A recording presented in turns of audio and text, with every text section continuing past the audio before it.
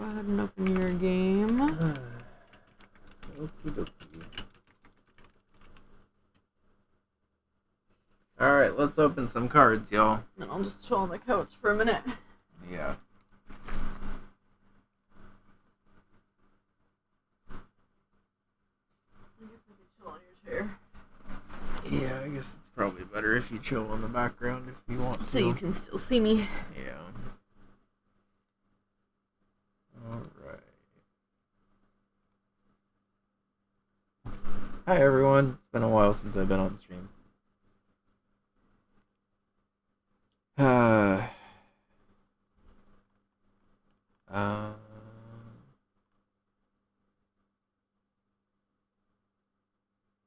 What is this free game? I don't even think I want the free game this week. Sorry, I'm checking out what Epic's giving away for free, because my entire Epic library is free. It's called Rustler. Become a medieval thug in a crazy open-world action game full of pop culture references. Complete insane quests, kill heroes, steal horses. Guess I'll get it because it's free. It's like Goose Game, but if you were a medieval dick instead of a goose. Is that what it said? No, but that's how I'm that choosing was your to synopsis? Yep. Love it. It's free. Why not? I've played worse things for free, so.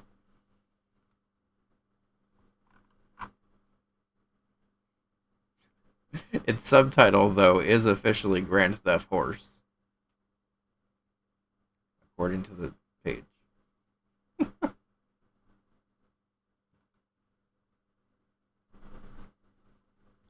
let's open up what we came here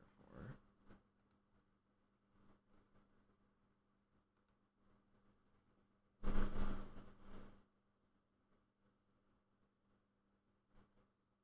I mean, that's how I justified downloading it. Grand Theft Horse is also a pretty good subtitle.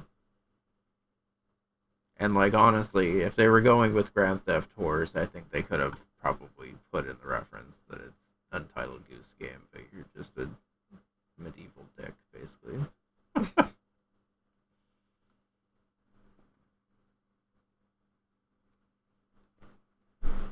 Alright, so I mentioned it a little bit during Hades 2, but for those that are just getting in, I learned like 20 minutes ago that I had like 30 or so packs that I had to open. Because I guess whenever you complete all the tutorial stuff in this game, they just like bombard you with like, hey, welcome in, here's 3 of the new set that came out. But they do it for like every set that's come out recently. I don't even actually know how many packs I have. It might be more than 30. I had 21 unread emails in here, and like not all of them were the packs, but most of them were. So, what an adventure! You're well on your way to being a great planeswalker. She's very supportive, but she says the same thing every time. Okay. So yeah, it's not letting me scroll to the side, but we have at least 15 that are on screen here, and I'm pretty sure I get more and also more wild cards just by opening stuff. So we'll probably just go open all for each of these sets, and then, because I have no clue how many there are, but there's kind of a lot, so. Also, friendly reminder that we are $20 away from seeing Bun play Magic the Gathering, which should be very fun. Mm-hmm. She's learned that she can have a bunny deck, and is now very excited about it. Okay, so there's a lot of first-time cards here. I'm basically trying to look for anything interesting for my white, green, black deck that I'm building with all the Avatar stuff that we've pulled recently. So I'll focus on those first. This is the brand new set? Okay. I guess that's why everything is brand new then. Okay.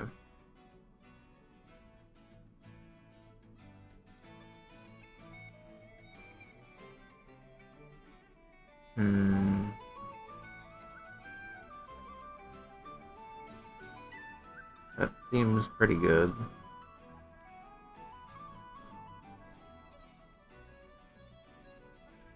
Okay, I really like these cards that like get +1/+1 for things you control and in your graveyard, because you can set that up to be pretty disastrously big pretty quick. Especially in like a green-black deck, since it also counts graveyard stuff.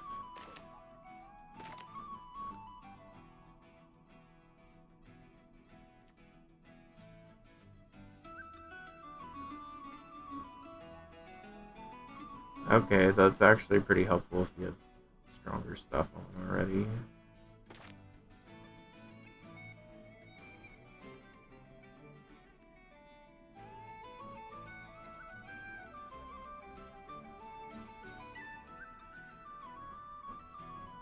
Seems helpful.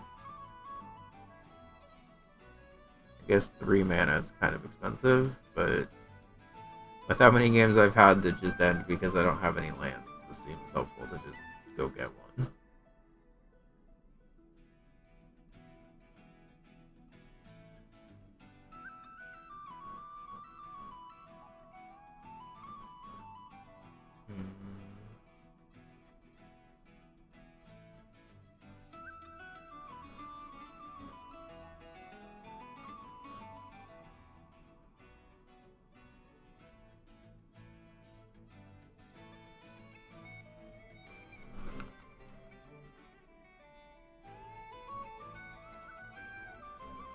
So, what's the difference between something having flash and just being an instant?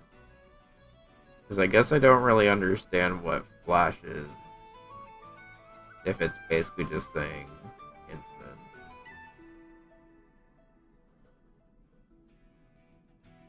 Standard is slow enough that 3 mana is not an automatic skip. Okay, that's what I was thinking. That guy might make it into the deck then.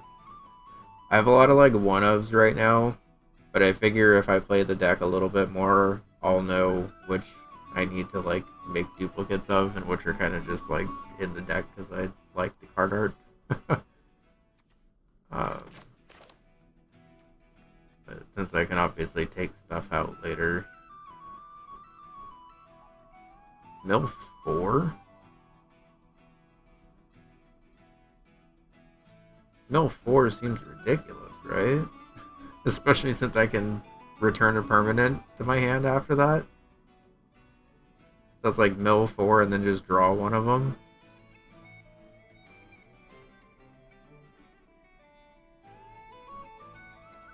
Am I missing something? Why is this card so cheap? Is mill 4 not as strong as I think it is?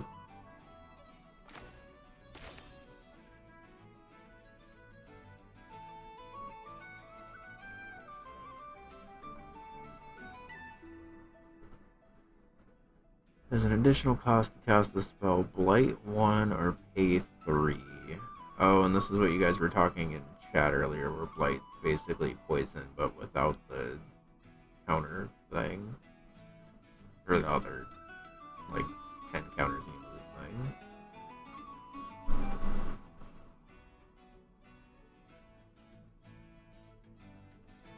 It's the same for speed, but things with flash stay in play, instants are one and done. Oh. So basically anything with flash is just, like, continuing that effect. That makes sense. Okay.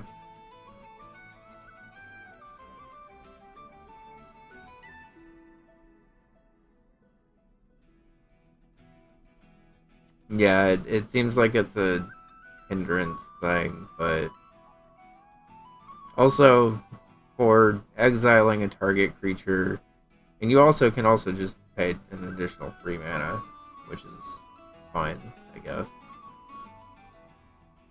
But being able to exile stuff like that is pretty nice. Okay, rare number 1. Green, interesting. Flash and Convoke. Okay, Convoke is a new one for me. Your creatures can help you cast this spell. Each creature you tap while casting the spell pays for 1 or more mana of that creature's color.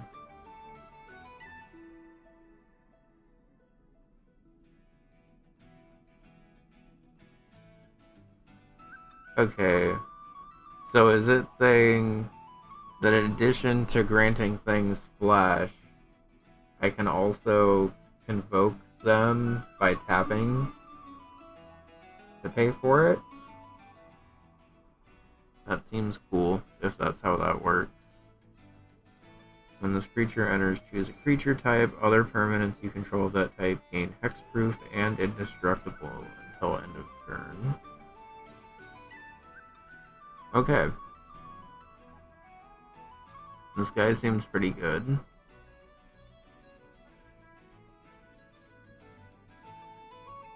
A 3 mana 2 green cost is kind of a lot, but it seems helpful once it's in. 2 HP is not great, but I imagine at that point in the game you have a way to help that, potentially. Okay. Rare wild card. And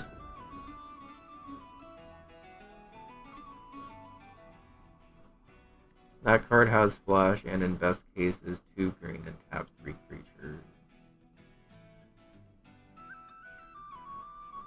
Oh. So Convoke allows me to tap stuff before it's being summoned to help pay for it. Okay. Yeah. So this is even better than I thought it was then, because you can play it at the end of your opponent's turn and then have it refresh. Cool. Alright. I like this guy. Of all the cards we've pulled in red so far, I think this guy's definitely making it in.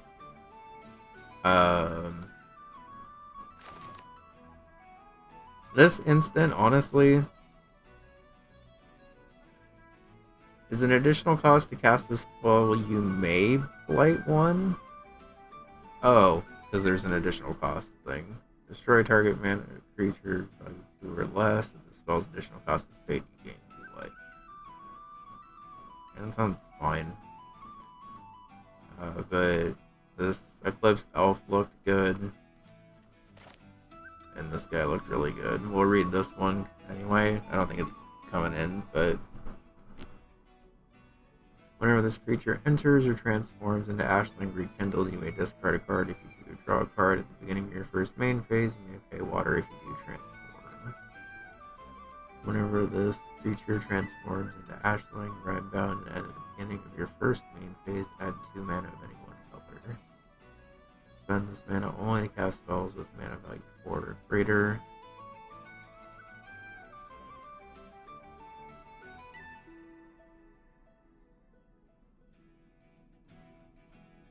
Okay. So this is definitely like in a red-blue deck, which is almost like the exact opposite of what I'm working on right now, but good to know, I guess. That does seem interesting. Alright, next up is Avatar packs.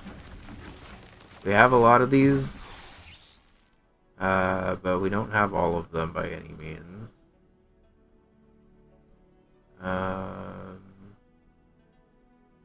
June the Bounty Hunter can't be blocked as long as you've drawn 2 or more cards this turn. 1 and sacrifice another creature to create a clue token. Cool.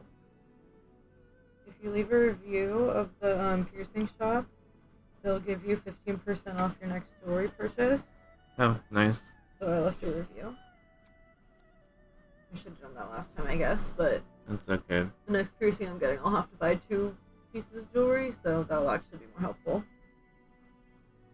That makes sense. Yeah.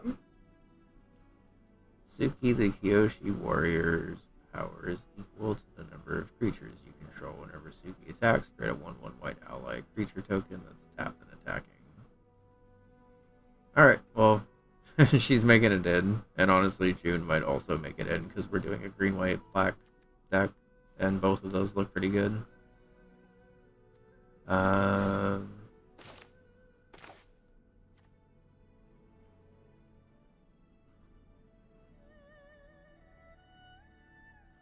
Okay, we talked about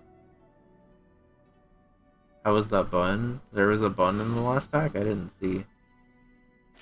Oh, I think he's asking how my piercing was. Oh. It was great. Did you not get to see it yet? Here, we'll switch over. Yeah, I guess you were on break when she showed it off last. For me real quick. It was great. It didn't hurt as much as the people say that it should have. It hurts a bit now. It's just a little bit sore, but it didn't really hurt when she did it. Can you see? I got pink opal in it. It's pretty. Yeah, I wanted a hoop in it, but now I'm like obsessed with this opal that I have in it, and I'll probably keep it in there. Isn't it so cute? Yeah, I think you should. It's cute. I'm obsessed. The next one I want to get is 2 helix piercings up here, so I can get an orbital in it. But I guess when you get it pierced, since it's 2 separate piercings, you have to get 2 studs in it, and then you can put the hoop in it once it heals. But those ones are supposed to help with insomnia, which I have badly.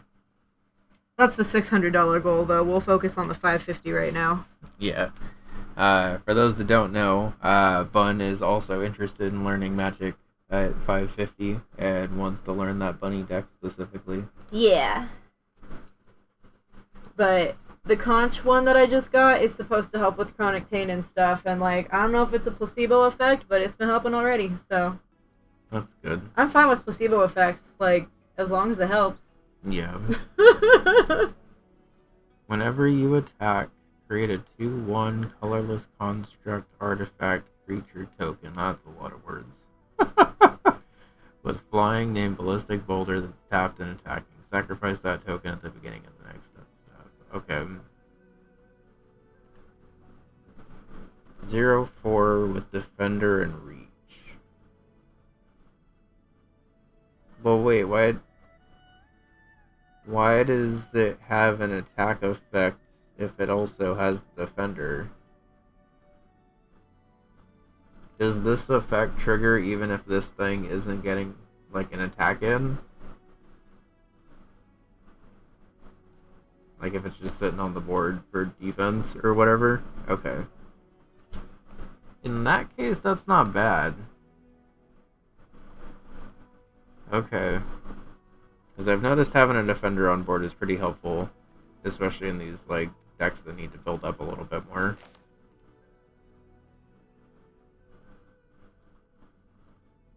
It's when you attack. That makes sense. Hi, Lionel. How's it going? Alright, we got 3 rares to look at. Firebender Ascension, which we've pulled before, but now it makes me kind of wish we had the ability to add fire to that. I don't think I want to, but we may make multiple decks out of the Avatar stuff.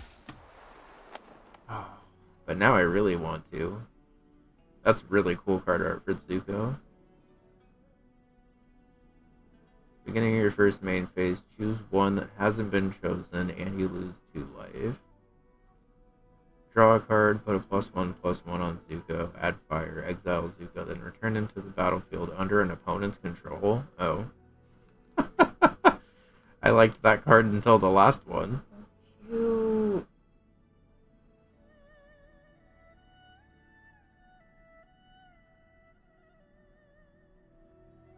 So this seems like it plays interestingly, but it's not super helpful for you.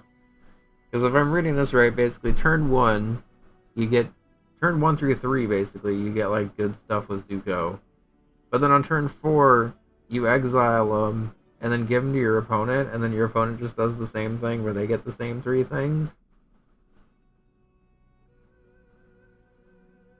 It seems like some of the Avatar cards do a little too much for both you and your opponent. Is kind of what I'm getting from some of these, like, cool but higher rarity Avatar cards. Which is interesting, because, like, I guess it makes sense thematically, but it doesn't seem the best in the context of, like, how good it could be.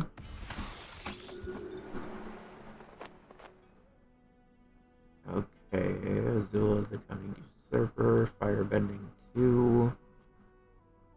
Whenever this creature attacks, add 2 fire mana.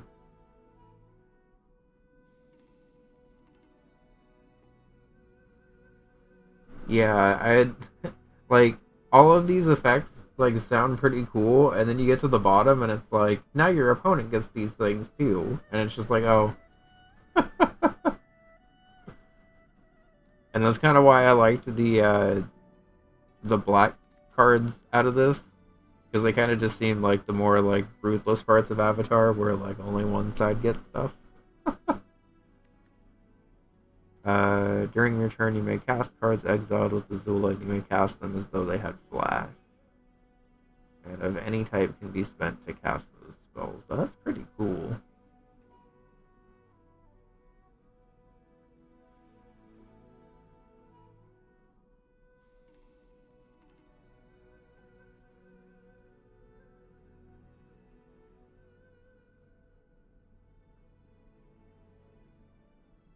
This Azula card kind of makes me wish there was blue in this deck now. But I think the Kyoshi stuff is more in line, and Kyoshi plays well with like the white portions of this deck. Although it's good to see that all of the colors honestly have some pretty good synergy with some of the other stuff. Okay, now we're back to packs that I don't really know all that well, but that's okay. We're learning together. I think that works as a red, blue, black commander because of the firebending. Yeah, I think so too, which is kind of funny because it's just the other half of the Avatar stuff, but I think we have enough cards from that set that we can probably use it. But focusing on green, black, and white right now. What is Mayhem 3? You may cast this card from your graveyard for 3 black if you discarded it this turn. Return target creature from your graveyard to the battlefield with an additional +1/+1 on it. Interesting. A little expensive even then, but that does seem pretty strong, so I guess I see why.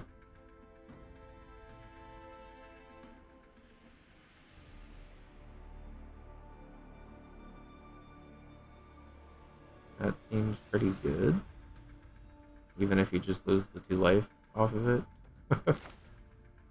But like, just sending it back to the deck and the bottom of the deck seems pretty strong.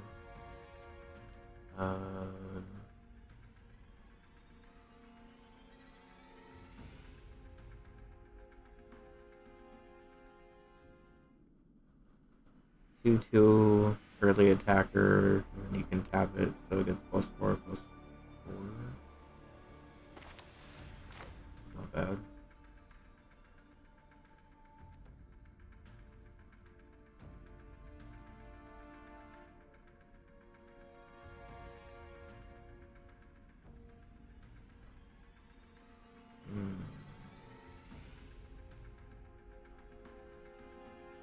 So, I don't know how much discarding from hand I have in this deck, but it seems like a lot of the black cards from this set work with that, so that's good to know.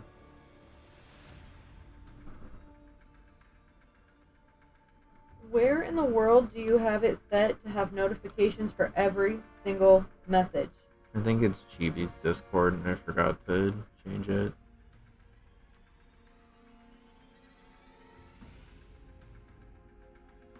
Let me fix it.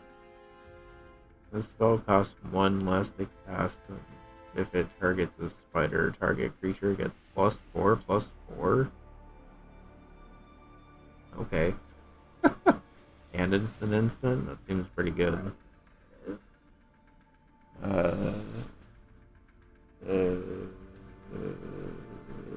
that one, I think.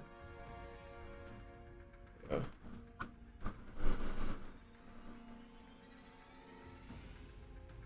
Target enters exile up to 1 target card from graveyard.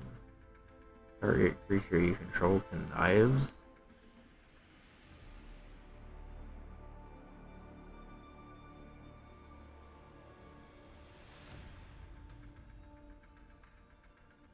mention this yesterday, but there's a white rare from the set with a star called Authority of the Consuls. Oh yeah, you did mention that card.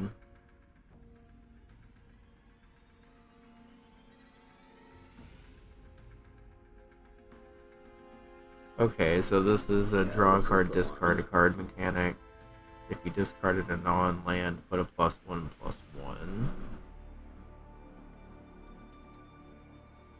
Yeah, I've been meaning to do that for a while, so thank you. I just kept forgetting.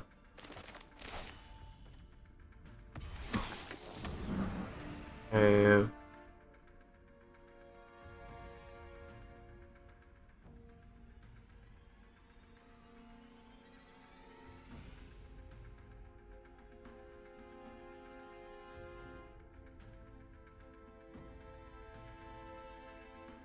That effect seems pretty strong. Whenever you draw your first or second card each turn, put an Ingenuity counter. You may cast an artifact spell from your hand with mana less than or equal to the number of Ingenuity counters without paying its mana cost.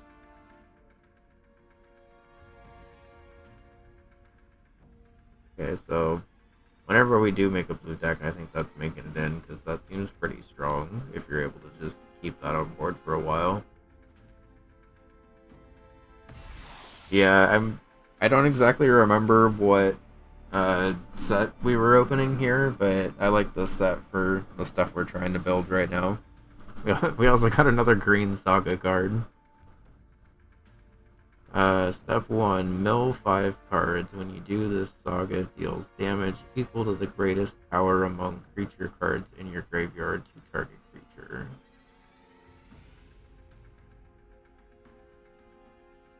Okay, so if you discard something like Supermassive, you mill 5 and then get to attack your opponent for like 6 or 7 or something.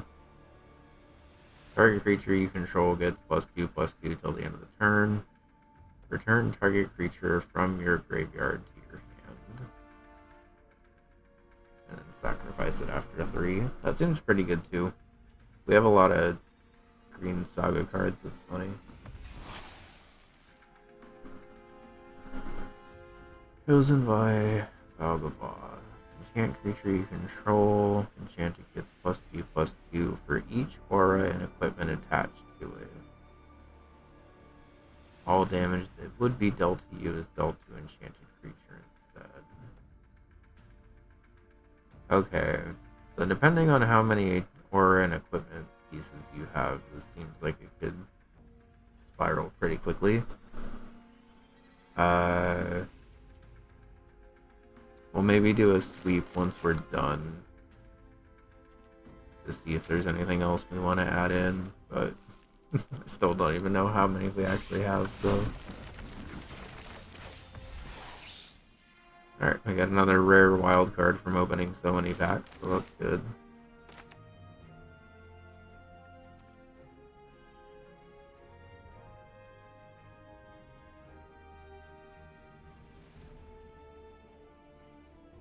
Expensive, but pretty strong. Oh, cool. I think I found the perfect present for baby. Oh, good. My brother said like Magnetiles would be good, and I found a construction set. Cool. With 2 cranes. That sounds great. It's a good like STEM like building toy for him too. That's good. Yeah, it'll be perfect.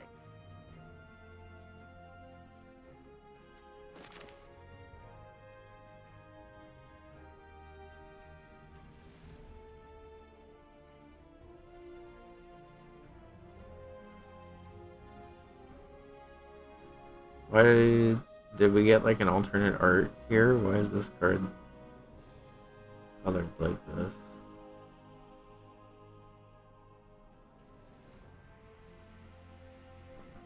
Station. Tap another creature you control. Put charged counters on this spacecraft equal to its power. Station only as a sorcery. It's an artifact creature at 7+.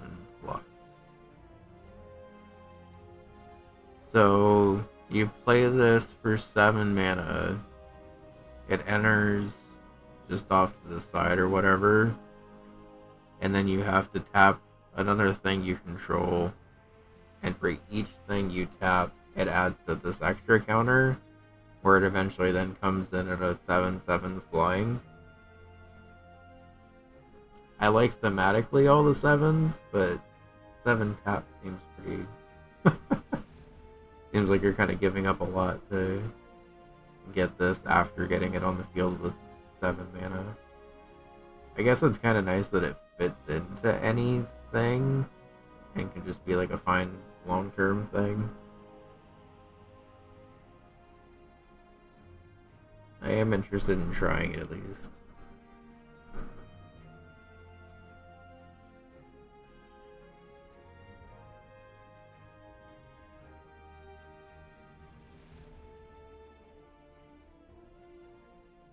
But yeah, I mean, I guess if there's a turn where I'm like not really doing anything, we can just charge up the kill ship. Beep beep.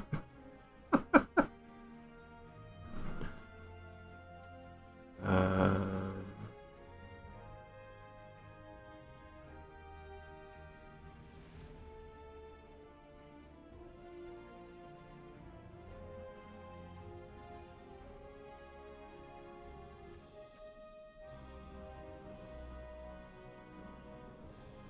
When this equipment enters, create a 2/2 colorless robot artifact creature and attach this equipment to it. Equipped creature gets +1/+2 and has flying.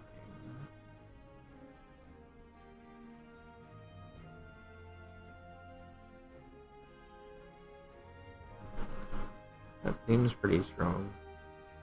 I guess 4 and a white is kind of expensive, but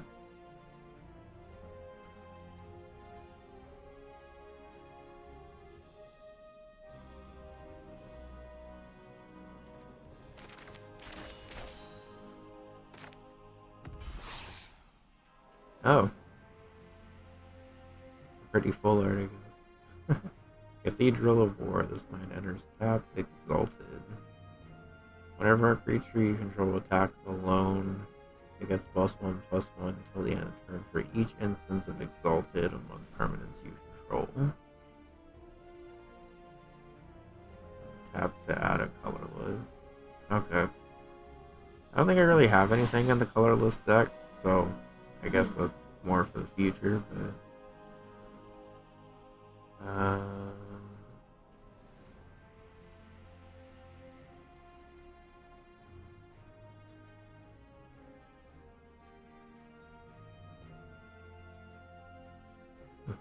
just commit self-destruct, I guess. That's interesting.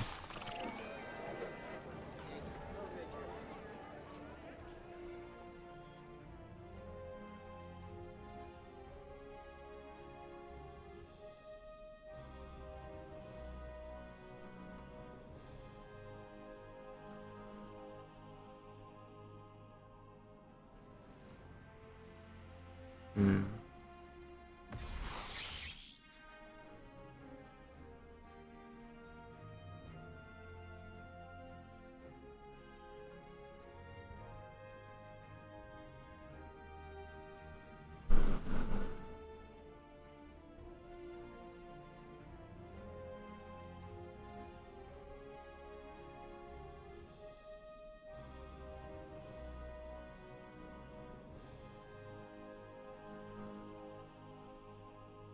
Ward 1 isn't very expensive, though, right?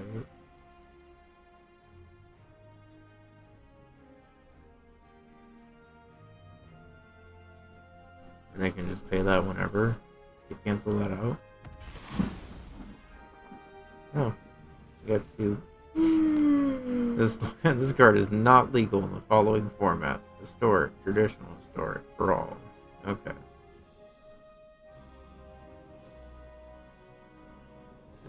Two trippy looking planets for a colorless deck that we're not making yet, but good to have, I guess.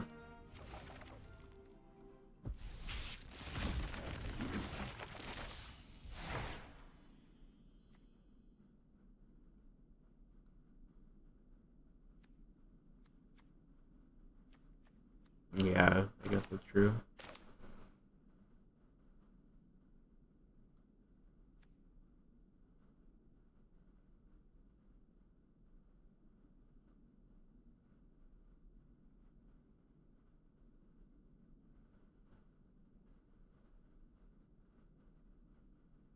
So this one at least has like an added benefit while chilling as an artifact. Then you have to tap 10. But then when it comes in, every creature I control just gets flying, which is like really good. That's like even more of a long-term one, but I kind of like that payoff better.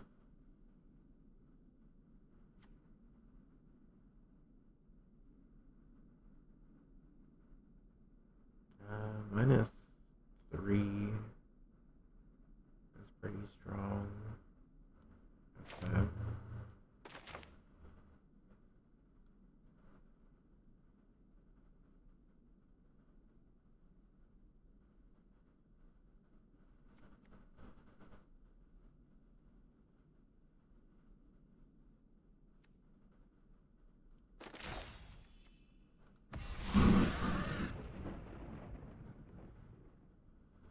Oh, well, there's something for the colorless deck. Silver cards in your hand have warp 3. Silver cards you control have a when this creature enters, conjure a random card from the silver spellbook into the top 10 cards of your library. A random, then draw. Conjure. A conjured card is added to the game. You can just add cards mid-game? That's weird.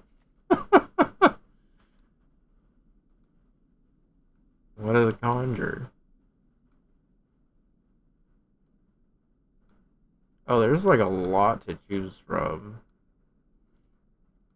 This card needs its own fucking rulebook.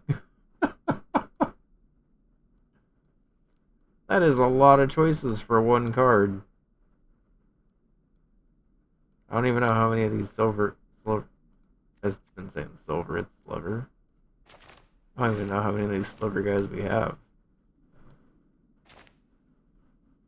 I said Twitch budget refresh, how are y'all feeling? I think we're feeling pretty good. Bun gives thumbs up. I'm like, I don't know if you can see me, but... Bun's okay. I have a bunch of meetings that I have to take in the meeting, or in the room tomorrow, but other than that, I'm totally fine. I've just been showing. I mean, I will need to shower tonight if we're adding time, but I didn't want to shower if we weren't gonna. Yeah, we're doing well. Thanks for asking. It's all slivers. They're all old cards, like 1998 old. I see.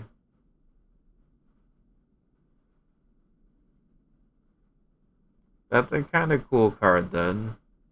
You gotta learn like some hella old cards for it, but you just conjure a random one into your upcoming deck.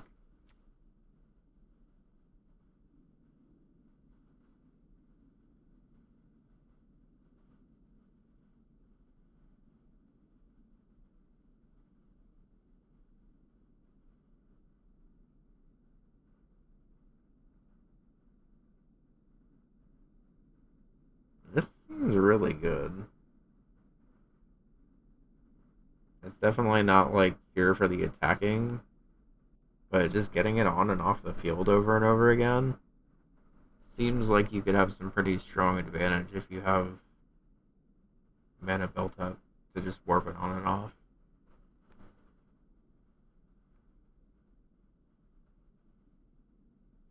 That's cool. Oh. Another mythic wild card. Okay. We have 3 of those now. Nice. With it, puppy dog bouncing in the Vex, box like holy this. shit. Don't stop, bounce with it. You a good little puppy. You don't live on the street. You don't want no money. Okay, that did not add enough time. Let me do the math on that while we're dog jamming.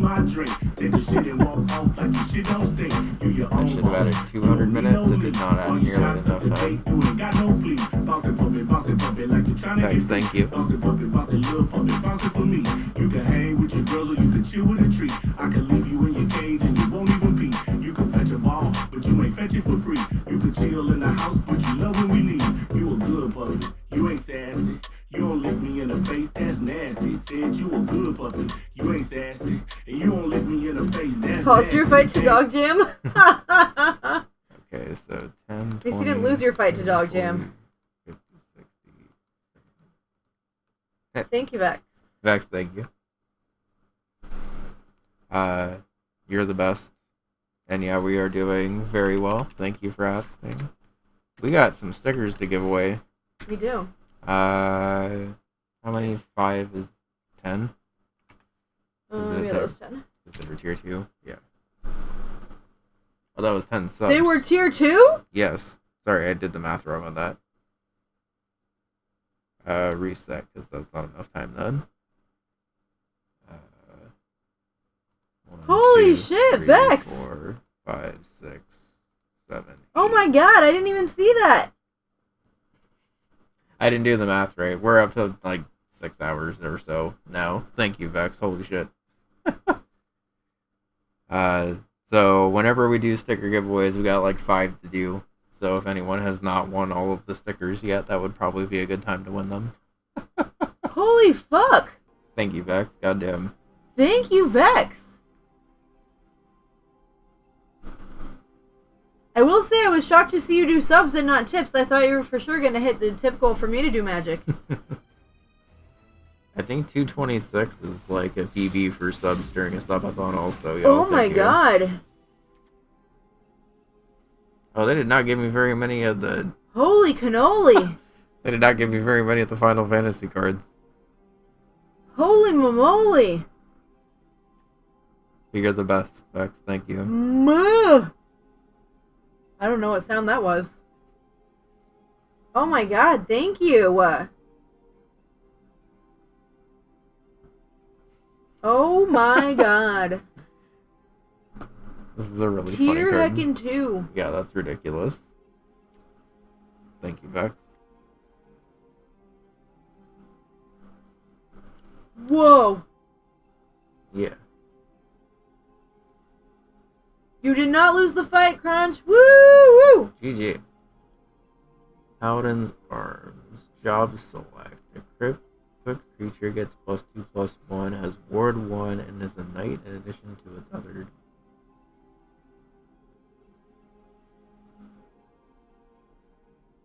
Lightbringer and Hero Shield. Equipped 4.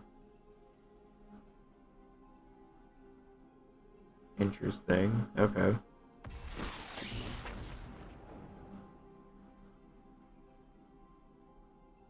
Alright, well, let's make it into whatever blue deck we make.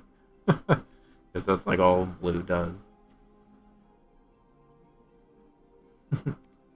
That's very fair, Vex. But now we at least have a little bit more time to do that, so thank you. No, very understandable. Oh, we didn't open all of the Final Fantasy packs. That's why I only got so little. Very understandable. But thank you very much, Vex.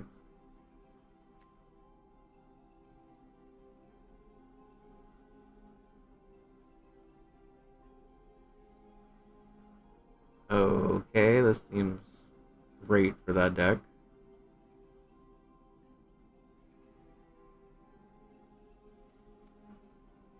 I just knew you would be excited about that incentive, that's all. Yeah. But I also knew you would not be the only one excited about that incentive. Is how I knew it would be a good incentive.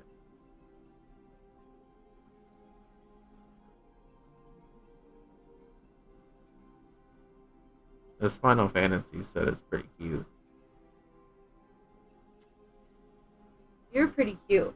Oh, got her. I sure did. Hee hee hee.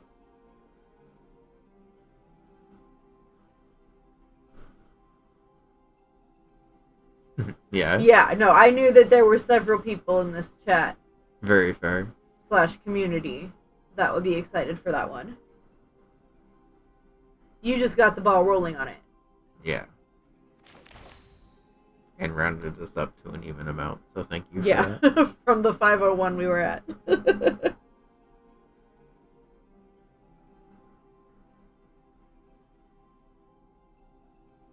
If one or more tokens would be created under your control, those tokens plus a 1/1 green frog are created instead. 2 and sacrifice a frog to put a +1/+1 on Kina. Huh. So I can keep the little froggies if I have other ways to boost them where I can sacrifice him to make that guy stronger.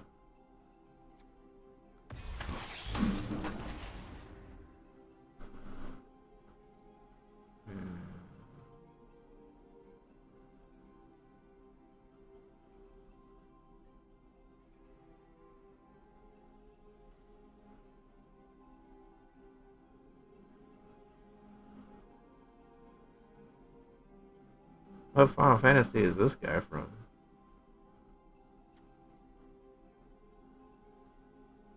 Final Fantasy, whatever, which one? Yep.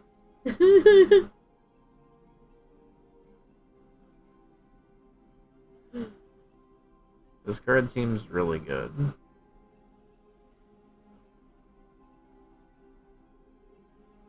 Learn from the land pre-con makes tokens. Kuja FF9. Okay.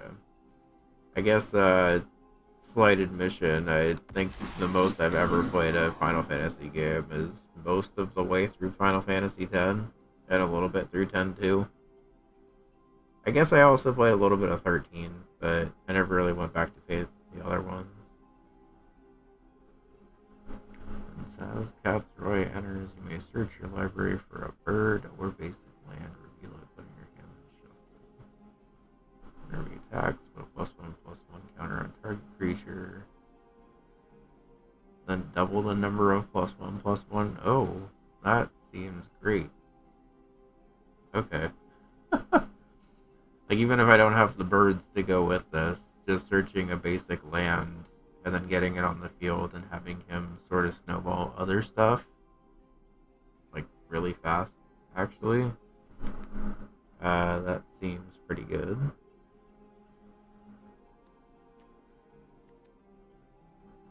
Oh, it does say in the quote thing right here.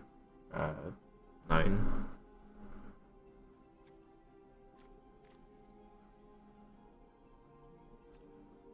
Cool.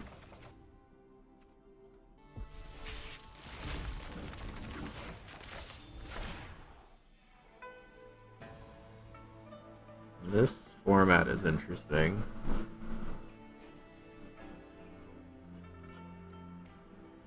I have not seen a magic card that looks like this yet. Creature Dragon. You can cast an instant, or target creature gets +2/+2.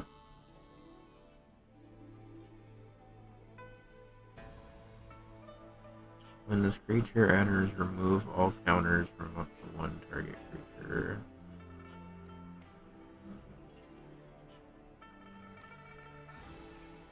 Hi Myth, how's it going? Myth, did you watch episode 1 of season 2 of Free Run? I thought it was pretty cute.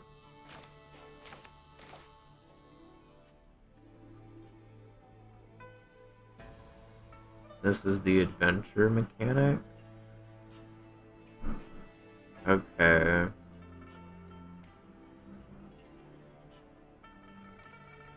Yeah, that's fair. I watched one episode and then I was like, I could have waited for more than one. So how does the adventure mechanic work then, Vex? If you pay the 4 and a black, you just cast this as a creature. And then anytime it's on the field, I can pay 1 and a white for that absorb essence thing. Or I can use its regular effect of pay 2 life.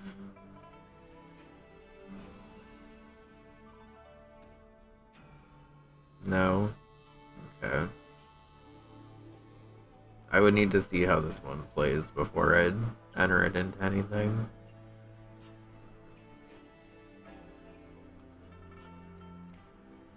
You can play the adventure first and creature later, but not the other way around.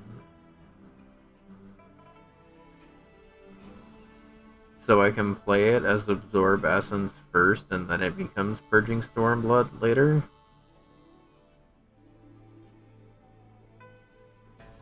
Huh. Interesting. So maybe that actually does fit into the deck that we're trying to build. Because a 1 and a white for +2/+2 and lifelink and hexproof on its own is fine. But then being able to have that off to the side. So then I just, after it's exiled, pay the 4 and black to cast it. Is that how this works? But you can cast the creature later. I prefer to cast the creature later. There is a cat deck that I keep running into also. Okay. So maybe that does make it end then. Because I'm working on a green, white, black deck with all the avatar stuff that I've pulled. Because I think we have enough to build whatever color we want in that, but...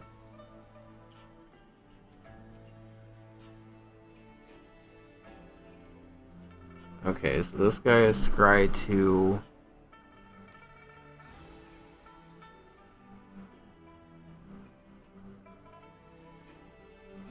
And for 1 mana I can add 1 specific mana? Why wouldn't I just use the mana then?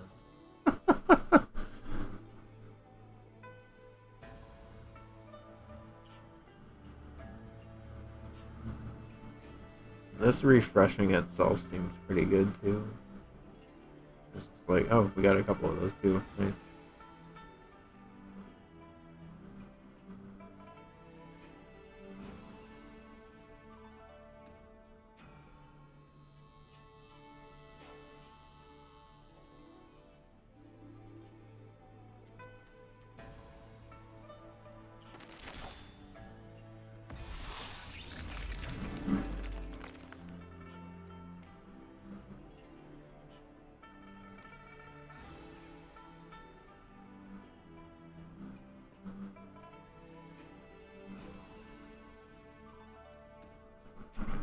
It's the ability to filter it. Maybe you have blue, but need white to cast something. Yeah, I or not really offline, but just back there, I built the basics of the deck, and it seems like it does a pretty good job of filtering it like that. You may have this creature enter as a copy on any creature on the battlefield. That's cool. Renew for 2 and a water. Exile this card from your graveyard. Put a +1/+1 on target. You control each other creature you control becomes a copy of that creature till the end of the turn. Activate only as a sorcery. That's pretty cool. I like this card. We're also starting to build a pretty interesting blue deck, I think. I don't understand why they ever thought that I ever had a 2024 Subaru. Yeah, I don't know. Like, I'm so confused. I already have a 2025 Subaru. And I never had a 2024. Please leave me alone.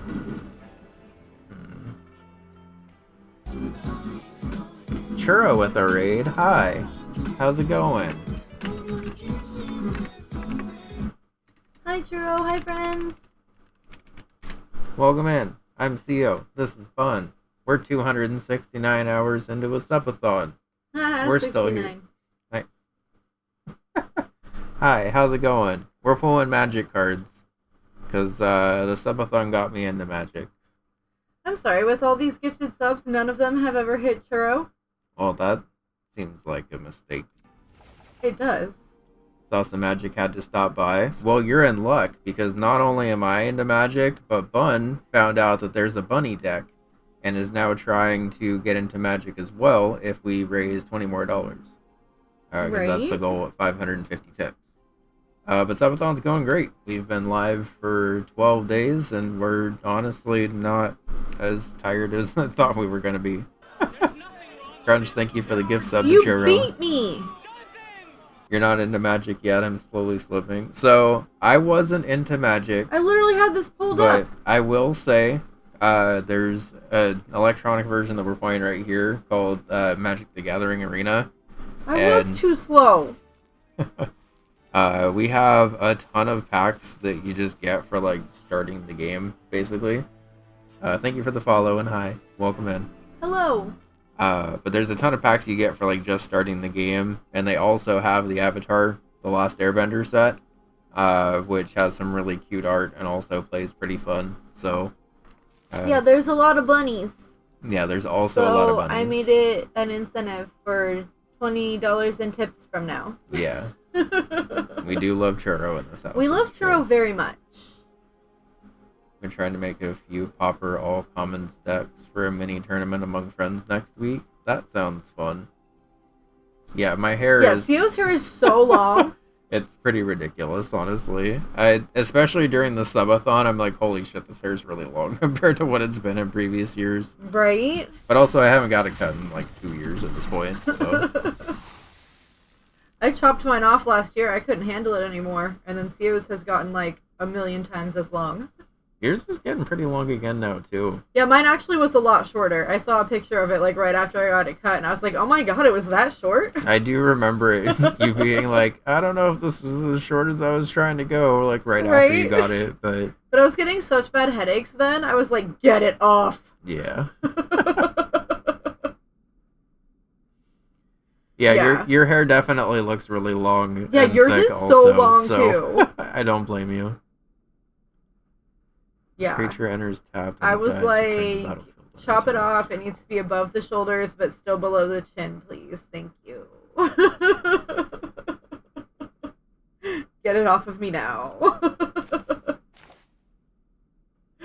Yeah. Yeah, and then I got a daith piercing after that, and like, oh, yeah, it said, migraines be gone. Show off your new piercing. Oh yeah, I got a new piercing today, too. I'm back up again. Okay, so the one that helped with the migraines was the daith, and that was this one inside the ear here. If you can see it. I don't know if you can see it. But then the one that I got today was the conch, which is this opaly pink one here. And that one was to help with the chronic pain. I don't know if you can see it. Can you see? Yeah. Okay. I'm obsessed. I was gonna put like a hoop in it once it healed, but like I got this 3-gem pink opal one, and I was like, actually, I think I'm obsessed with the opals, so yeah, it's pretty cute. I'll probably just keep the opal one. And then she told me if I wanted like the hoop look, that we could just put like a chain on it from like the front to the back, and it would have like essentially the same kind of vibe. And I was like, ooh, okay. Yeah, that would be cute too. Right? Aren't they so cute? They are very diva, it's true. And I love how the conch looks when it has like the stud that's kind of like a contour to the ear rather than one stud. So I was like, yeah, I'll take it. Right? I was like, ooh, I hadn't even thought of putting a chain just like from the front to the back of the same stud. Like, I had always thought of, like, putting it from one piercing to another piercing. So I was like, yes, let's do that. Once it heals enough, we're doing that. Yeah, it's very cute. And I have to go back in like 3 weeks, she said, to get it on a shorter post. Because right now it's, like, enough room for swelling and stuff. Also, if you need to go after stream, I understand. If you'd like to keep watching Magic, you know me, I could yap forever, especially when it's you. Yeah. Alright, that Dragon Typhoon looks pretty good. We might actually be building a pretty good blue-red deck now also. Okay, so if I understand this correctly, you play a 1 and then a water to secretly choose land or non-land, and then seek a card of the chosen kind. Ooh, meatballs, that sounds yum! great. Yes, please feed yourself. I know you're always, like, dancing up a storm, so I'm sure you're hungry. Yeah. Also give Roy some pets for me, please. Yes. As long as his breath don't stink again. I remember you saying that the last time you raided, you're like, Roy barked at me, and his breath stank. Oh, boy.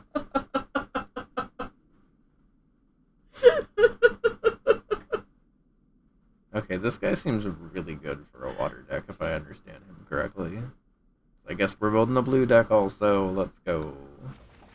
We have so many. We haven't even gotten to the Bloomborough, and that's the new set. Oh boy, we gotta go. These are all free, by the way. I've spent a total of $5 in this game so far because I wanted more avatar cards. Oh yeah, Theo forgot to look in the inbox. We didn't know there was an inbox, I guess. Up here, I'll just show you all once we're done with these packs, I guess. But once you get through like all the tutorial stuff, you get like a thank you of like, here's the new set. Here's 3 packs for it. But like you get it for like all 20 sets that have come out to this point, basically. We didn't know that existed. Yeah, so now we have a bunch of stuff to work with. And I'm kind of like quickly skimming through it because now it's like a ridiculous amount of packs. We have a lot of blue support right now. Like the first 4 cards of this pack were all blue. Oh yeah, also that timer is wrong because we're having a fire sale, which is why we got back up to 5.5 hours. Because we were under 20 minutes a couple of times today. We might have been under 10 minutes at one point. Yeah, we got pretty close today. I did add a free hour though because Bun beat Hades 2 or one of the surface runs. I cleared the surface finally for the first time ever today, and I was like, I feel like that just deserves the free hour also because I want to do another run. And then I haven't come anywhere close to doing it again, but that's okay. That's how it works. That's okay. That's just how games work.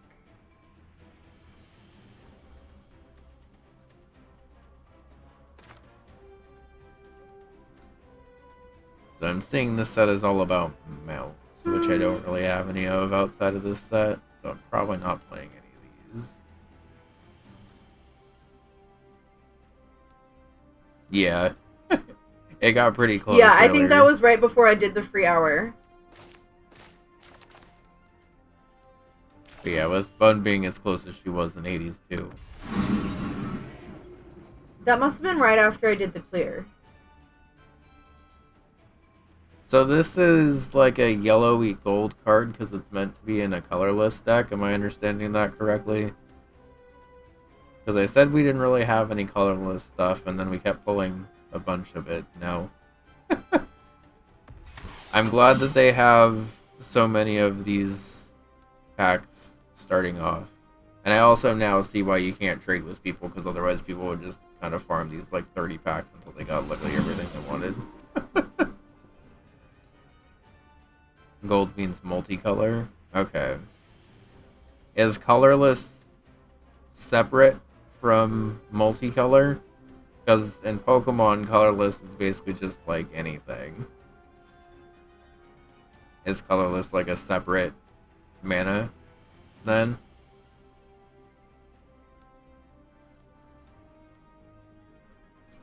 Okay, we do have... Oh, no, not this actually. Okay. Interesting.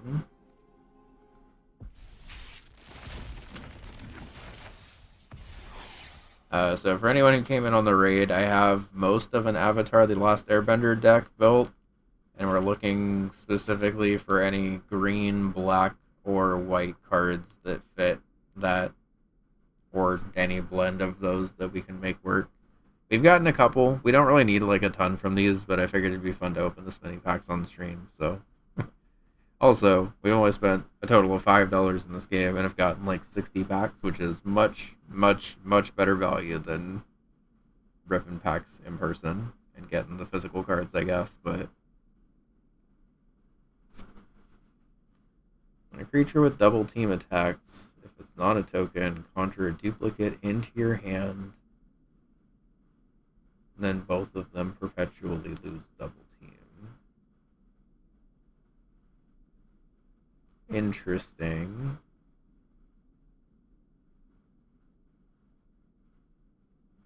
For 3 and a green, conjure a card named Morgana Petroglyphs onto the field, and this creature loses this ability. Activate only as a sorcery. And creatures with no abilities get +2/+2.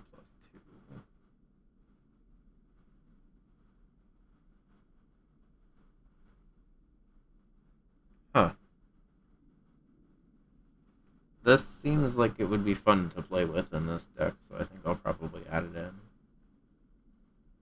We got 2 of them, which is good.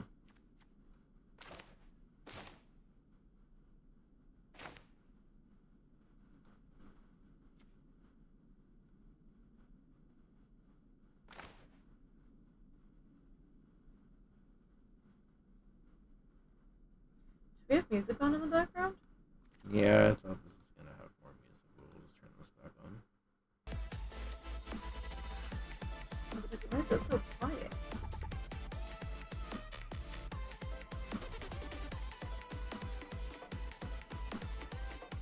Okay, we found a new land that we can add. 32.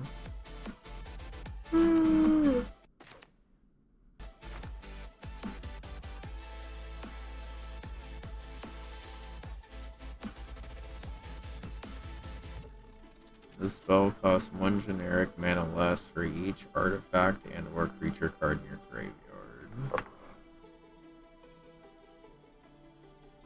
Cycling 2. So once this is on the field, it gets cycling 2 then, right? Like I can't play this from my hand for cycling 2, I would need to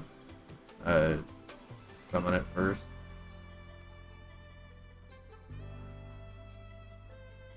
Or this is in my hand. If I need to cycle it, I can pay 2 to discard it and draw. Never mind, I read what the effect was. I had it opposite.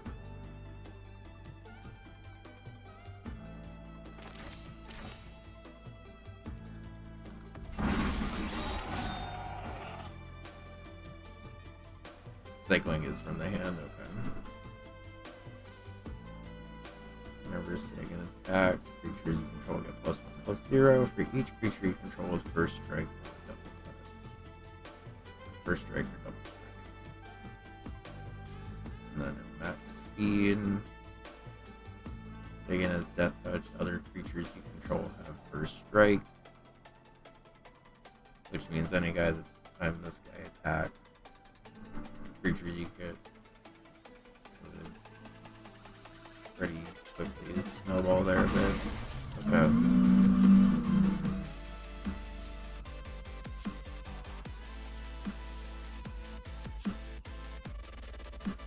Seems like it would have been pretty good if it didn't have that once per turn.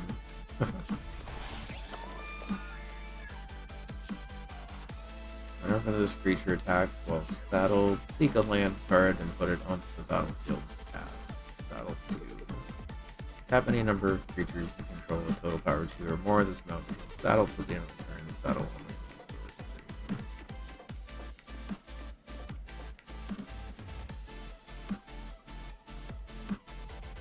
only. Okay. So that also seems pretty good with this deck.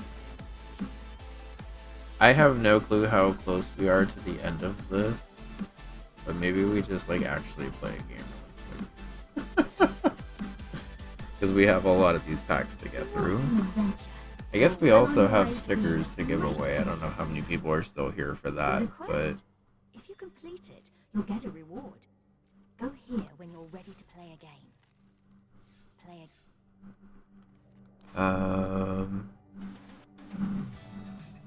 So I've cleared white, blue, black, green, red, green, white, black, blue, red. Oh wait, these are just the standard ones. Which ones have I cleared?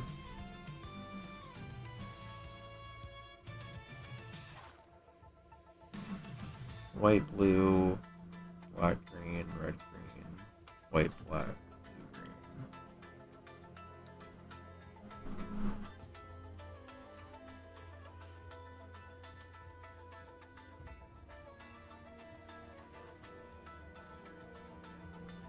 I guess I haven't done the white green deck yet.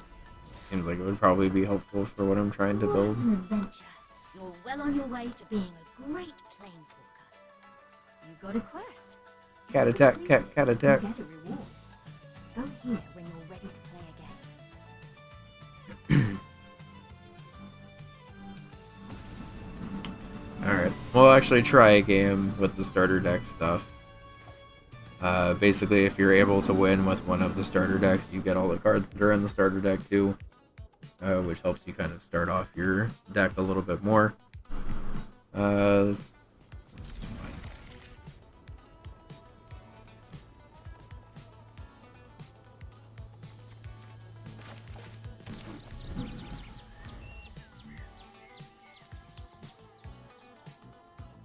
the blue-green deck is quite fun. Okay, we'll play that one next.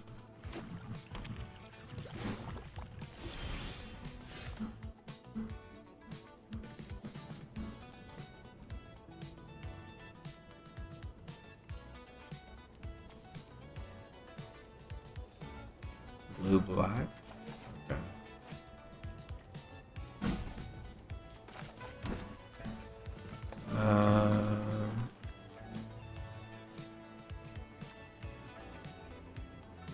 Go, kitty, go.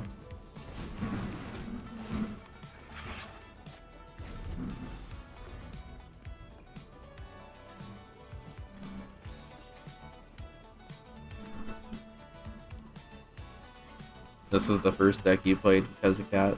That makes sense.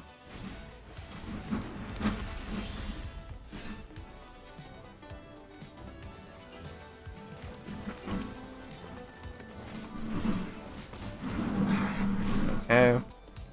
We will surveil one, and that looks like a good card to get. No real sense in attacking here.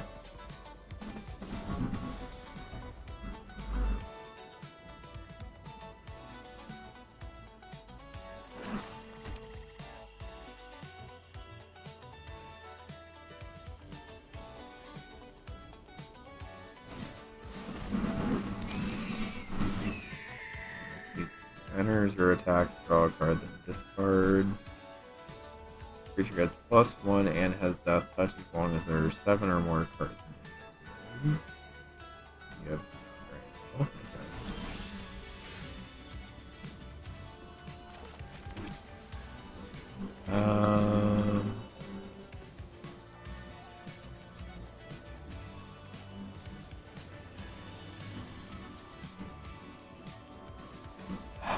Is it worth it to get rid of this guy? I feel like it probably is, because that's a lot of cycling that he gets to do.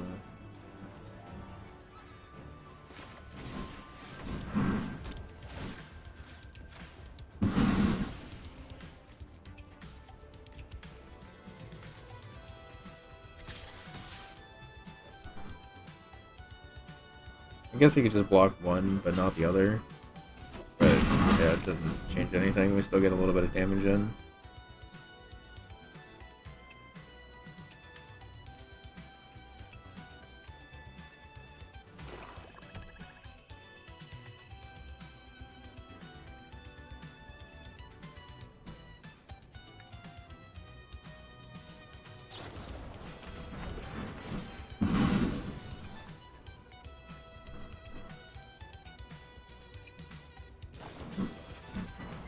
That is fine. I don't care about that at all, actually.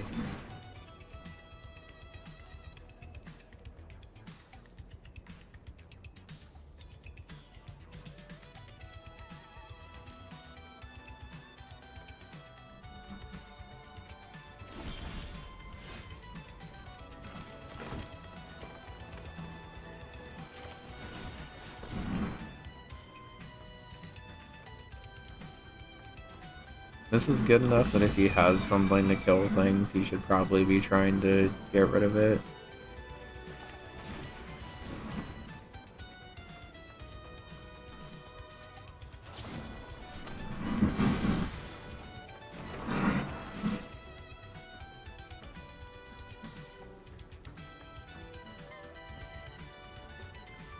Yeah, it does seem like these guys are pretty good at getting you to things you actually want in your deck.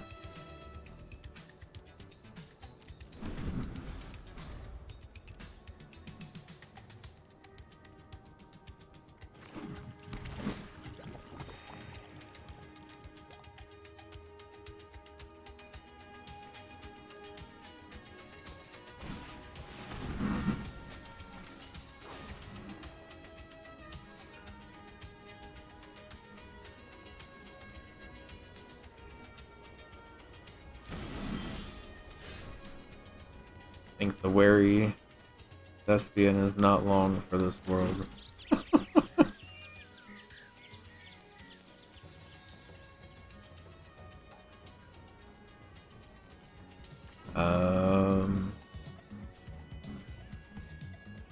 I'm one short for that.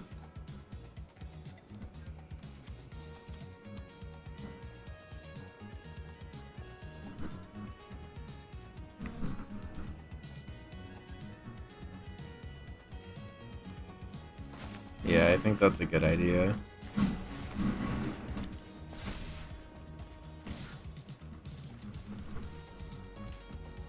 Now we can choose to either block that or let me have it, and I'm pretty sure I get the 5 life either way. And even if he sacrifices his stuff to kill this next turn, it potentially clears the way for some kitty damage.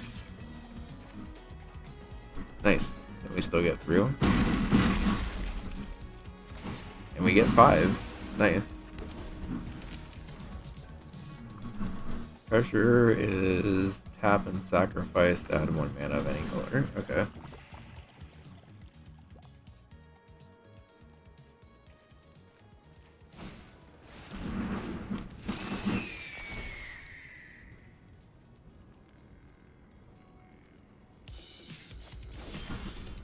So this has Death Touch and Flying now. That's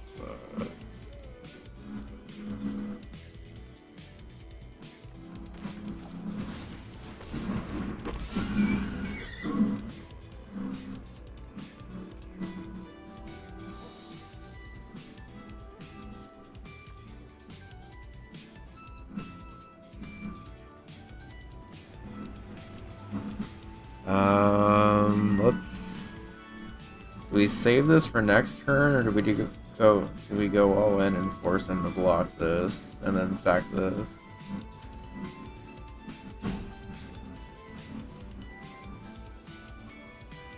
Yeah, I was gonna say I think we wait till next turn. I'll hold back here.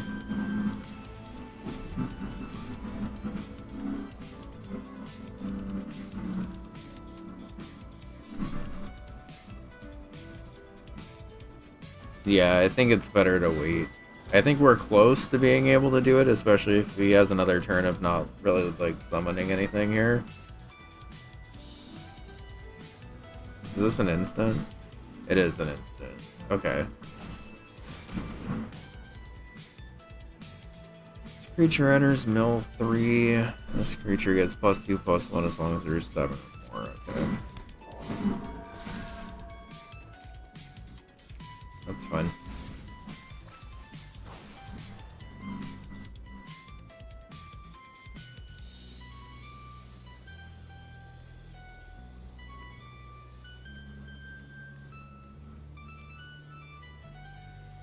I guess if he attacks with the 3/3 flying here, I don't have anything that can stop it anyway, so that's fine.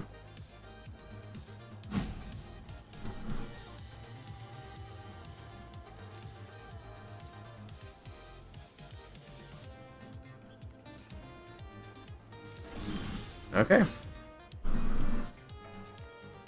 Yeah, I was gonna say I don't really think I care either way, but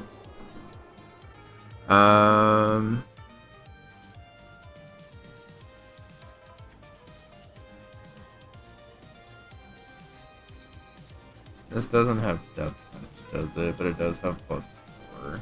Okay. I don't really want to pass again. I don't... Like, I would like another thing on board before I use this clause out. Especially with how much mana we have now. It would be very nice to summon something big and then clause out on the next turn.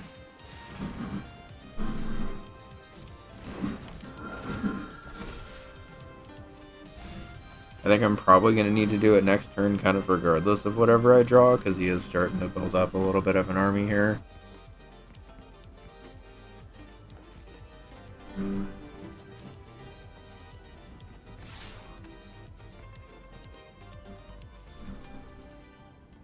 That's fine.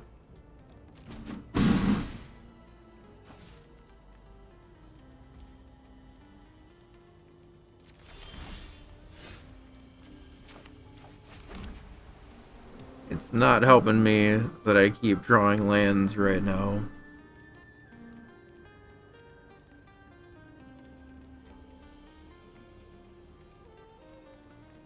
Okay. So, would you suggest doing it this turn then, or waiting another turn? Because I feel like if I wait, I could theoretically try to wait one more turn, but then he might have another thing to summon also. I'm kind of feeling like I should probably just do it now. No? Okay. And in that case, stop after blockers. And we will push with everyone and see how he defends it, and then we can clause out after that. I figured out the reason I was missing the timing on this is because I wasn't clicking the stop thing.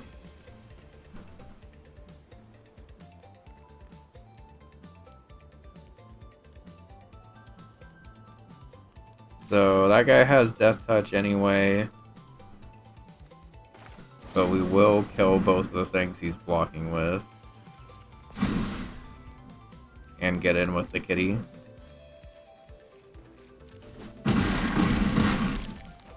And we get the life at least before it dies.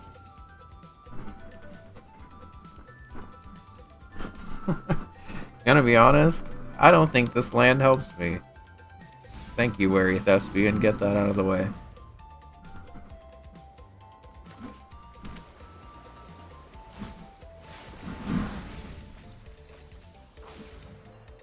Okay, so that was flashback.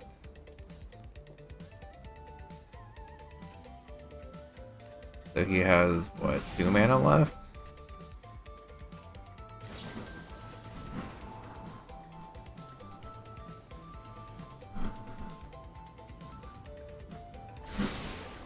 So he's in a position where...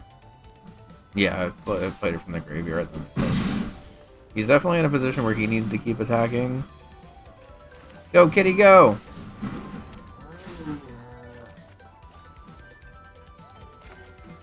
You know what? We'll take it. Let's go.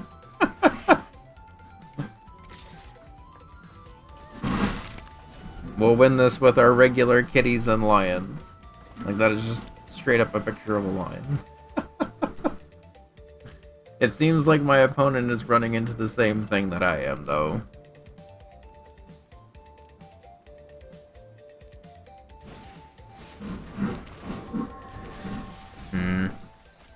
That's unfortunate.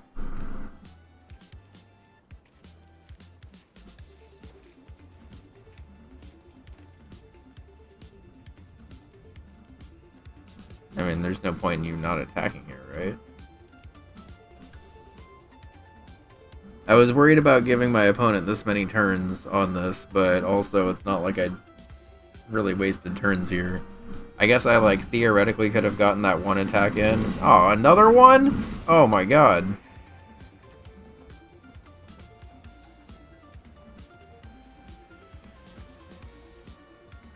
So, because it was returned to the graveyard to the battlefield, that means he didn't have to sacrifice anything. Yeah, this is not looking good. This escalated quickly.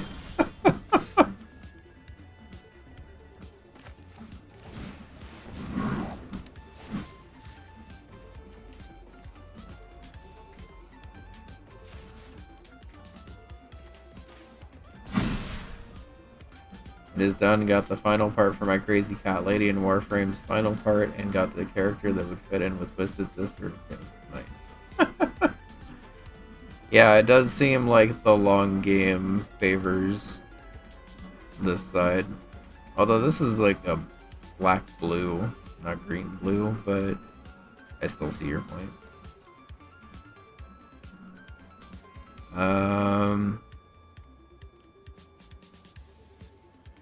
I think I like have to attack here and force him to defend at least a little bit.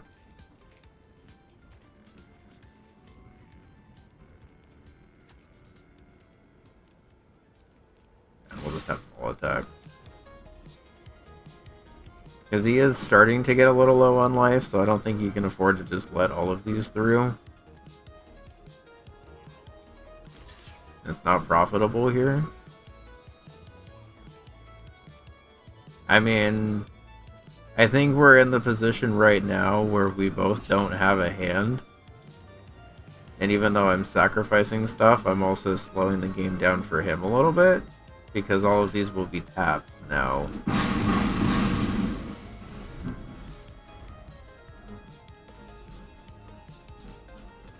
Oh wait, no they won't. Okay. I misunderstood that then. That was on me. I had that differently, or going differently in my head. What was I? Yeah. I think we lose on this one now, but that's okay. We're still, like, technically alive.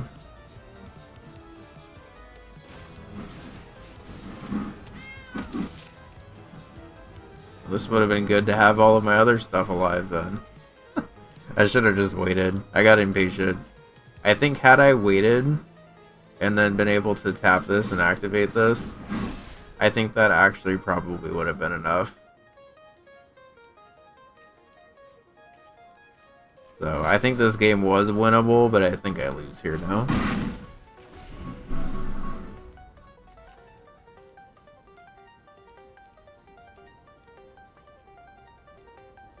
Yeah, if I had one more life, I would be able to survive to the next turn and, like, kind of make this interesting, but...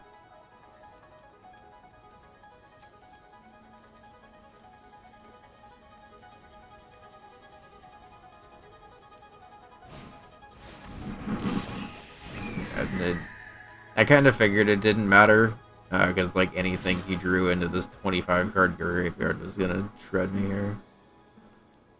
Yeah, I lose. I'm not even gonna bother blocking. Yeah, that's fine. Even in that not great position, I was still able to win that game and didn't, but that's okay.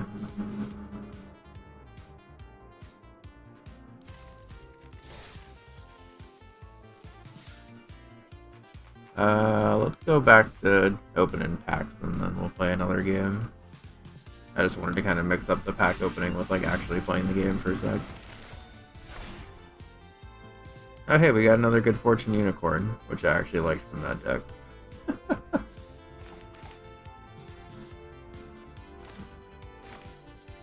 Okay, so some of these cards I'm actually used to.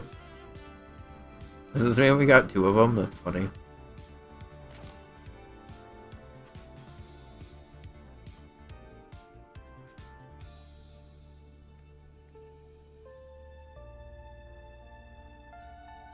This is the set with Authority of the Consuls? Okay.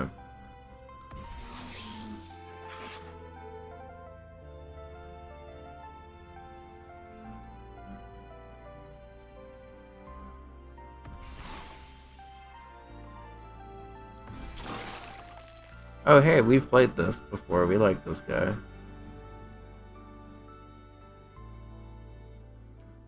Cool. Okay.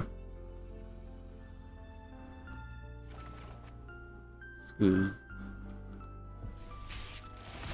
Yeah, we've actually played that guy in a deck before, and I know that we like him, so that's good. As a reminder, we're looking for green, black, and white decks stuff mostly right now. Scoos is goo. He's also goo, to be fair.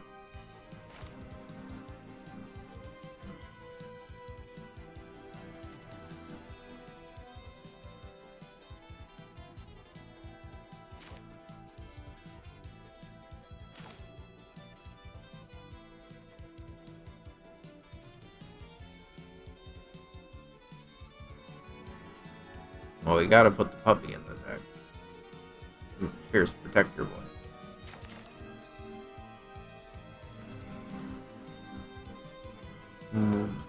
What is this? What is this double card thing? Moldering Gym and Weight Room. When you unlock this door, search your library for a basic land card, put it onto the battlefield tapped, and shuffle. You may cast either half. That door unlocks on the battlefield. As a sorcery, you may pay the mana cost of a locked door to unlock it.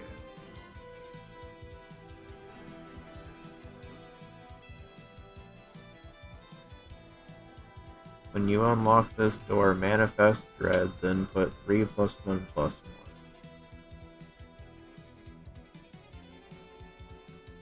Manifest dread, look at the top 2 cards of your library, put one onto the battlefield face down as a 2/2 and the other in your graveyard. Turn it face up at any time for its mana cost if it's a creature. Okay. Also, hi Kevin. Oh, and then we got another one of those, but for black. When you unlock this door, you draw 2 cards and lose 2 life. When you unlock this door, whenever a creature you control attacks alone, it gets +1 and death card. Huh. So it's like a 2-part enchantment that you can play either half of. That's an interesting mechanic.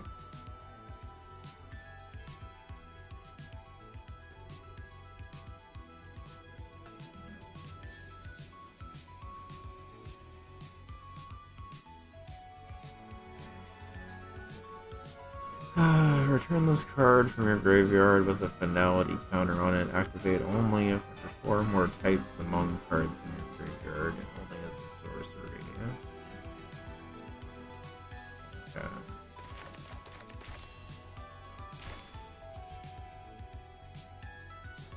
You play the locked side, then the unlocked side. Okay. I guess that makes sense.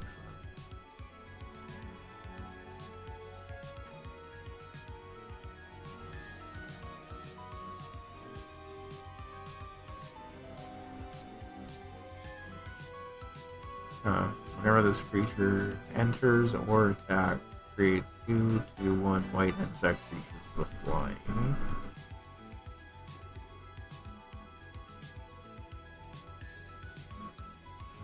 Cast it for 5/2/2 or with impending 4. So if I cast it with impending 4, am I still able to use it defensively during those 4 turns, or it just isn't a creature until impending 4 is paid for? I assume I can't use it defensively. Okay. We'll learn together, because I kind of want to actually add some stronger white stuff into the deck.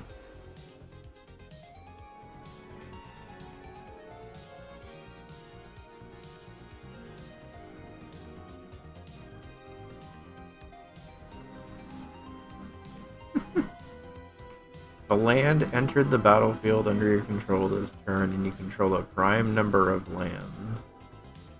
Create Primo the Indivisible, a legendary 0/0 green-blue fractal creature. Then put that many +1/+1. 2, 3, 5, 7, 11, 13, 17, 19, 23, 29, and 31 are prime numbers.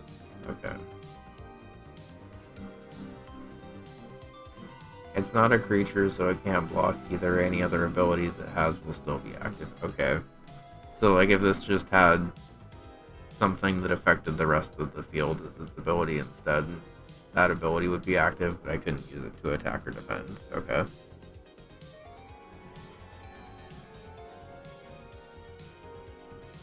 Whenever this creature deals combat damage to a player, draw that many cards.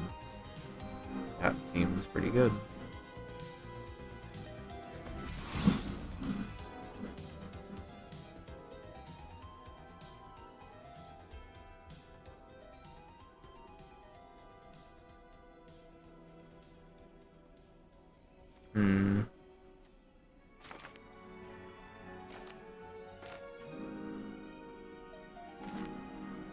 You can blink it though, and it'll be the creature immediately. Okay.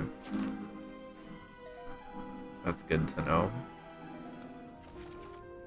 Oh hey, we're finally at the Bloomborough set. This is the set with all the bun stuff, apparently. Oh, I opened 1 pack at a time.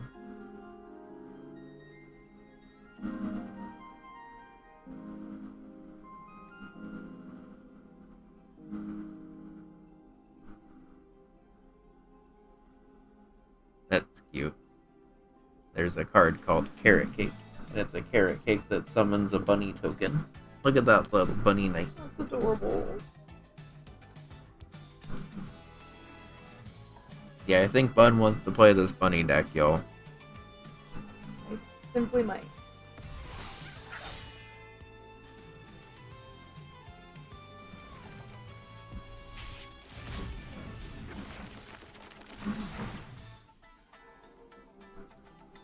You love this one? Yeah, this set seems cute already.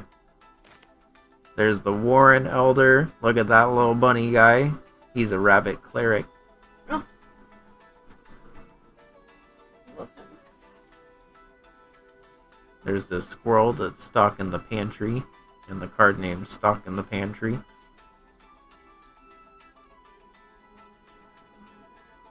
That village is pretty.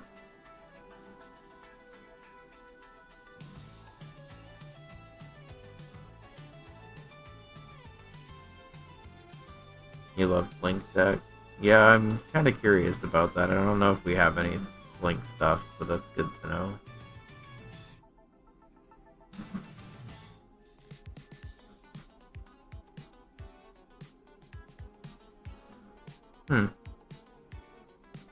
Okay, that foraging mechanic seems pretty nice with how much we might be discarding also.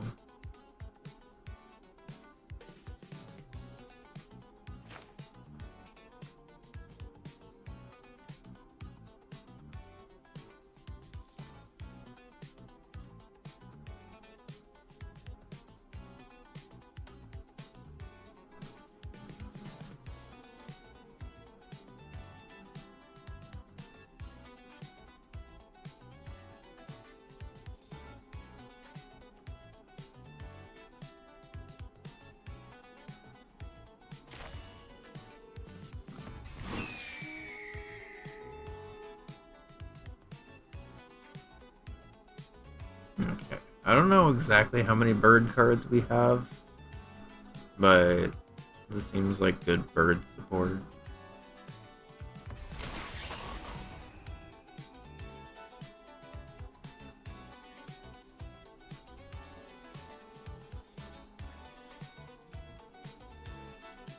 I think this set was based loosely on the Red Wall book series. Oh, yeah, I could see that.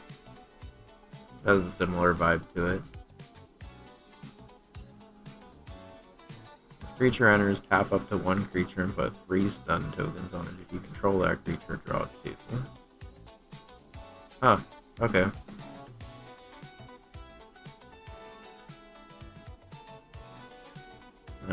So we didn't get a ton from that set, but hopefully that just means Bun will. Saving all the card luck from that set for Bun. That would be nice. Yeah.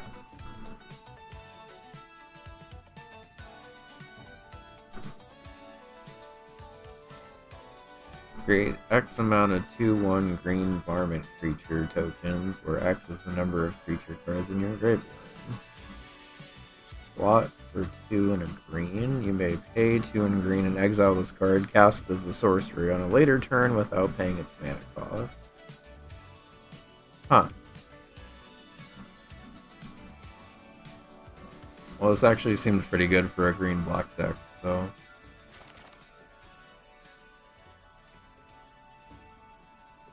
Prosperity Post Journey to Nowhere enchantment. For 1 and a white. When this enchantment enters, exile target. When this enchantment... Oh. We just got like an art version of it. Cool. Well, that seems pretty cool. Oh, we got an art version of this one too.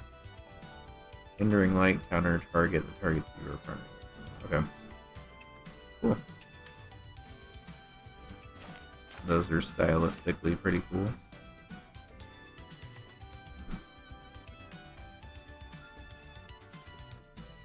There's a card that's just named Holy Cow, and it's a holy cow. That's adorable.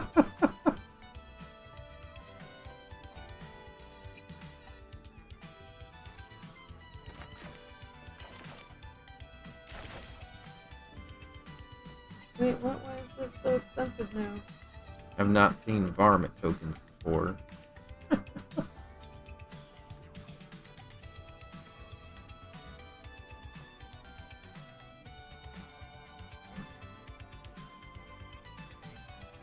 Yeah, I'm not really sure, Kevin, because it sounds pretty similar to me.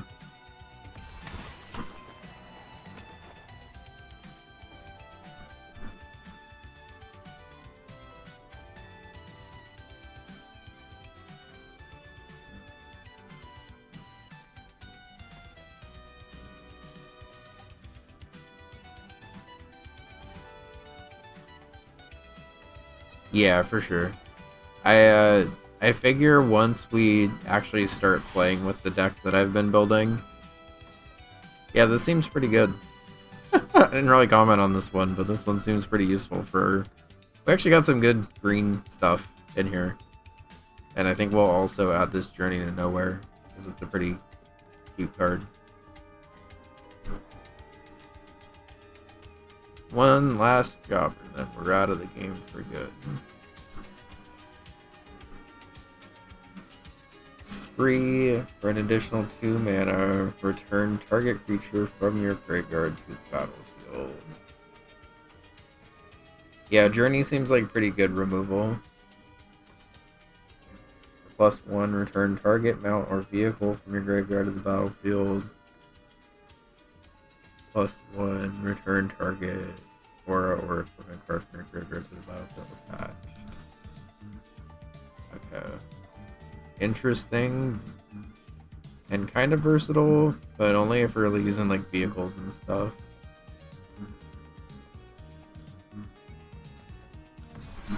If Journey to Nowhere leaves the battlefield before its first ability has resolved, its ability will trigger and do nothing. Its first ability will resolve and exile the target creature forever. Interesting. Oh hey, we got another one of these arts and it fits into our deck. A target creature from a graveyard onto your battlefield or control, you lose life equal to that card's mana. Okay. And another mythic wild card. That makes 5. Okay. I still have no clue how many packs we have to open, but we're not seeing the end yet, which means we have at least 15 more. This stack is very useful to know about. I assume that's basically like the chain in Yu-Gi-Oh! Which I like kind of know about, but I don't know if it works the same in this game. But it's basically just like when you cast a bunch of like instants and stuff, like the order it resolves in, I assume.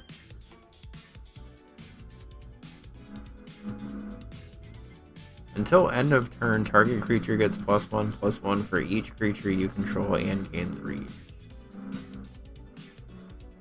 Are you familiar with the stack as a data structure? I think so. I thought I was, but now that you're asking me, I don't know. Last in, first out. Okay.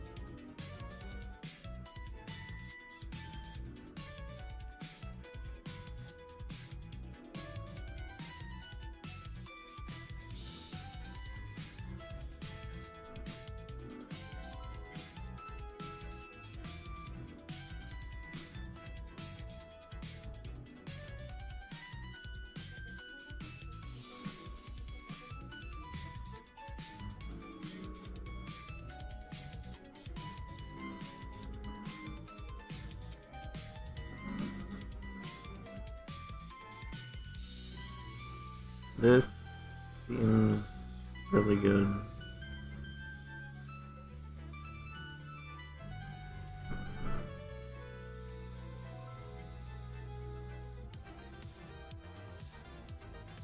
Okay.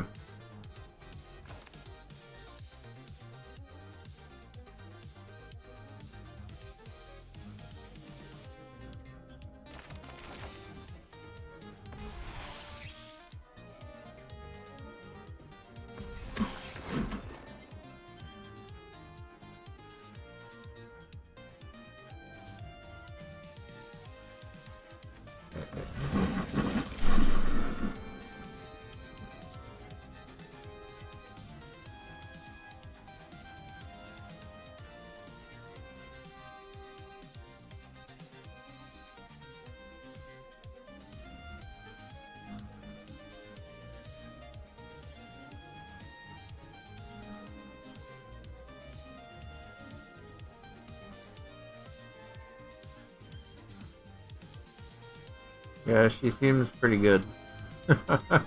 I kind of like skimmed over because I was just trying to like focus and read, but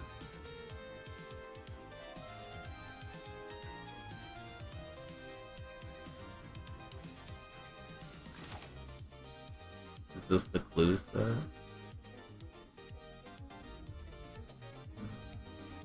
You have a commander deck built around that, Judith.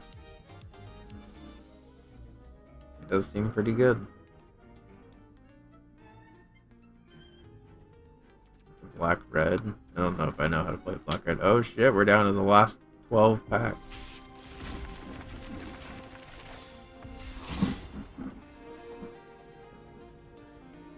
Last time I played, I gained 300 life from a mass damage spell. That rules. Okay.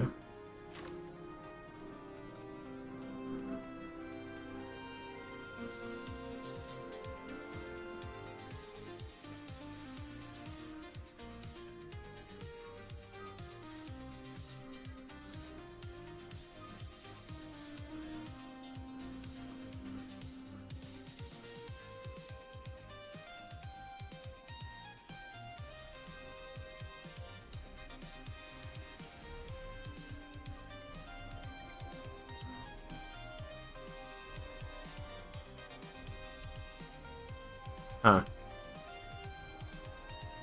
Okay.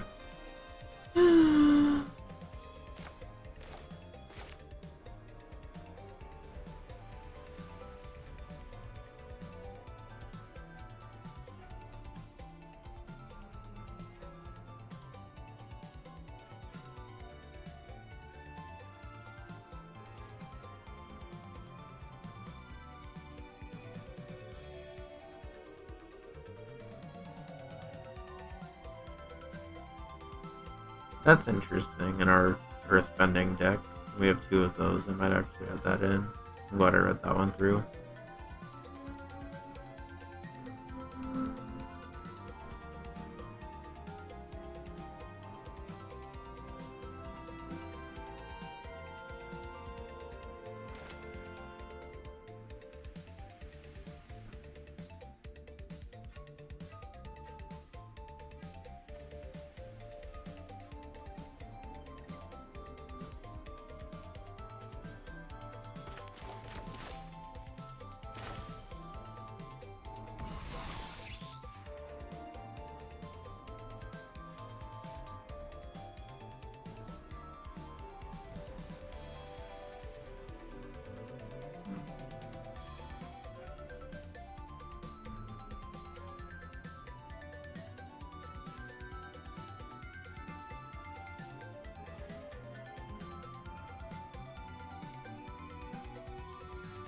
Interesting. I feel like that's only worth it if your hand's like pretty much gone anyway. But that is interesting.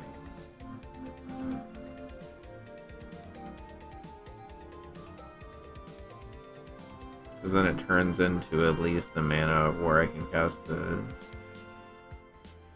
Well, I tend to like that kind of thing. Yeah, that makes sense. I'm like building a black deck, but I haven't really played it that much.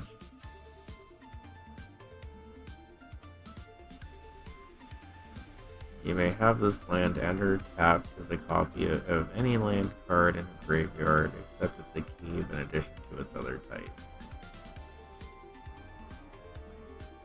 I can tap that colorless. Okay.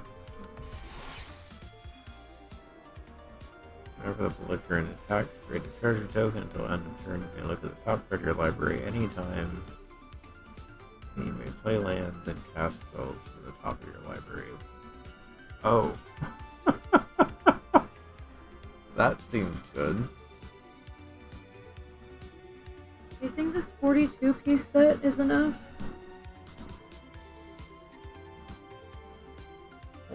Yeah. There's a sale on both of them. This one's 102 pieces. This one's 42. It does look much smaller. I want to get him the bigger one. If you're my nephew, you're spoiled. We can treat him, it's fine. Yeah, he only turns 3-1.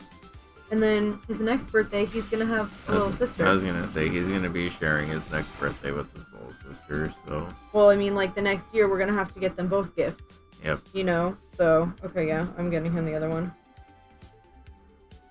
This is cute art for this. Huge check out. Yeah, and I have to place the order within 5 minutes to receive the discount. They know what they're doing.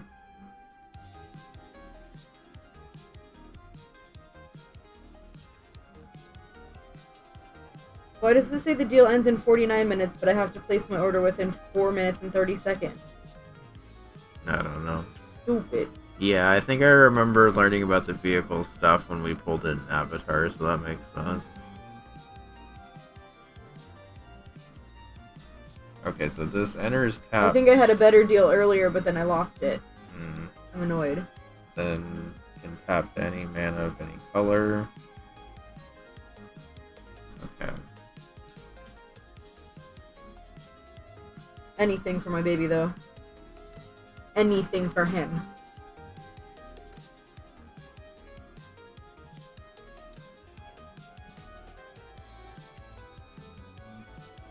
Good thing I don't have unlimited money because I would buy him anything. Is 3 1/1s or 1 3/1?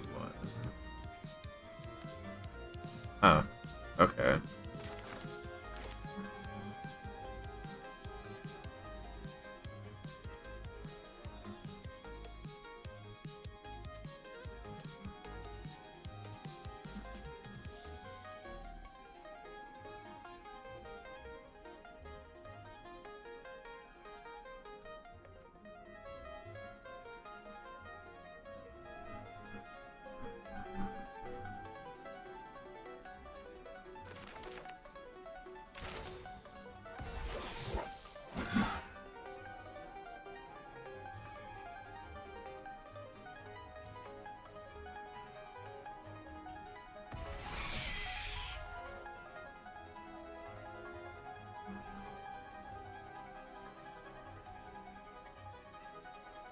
Okay.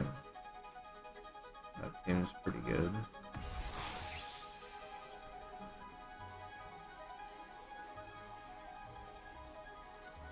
Whenever a spell or ability an opponent controls destroys a non-creature permanent you control, you may destroy target permanent that opponent controls. Okay. That's good art and also a good card, so we'll take it. Mosswood Dread Knight.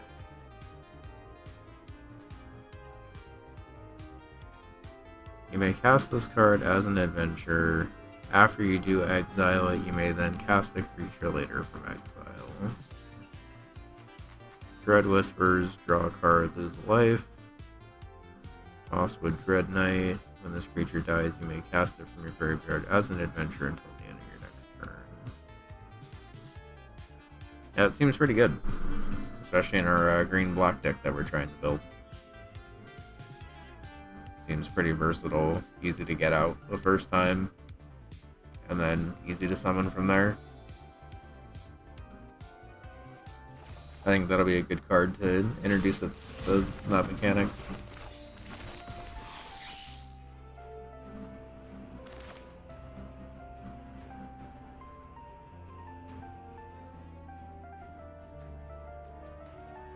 Yeah, the Karmic Justice seems pretty good.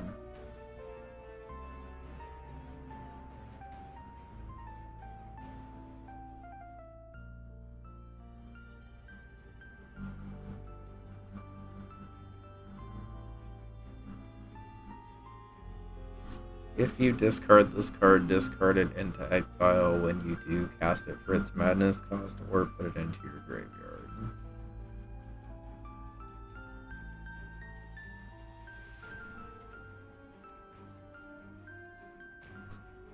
Merit chosen from death.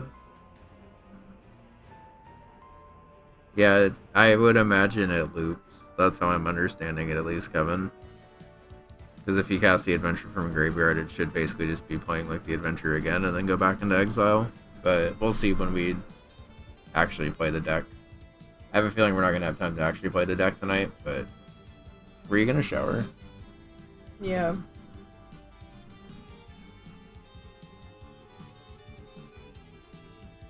You cast the adventure from the hand, then cast the creature.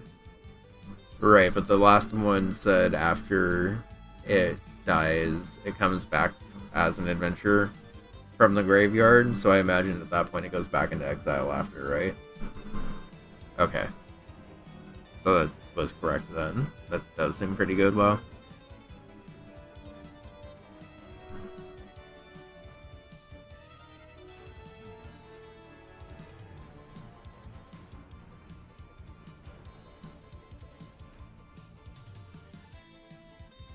Death Rattle Oni for 6 and a black, but the spell costs 2 less to cast for each creature that died this turn.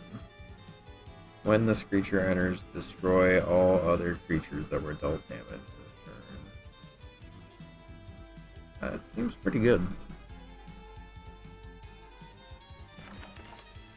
Kind of expensive, I guess, but not if you plan it right on the right turn.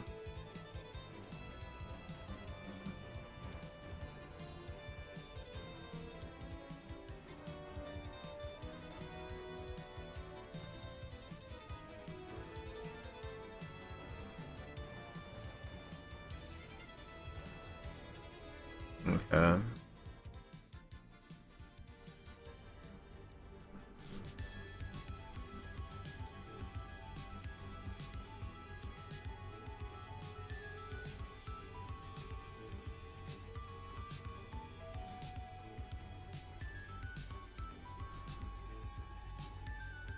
Okay. And the rares. Leyline Immersion. Enchanted creature has Ward 2 and tap, add 5 mana in any combination of colors. Spend this mana only to cast spells.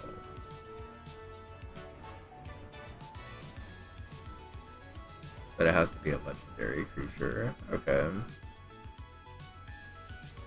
Interesting.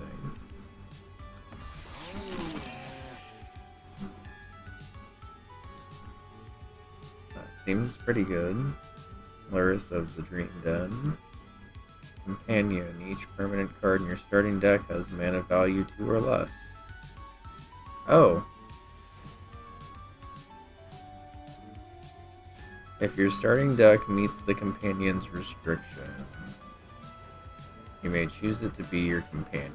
Once per game, you may pay 3 at any time you would cast sorcery to put your chosen companion into your hand. Once during each of your turns, you may cast a permanent spell with mana value 2 or less from your graveyard. Yeah, this seems really good. I was kind of just letting that sink in, but this seems like it kind of has to make it in. So this is basically saying once per game, I can play a sorcery, and then we had to, from there, pay 3 at any time to just add that to my hand in addition to whatever the card says.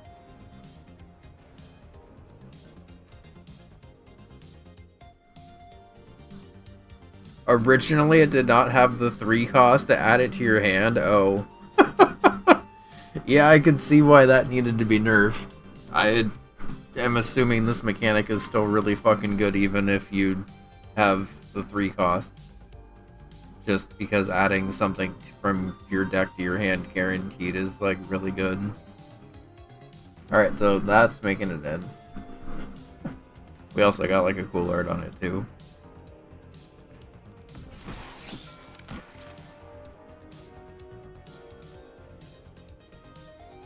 Luris was the most broken by far, though others are very good.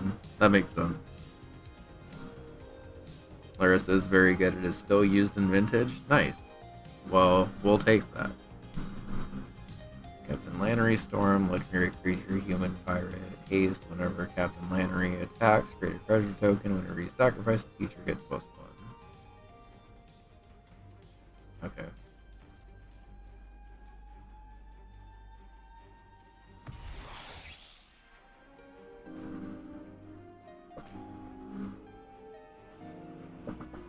Whew. X can't be greater than the number of players in the game. Reveal cards from the top of your library until you reveal X land cards. Put those land cards onto the battlefield tapped and the rest of... Oh. So even in a 2-player game, this is busted, but this seems like really good in Commander where you just get to get 4 lands onto the field and then shuffle the rest.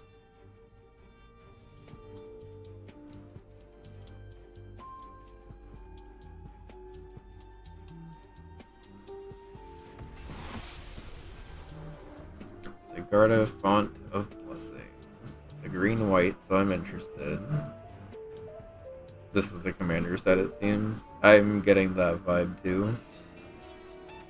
Flying, other creatures you control have X-proof. You may look at the top card of your library at any time. You may cast angel spells and human spells from the top of your library. I don't know how many of those we have in the deck, but that seems pretty good. This one seems like very, very good, though.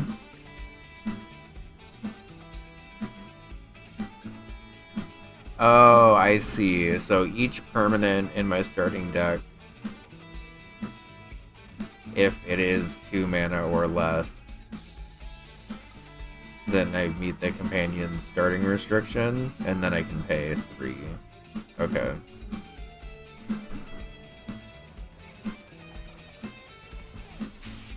Alright, final pack. Or final 3 packs, I guess. So we have 2 more after this one.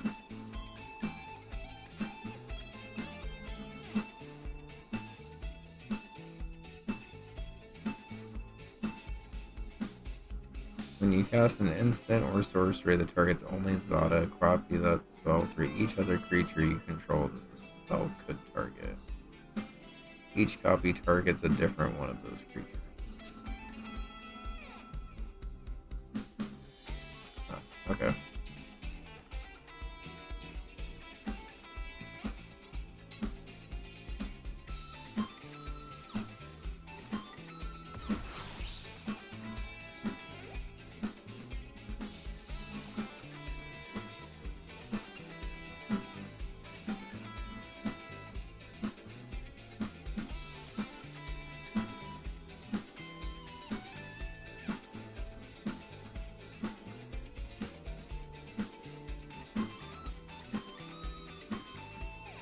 Incubate X twice, where X is the number of lands you control. Create an incubator token with X +1/+1.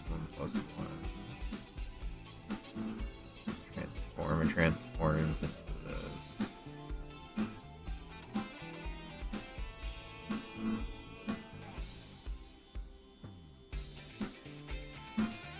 Does this carry the +1/+1 tokens on it?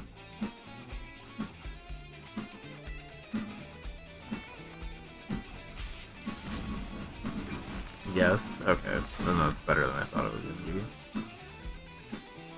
Oh, that's cool art. How that correlation work? Tap the card focus +X+X, where X is the number of basic land types among lands you control. Counters do carry over, okay, thank you. A rather freezing flame, whenever a creature or planeswalker an opponent controls is dealt excess damage. Giant lizards, while you control all damage out of this card. Oh yeah, I guess it would just instantly die if it was a 0/0. That makes sense. Thank you.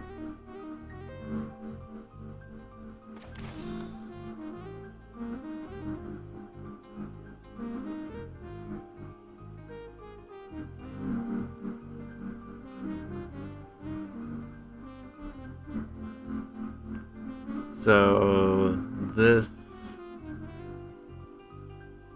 So, with this incubate mechanic, I can keep these off to the side basically as long as I want to.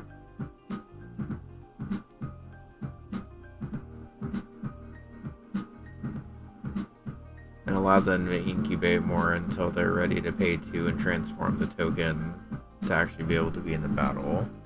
Interesting.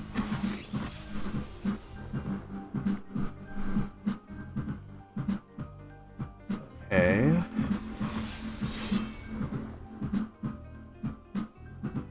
Moonbringer Valkyrie. This creature enters, put a +1/+1 on target creature.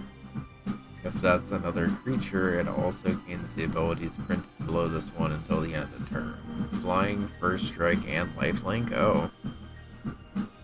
That's pretty cool.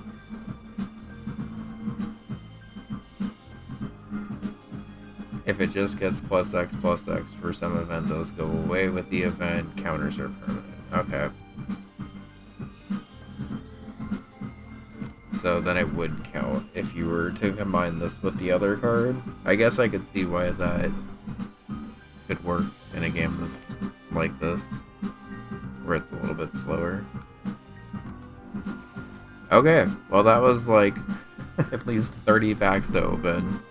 We now have 39 common and uncommon, 13 rare, and 6 mythics. Hi Genby, how's it going? Yeah, we're up above 4.5 hours again.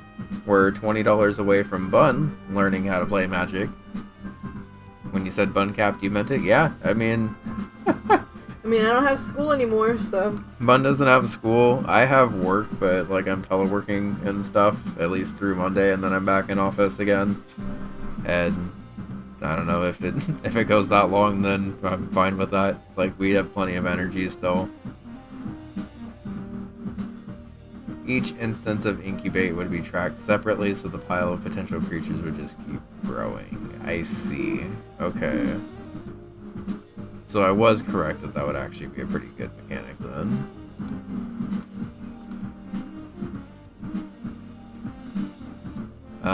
So this is the deck list that I threw together before we opened all those packs, but we just opened like 60 packs. So it can probably stand to change a bit. There's a lot of one-ofs in here because I haven't played the deck yet, so I don't know what cards are actually important for the deck and which ones I just like. But we have a lot to choose from in our white, green, black deck.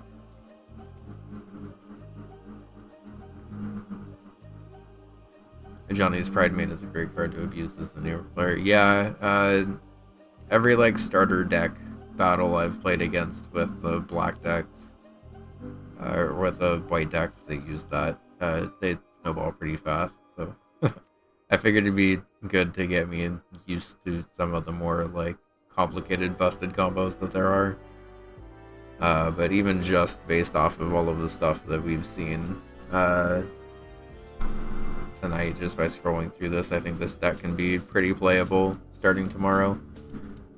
We probably also at this point have the exact opposite deck available to us.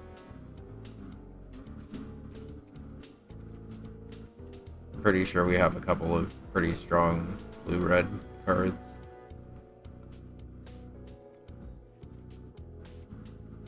And then if we open that up to blue-red-black, we can also use all of the Firebender and Waterbender stuff.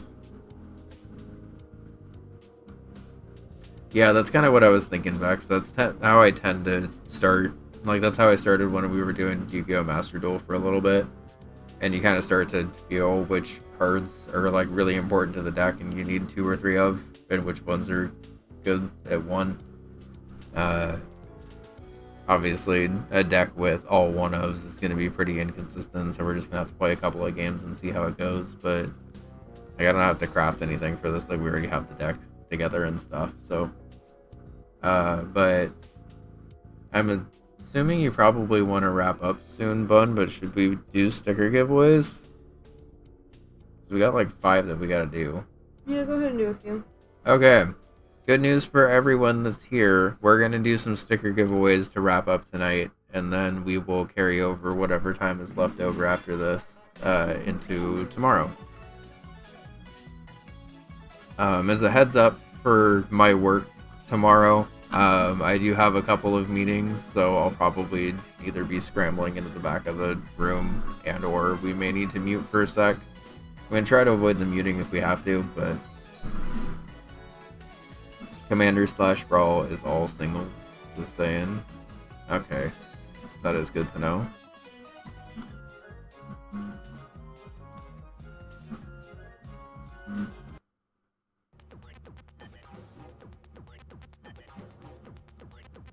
Okay.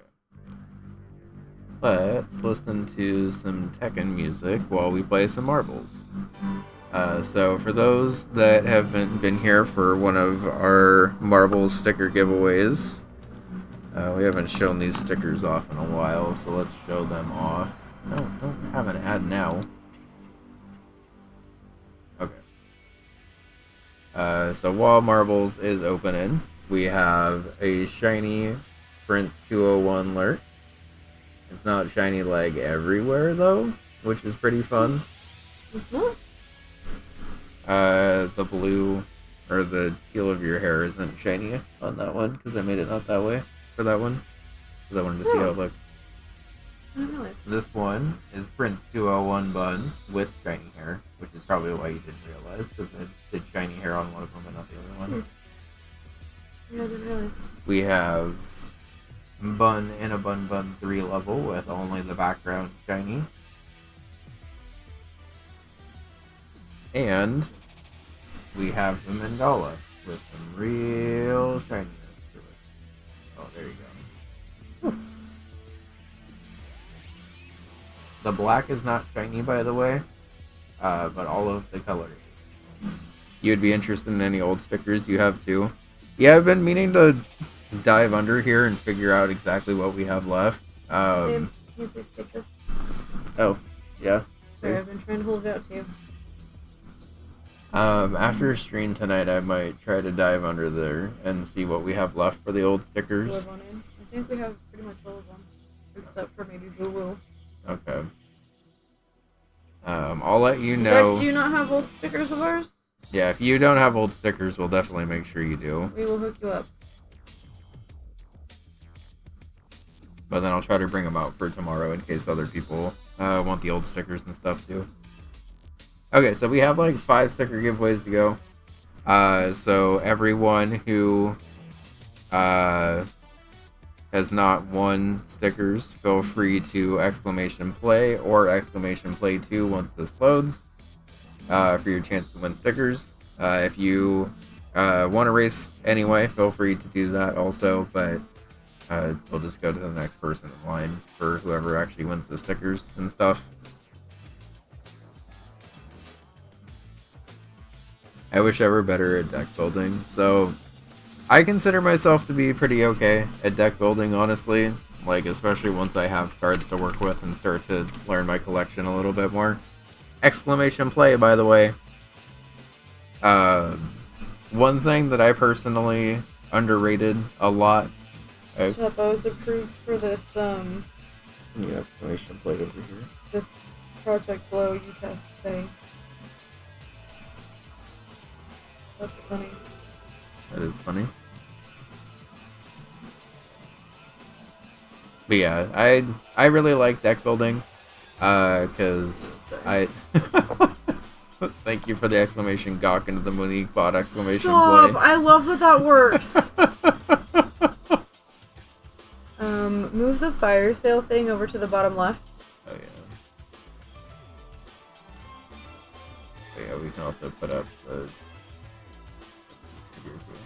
Oh, that's what's usually up over there. Move the fire sale to the left of the cam overlay. I thought it was fine here, is it not? No, it's gonna cover who's in first.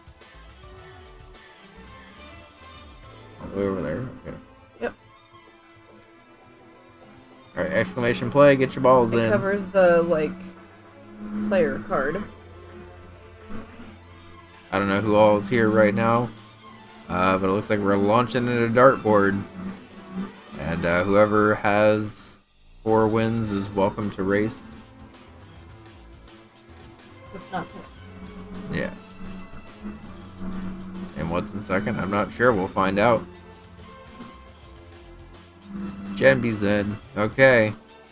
We're gonna go ahead and start the countdown. Exclamation player play 2 now, if you're listening. Okay, we got 10 seconds. Let's hope the stream delay is not too long. 5 seconds behind. Yep. And we're off.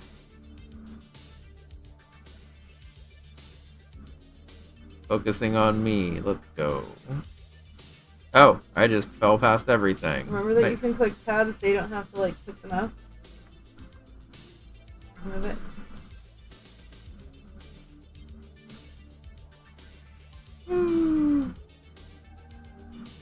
Alright. So it looks like Jimmy and I are pretty much at the same spot, honestly. With Myth and Monique bot, and a close third and fourth. This could be anybody's. Tiny little swirls. Yeah, Oh, this is interesting. I don't think we've done this we one. haven't done this one. I don't know why I kept skipping it. Here we go, boosties. Let's go. We splatted onto the wall. Huh. Genby made it too. Well, Genby got first? why are you the only one that splatted? I don't know. I'm not the only one. It must be the defect of the ball. How did Jemby beat you when you got there first? I don't know, but congratulations, Jemby. You got your I mean, sticker. Jemby was gonna win regardless, but what? There's gonna be an ad in 7 seconds. Sorry, y'all. Well, if you see exclamation play in the chat, just feel free to hop in. How did that work? I don't know. We don't know. But congratulations, Genby. You I mean, won. if Theo got first and Jemby got second, Jemby was gonna win anyway. But like, huh? Yeah, I'm not really sure. Feel free to... Yeah, it must have been because they got farther. Feel free to mention in chat which sticker I'll bring you it want, up because Jimmy. it messes up the thing on there. Okay.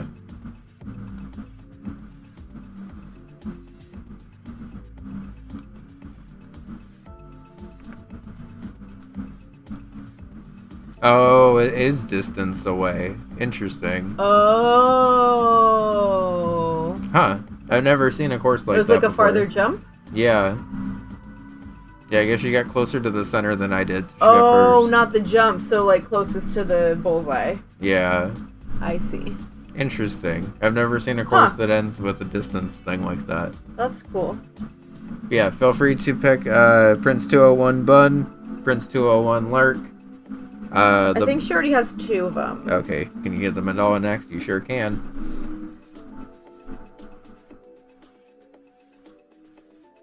Absolutely.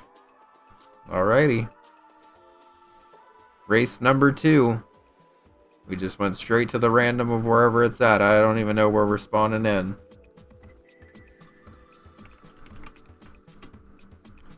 But exclamation play 2.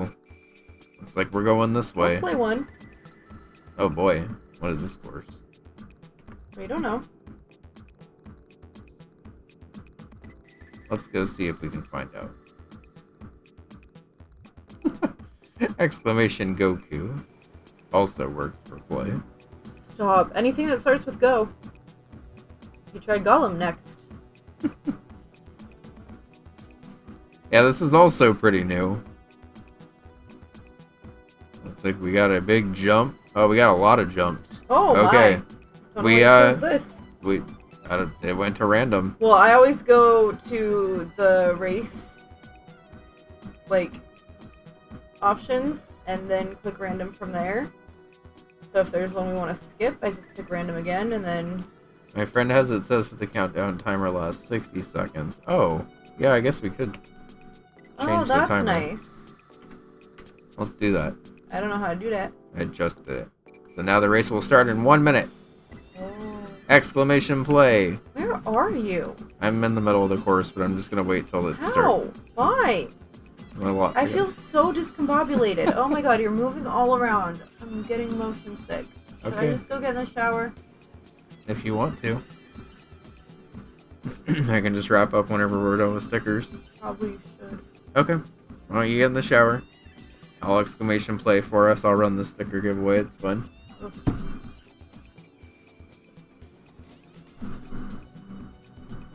Yeah, exclamation play or play 2 if you want to get your balls in. I don't think we have a play 3, so make sure that you get a play or play 2 in, Gen B. If yeah, your that's true. shower bun is a happy bun. We got 10 seconds.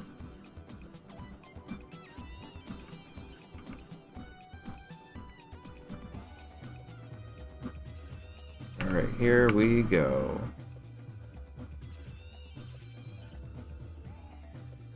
You got in just in time, Gen B. I wasn't actually sure if you got in, but I you think did. Jemby was already in with play 3. This play... puts you in. Oh, the play 3 works, it just doesn't give you the... Okay. Alright, we are going down a lot of stairs. And it is a tight race going down the stairs. Okay, we're getting funneled. My butt hurts from this chair. I don't know how you sit here. Come on, go. Not as comfortably. Bun's gonna shower, so we're just gonna hang out and play some marbles. I need my water. Good luck, everybody. Yeah, good luck. Looks like me and Monique bought her in first. Good night, I guess. I'll see you tomorrow. Yeah, Bun will be back in the morning. I'm assuming probably after Dutch Bros, since it's been a couple of I days just want now. to make sure I shower tonight so I don't have to make you wait in the morning. Yeah. Oh, this red bouncy ball. There's red bouncy balls everywhere. This course is long as fuck. Yeah. This course is long as hell. I feel like we've been on this course for forever, and I don't even think we're halfway there. Halfway there. Halfway there. Oh, Bun died. Oh! Monique Bot died. Apparently these red balls are one-shots. That's terrifying. Get away from me, please. This course is terrifying. If everyone does end up dying here, whoever dies last will win. Because we've had a couple of those courses where people just keep dying. Okay, getting shot up. Launching. Oh boy.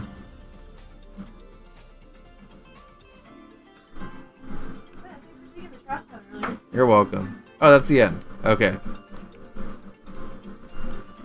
So it looks like me, then Vex, then Kevin. Myth died on the way over. Unfortunate.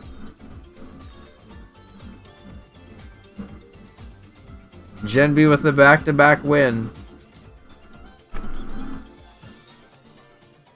Oh wait, actually, Crunch, do you have stickers yet? I don't know if you have all 4. I looked over Crunch, but I'm not actually sure if Crunch has all 4 yet.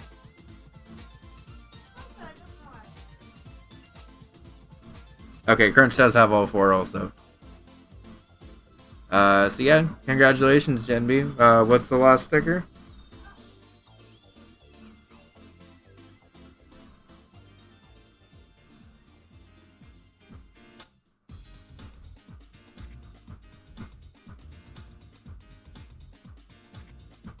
And then since you've won all the stickers, obviously, you are now part of the team that can play as much as you want, but won't be able to win a sticker. So, likely, congratulations to Myth for your incoming 2 stickers here. And I guess we can save a sticker giveaway for tomorrow or something. We don't have to do all 5 right now, but might as well get Myth the stickers as well. Probably the most viewers we had all day, so. Yeah.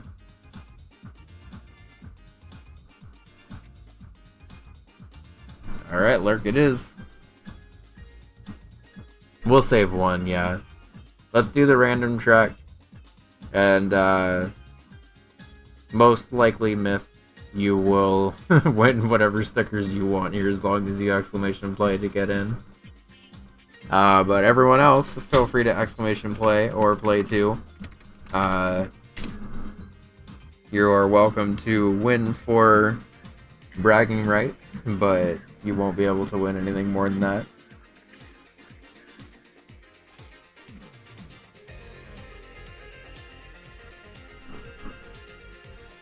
And I think in the interest of making sure that this does wrap up soon, we'll do the... There's nothing I want more than that. I mean, fair. That's why I'm playing too. I wasn't even in on that one.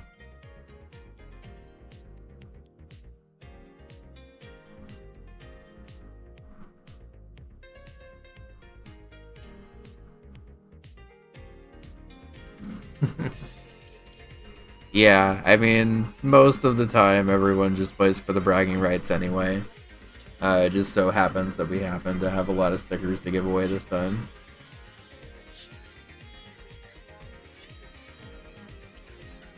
And while I am on stream and stuff, just as a heads up, I will be teleworking tomorrow, but then I'll be off at around 5 p.m. our time if it happens to go that long again. We are 4 sticker giveaways, or 4 subs away from another sticker giveaway, which will add to whatever we do tomorrow. We are about 3,000 bits away. Oh, sorry, Monique Bot, you weren't in time. We're about 3,000 bits away from another wheel spin. The only game we haven't played from the wheel spin so far is the last one, which was Mega Man Battle Network Collection, which I will be playing through as soon as I can. I just haven't had time to, we haven't had time to schedule it in the past couple of nights because I've been working and stuff. But yeah, I'm excited for Battle Network. I use a fuck ton of Battle Network music in my S&W level design. I have played Battle Network 1, 2, and 3. I haven't played the last 3. But Battle Network 1, 2, and 3 lived in my IRL Game Boy Advance. I really loved that series, honestly.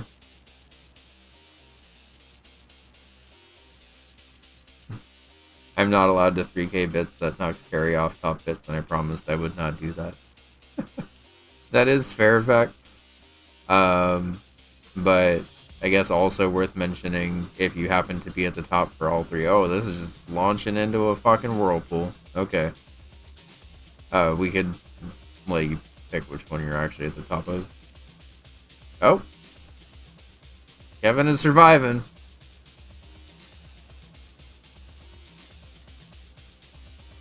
Yeah, Genby, I don't know if you were here when, not during the subathon, but on my stream, where I did all of those playthroughs of One Step from Eden. But 90% of the reason I was good at that game was because I was able to play Battle Network so much when I was a kid. Alright, Kevin and Bun were the only ones to survive. But by default, Myth, you're the only one that doesn't have stickers, so congratulations, Myth, you win a sticker. I played an hour of Mega Man Battle Network on the stream, but I'm definitely down to play much more of it. So there's the Mandala. There's the Bun 3 level. And then Prince 201 Bun. Nope. Prince 201 Bun and Prince 201 Lurk. Which one would you like? And spoilers, you'll probably get your top 2. Unless someone else who hasn't won stickers pops into the next one.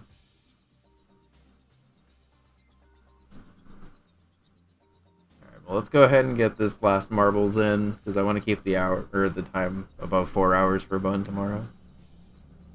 Bun 3 level is cool and he is lovely. Well, like I mentioned, assuming that nobody else pops in, you'll get 2 of them, so I'll put you down for the Bun 3 level.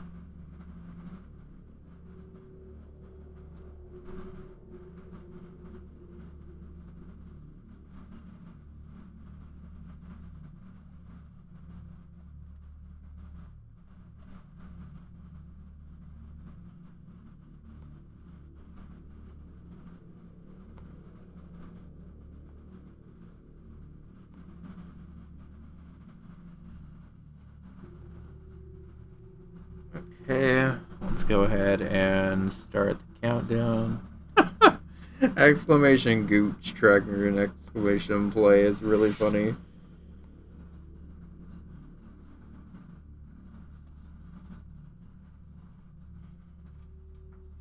Yeah, speaking of Bun Bun playing Bun Bun before.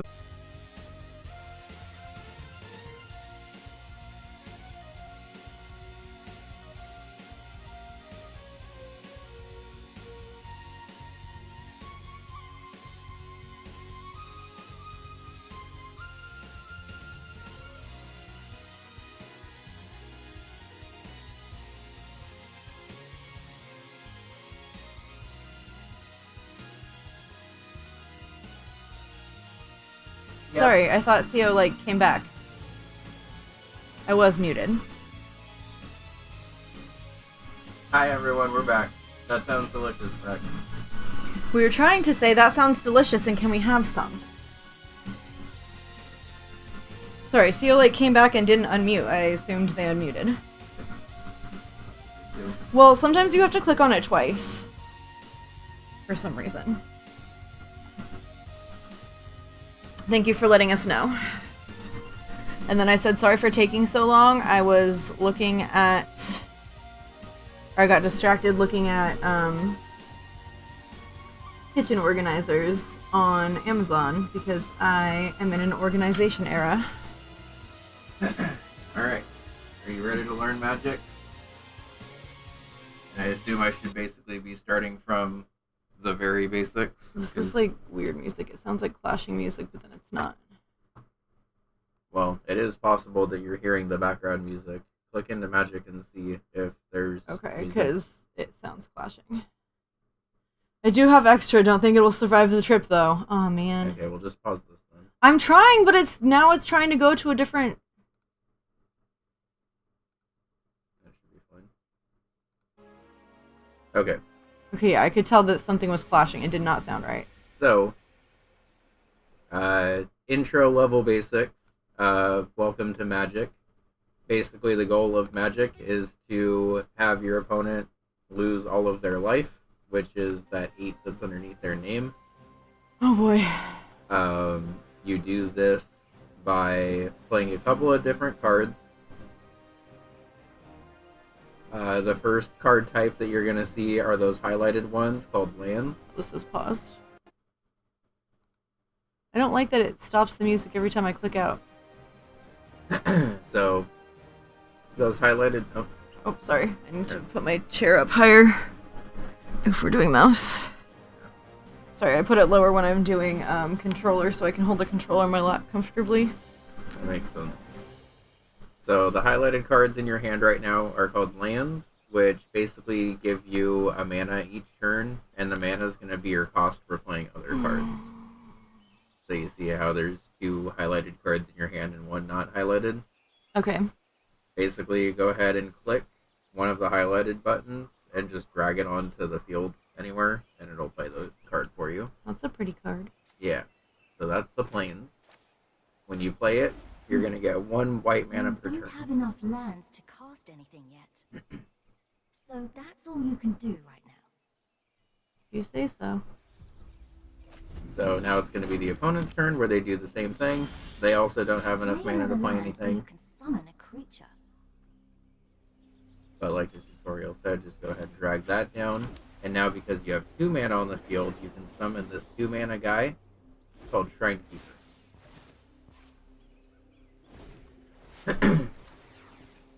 So go ahead and click to continue, and then drag one of them onto the field. So you see the little 2 stars up in the top of the corner of that card, if you hover over it. I mean, yeah, they highlighted it a lot. Yeah, so those will be the cost to summon a card, or that card each turn. And then each turn... This is going, like, really fast. That's why I'm trying to help you with this. So, Sorry, like, it's telling me things, you're telling me things, I can't follow.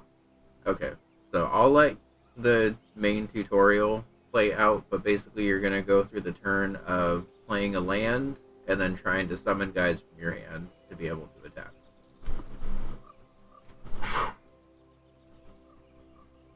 Just go ahead and read the game, and it'll absorb in a little bit. What am I reading? You can play 1 land card each turn. This? Yes. And then you can also play that guy, because you have enough cost for him. The Shrine Keeper in your hand. Now you have two Only one guys. of your creatures is ready to attack.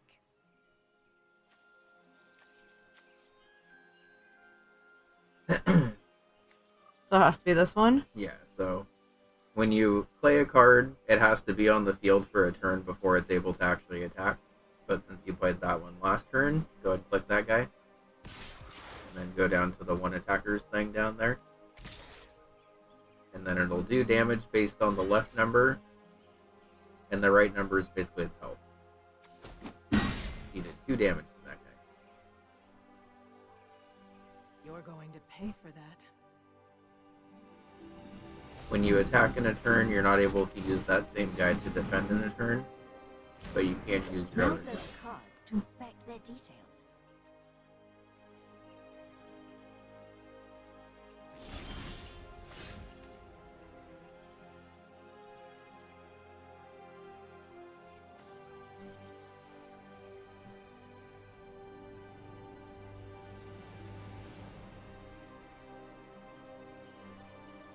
So since you don't have a land to play this turn, you won't play a land this I turn. have to use this guy then.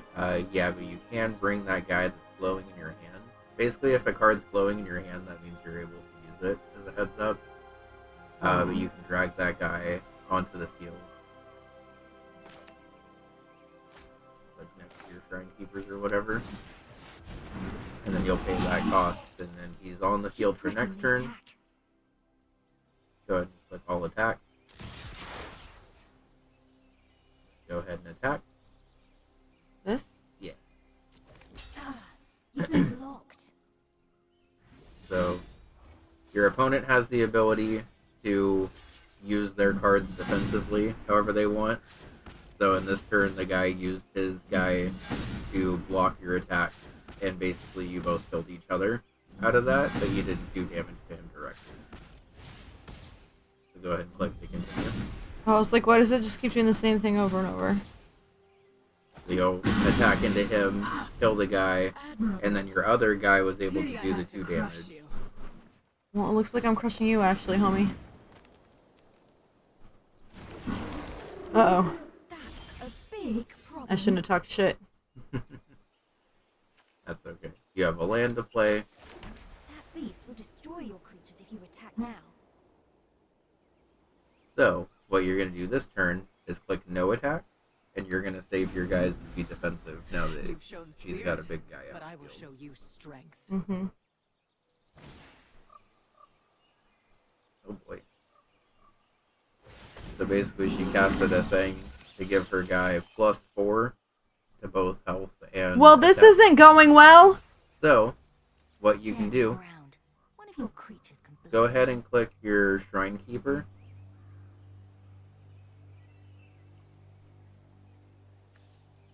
And then drag it into that guy. So what you're going to do is you're basically going to say, okay, you have a lot of guys on the field. I'm going to use the Shrine Keeper to defend this attack. The Shrine Keeper died, but you didn't take all the damage because he basically focused his attack on killing that guy instead of attacking him. Take down that beast while it's still recovering.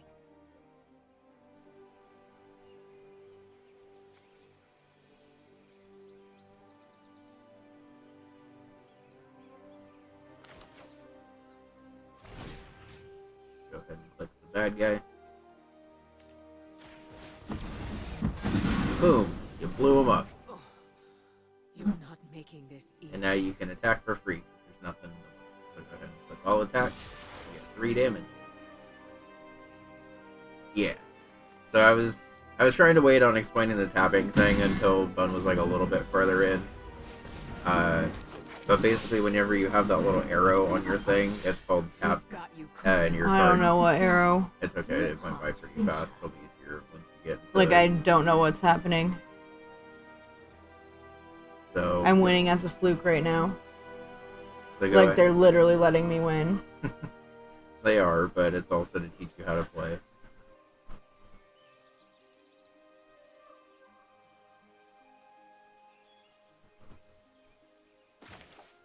Yeah, understandable then. So now, because your opponent's tapped with that spell that you just cast, you can attack for game now, because they can't defend you. click this. Yep. Attack, and you win. Good job. Well fought, outsider. She's like so mad, but like you didn't even play well because I somehow won. And I don't know what I'm even doing. Oh no, that's okay, Vex. I just don't know anything about anything right now. Feel free to tell me things. I'll eventually learn them.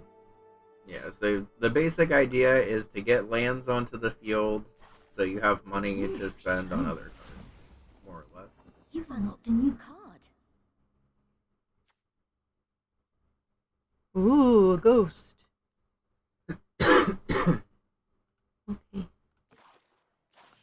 That's your first card in your good work collection. back there. But if you're going Spiritual to battle another Guardian. Planeswalker, you've got to be prepared for anything. I know a guy on Ravnica that can teach you everything you need to know about tactics. Especially what not to do. Well, that'll be helpful. Should I click this or just play? The play button. I don't think you have enough to put through your deck right now. Look, I'm basically Karen. Yep. Love that for me. Surprise attack! Ah! A goblin! Raging goblin. So, hover over that card real quick when you can. I'm attacked. Yep. I'm going to explain why. Don't worry. So, you see how on that card it says haste? A creature with haste can attack as soon as it's under your control, so you don't have that one turn of like needing to sit around or whatever. I'm not under control at all. What does it mean? So, basically, once that guy is summoned, he can immediately attack. Well, that's fucked up. Yep. He's attacking me again? Maybe worry just a little bit. Welcome back, Mermer. Well, I don't like this one as much. Hi, Mimmer. You need to mount a defense. What do I do? So go ahead and play a plane first, so you get an Stupid extra. planes. And then go ahead and play a Shrine Keeper. And then don't attack, and you'll keep it on defense, and you can block at least one of these attacks. So go ahead and drag it up.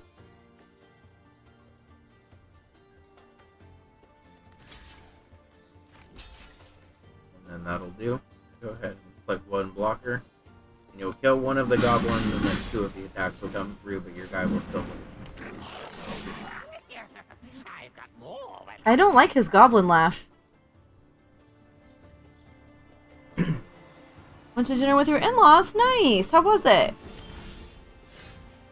I'm a kitty. Yeah. Oh, kitty. You can go ahead and play that kitty next turn if you want, or this turn if you want. Go ahead and play. Drag it on. Kitty, kitty, meow. And then go ahead and click the planes, because you always want to make sure you're playing a land each turn just to build that up. And you can actually play another Shrine Keeper. right now, Oh, too. yeah. Your creatures aren't tough enough to survive being blocked. Hold them back. So go ahead and just click no attack. Everybody but me, charge! Okay. So, you can basically use any of your guys to kill the guys with the 1/1, because that means that they're only going to do 1 damage to you.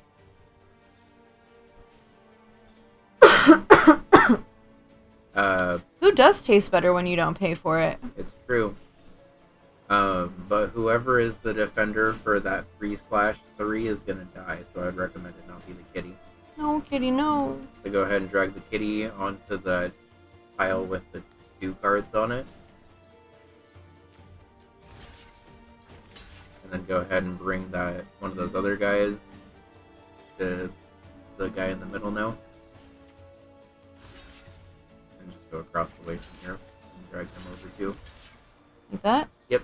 So basically you're going to say you're going to use all 3 of those guys to block, because the guys on the left only have 1 attack. They're only going to do 1 damage to the kitty and 1 damage to the guy, Yep. which doesn't kill them. And then the other guy's going to die. Nobody kills my troops but me!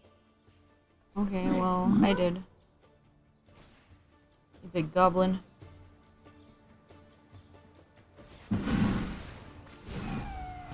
Yeah. Oh. So this turn, just go ahead and play a land. You might as well. I ain't got nothing else. Yep. And then just go ahead and attack with everyone. Sometimes if you're in this situation in a real game, you'll maybe only want to attack with one of the guys in case you need to defend with a kitty or something. But Ow! Where's an army of expendable minions when you need one? An ad break. Oh, here it is.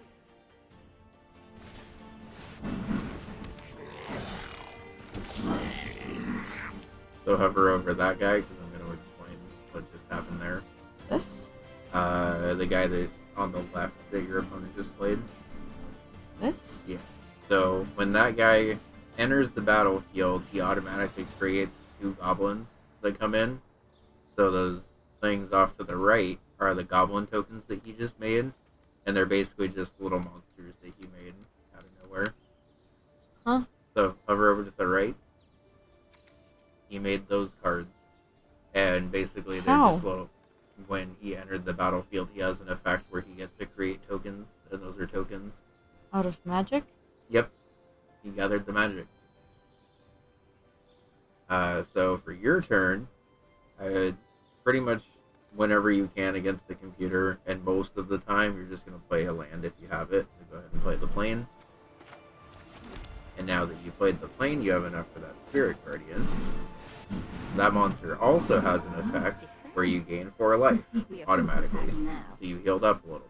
So these guys are back? So your specific health is at 13 now. It was at 9 before. Oh, it was at 9, I remember. Your guys automatically heal at the end of each turn. So as long as they don't do like 2 damage to your kitty or whatever, you're fine to block anything that's a 1 or a 0. Well, who's attacking? So this is what you want to attack as, and I don't know. So in this situation, it's a little hard because I don't know anything. if you attack, he's probably going to defend one of the guys with that 2/2 guy who's pretty strong. Go ahead and attack with Kitty? Yeah, attack with both, because Okay. he's going to have to play defensively and most likely sacrifice something, but... Okay. So you at least got to take out the tokens that you made, but... Never walk barefoot in a goblin warren. Okay, go ahead and drag that blocker up there. He probably shouldn't be attacking you in the situation since you have enough health to tank his attack, which is the 4. And you have enough damage to attack him back to kill Time to him. bring the pain. To yourself? Oh no, to me. This is going to hurt.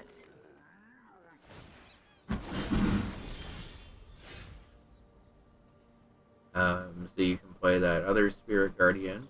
Go ahead and drag that on. That one has an effect where you gain 4 life, so now you're up to 14 health. Again. Go ahead and attack, because if he defends, you're still going to kill him because he only has 3 health on this guy. If he doesn't defend, then you're getting him closer. There you go. Oh boy. General knows when they're beat, so you should probably give up now. I'm not good, honey. Anakin.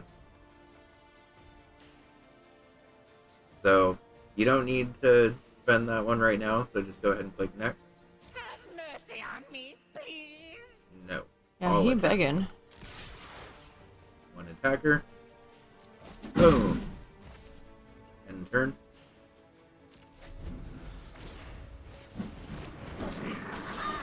Tactics. Why am I not surprised?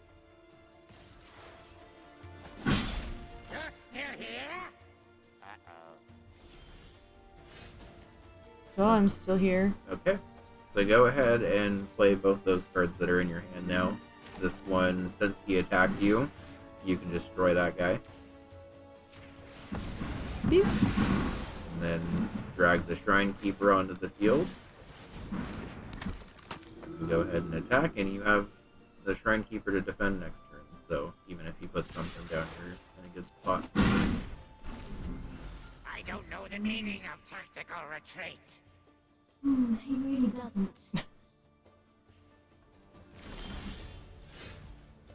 Okay, go ahead and slap What that was other... his turn?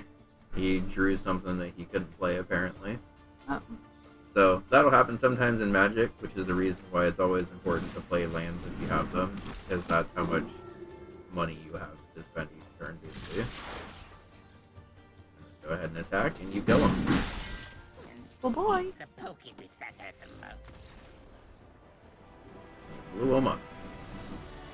Well, at least kind of knew what I was doing on that one. Yeah. Well, More so than the first one. and I came to this game with a little bit more, like, general card game knowledge, so I am also having to kind of explain, like, how the turns are going and stuff, but even with that, you're still picking it up more. Oh, a pretty girl! Yeah. So you'll learn about these in the next She battle. is an enchanting creature. Yeah. So you'll learn about these next battle, but it definitely does get easier the more you go, because then you kind of start to figure out how your deck specifically works. So let's try a more challenging I lesson. don't learn that quick. Follow me to Ixalan. I There tricked is them. who spent his life studying the nuances of combat. What is this, an avatar? And I'm Yeah. from Dark Souls? Yeah. Might look like Oh, my anything kitty. folk, but his knowledge is boundless. Sanctuary Cat is everything to me. And keep an open mind. If it is wisdom you seek, I will teach you.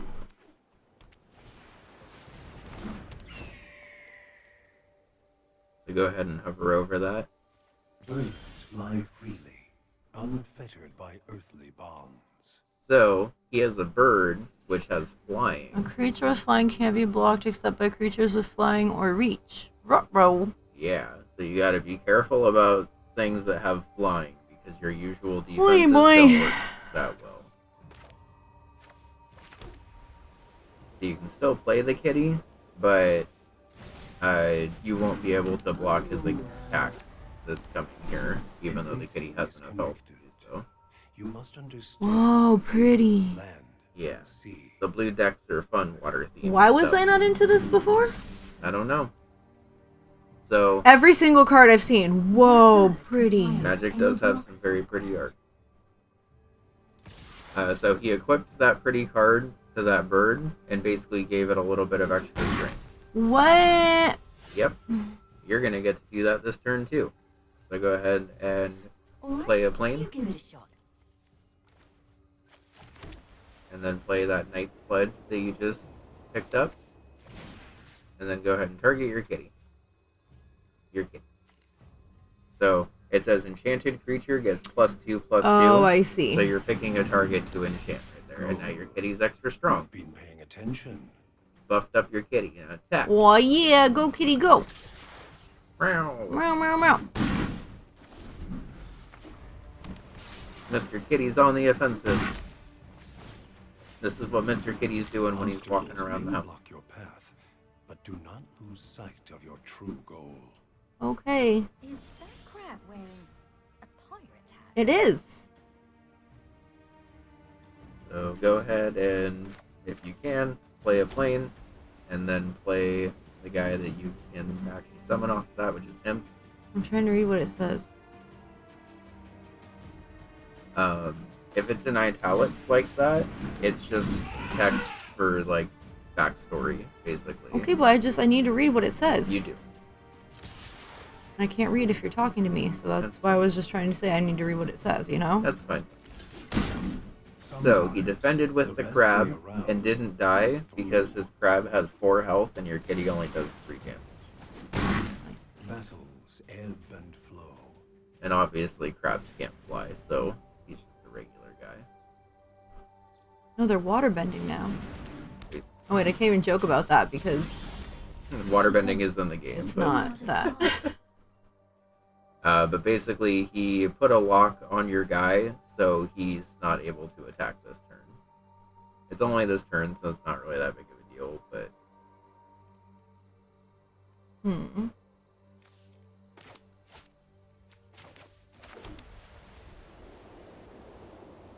Do I put this on the kitty again? I would. So if you just drag it onto the field, it'll ask you specifically Yeah. Right, I forgot to do that. So now, if you attack with your kitty and he defends with the shell, you'll kill the shell. Okay.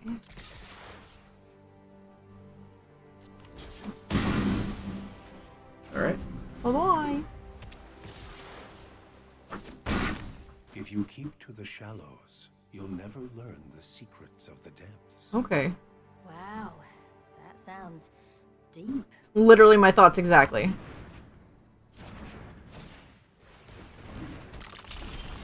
Another stupid crab? Oh, I guess that enchant actually lasts the entire time. That's fine. Go ahead and play the Spirit Guardian. You get 4 life.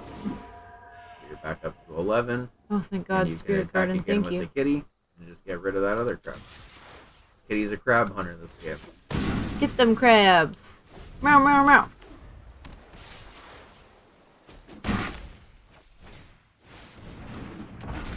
Oh boy. If you make big waves, do not blame the ocean when you get carried away. This guy, like, only speaks in fucking Lessons are just riddles. so majestic. So you can now make a flying kitty.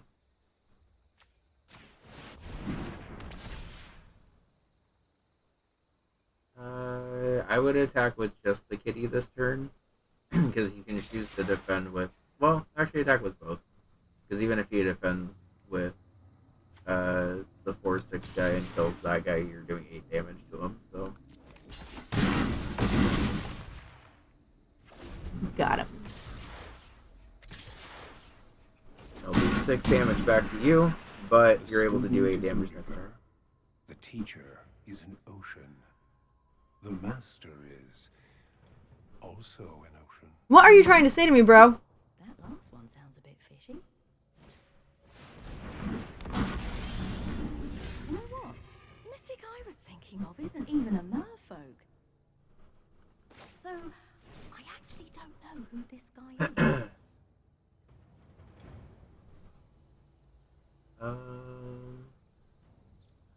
Well, I don't think I can give it to this one.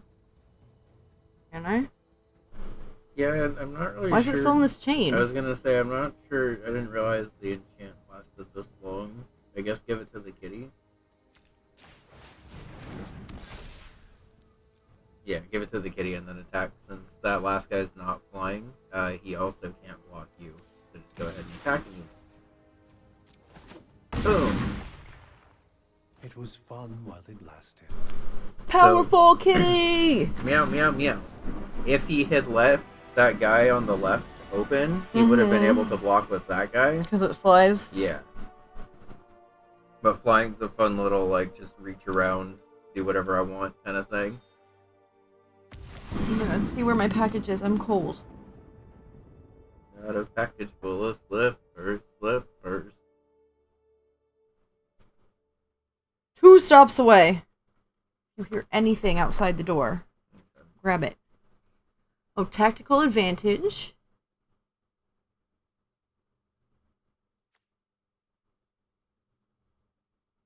Ooh. Look at that spirit. Yeah.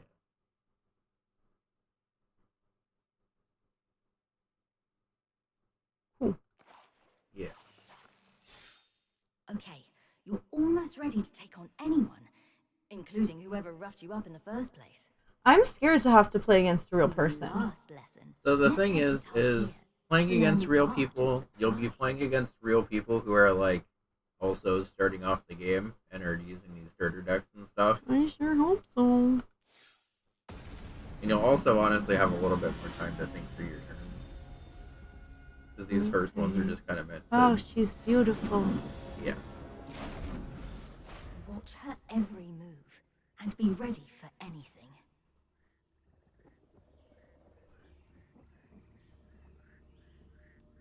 Oh, what pretty little thing has wandered into my web? She's a spider mommy? Mm-hmm. Oh no. I'm not sure if you were able to read that in time, but it's... She has spells Yeah, that so she you can cast on my turn. So, yeah, so go ahead and summon your kitty, but since she has spells that you can cast on your turn, it's possible. Go on, attack. Oh, she's gonna be.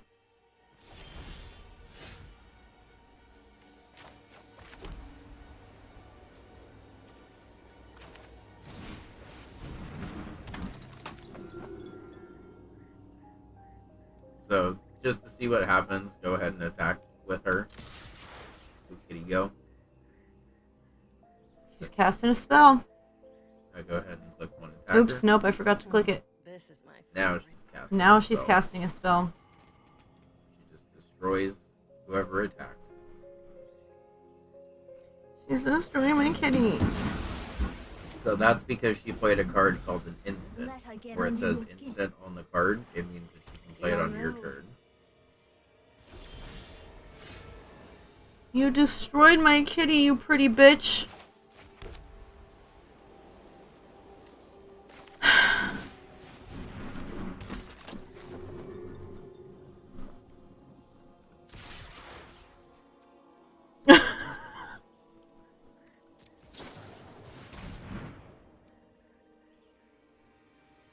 So this is saying that since that creature has the keyword flash on it, she's also able to use that on your turn to bring him down and block his attack.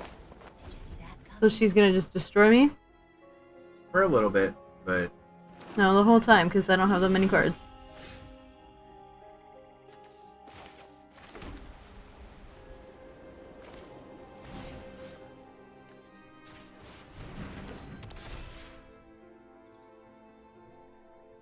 you might as well try. It's not able to block it, that's 4 damage. She's doing it again. But so she just basically did a fancy combo to put something on board, then sacrifice it, and then draw 2. I've been waiting for this. And basically was able to use that on top of being defensive to also get 2 cards out of it.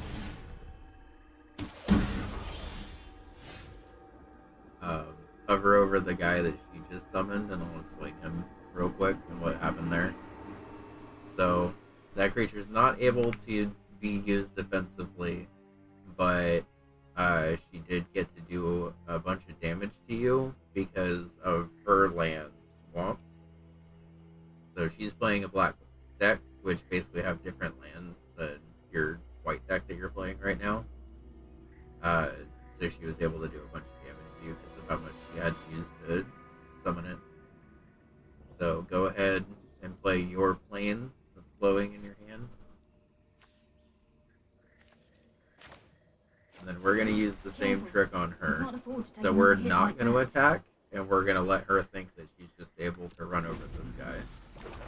Block first. Then it's time for some trickery of your own. So go ahead and drag up the block.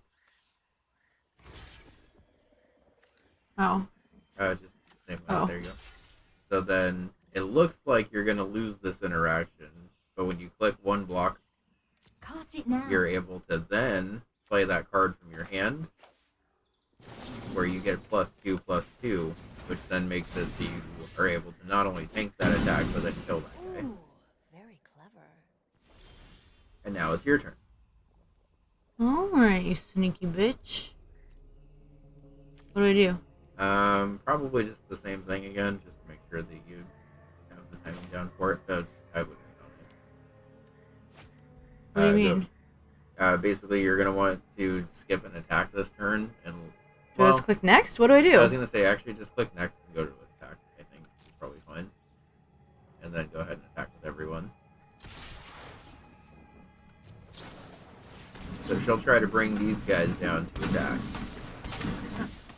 And now, because you're being blocked by those guys, you can now use that card in your hand to increase your strength. And be able to Not them. So now you have 6, which means you're able to kill both of them and get rid of the cards in her hand. So now she only has 2 cards in her hand, so she's not really able I've to... got nothing, really. I'm at your mercy.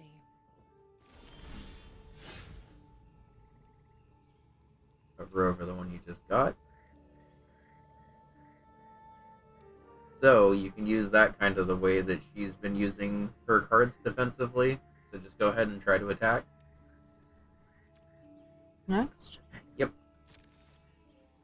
And then go ahead and try to attack.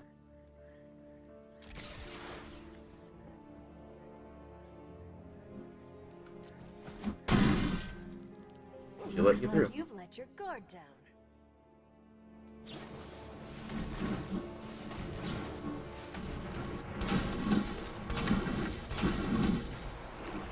Now it's my turn.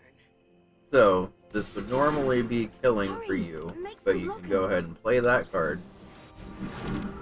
And now just drag all those guys up. Like this? Yep. So you have 3 of those tokens, so you're just going to do 3 block.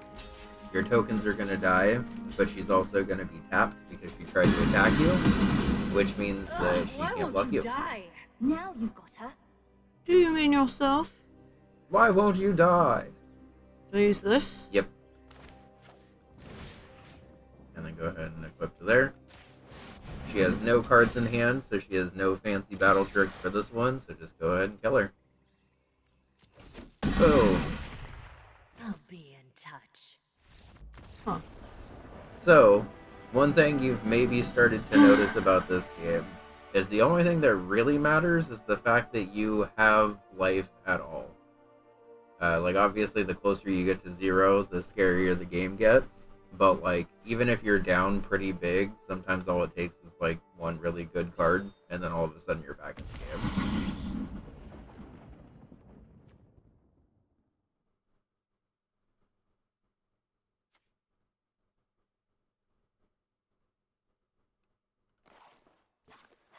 Nice job.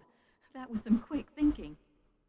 Yep, I'm When being we helped a first lot. met, you looked within an inch of your life.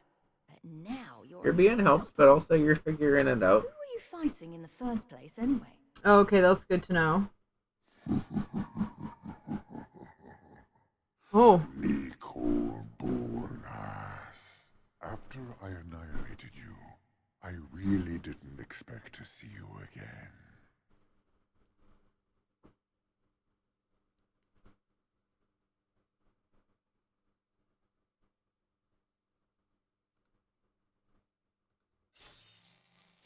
What?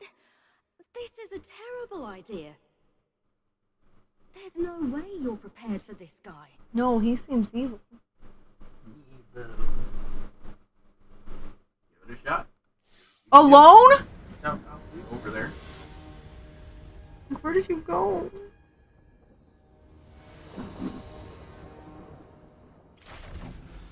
I'll make a deal with you, Planeswalker. Defeat me, and I'll let you go. Lose, and you will serve me for eternity. Well, that's not terrifying at all. So as a heads up, I did also lose this battle the first time I did it. Go ahead and play a plane. Anything else? What? Sometimes you need to make a tough decision. So his monster has an ability that has to discard a card. Go ahead and discard a plane. You have 3 of those. And then click. I was like, I don't know how to get rid of one. Did he just throw away a dragon? You look surprised. I do as I choose with what is mine, and it is all mine. Go ahead and play a plane. This dragon is one of the big bads of magic. I can tell. Yeah, he's a scary guy. Kind of an asshole. Sitting far away. How much HP does that guy have? 20. Everything here exists or perishes at my will.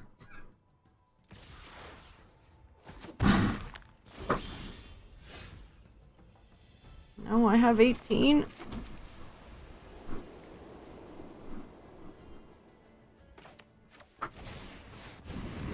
Power is the only thing that matters. There is nothing else.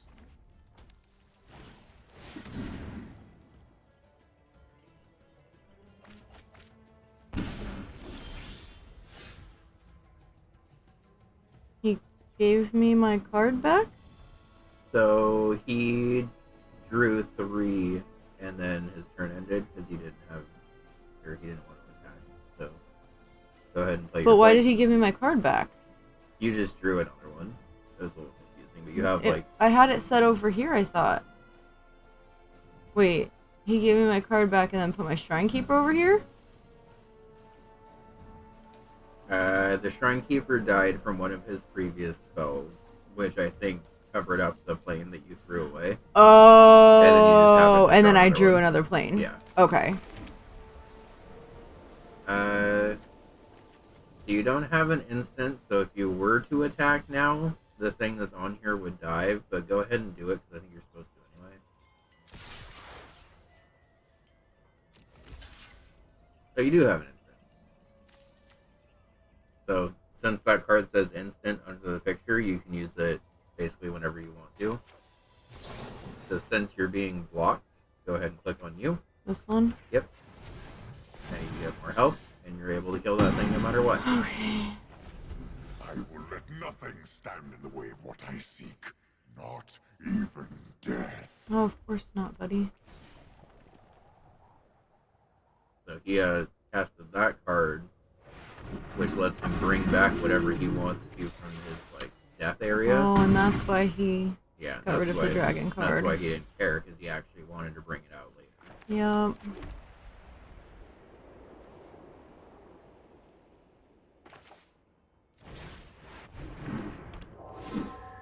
So go ahead and attack just to keep the pressure on, because you want to make sure that you're getting damage in. Since you just summoned the Spirit Guardian, you won't be able to attack with him this turn, but you can attack with the other guy. Enough of this.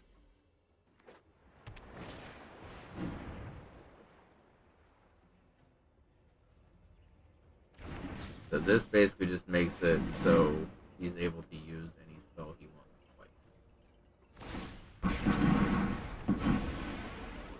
Use that to blow up your guys. Wonderful.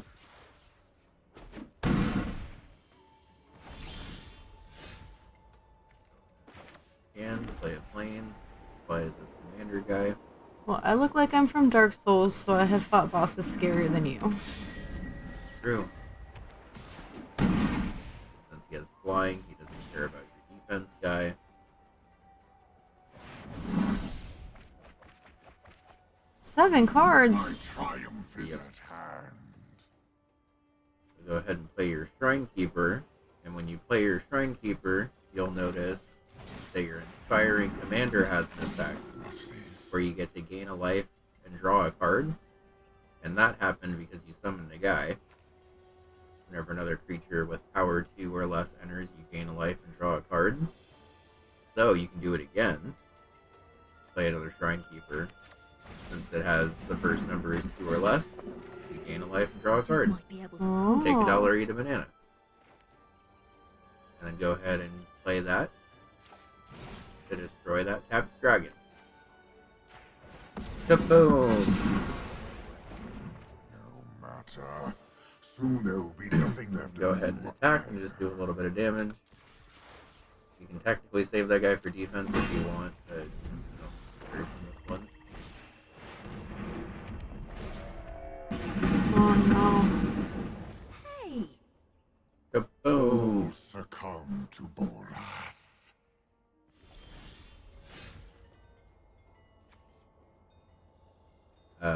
So in this instance, go ahead and click next, and then don't attack, because there's no Hold reason back, for you so to, you can because prepare he's for his just going to defend attack. with that 6/6 guy and kill you.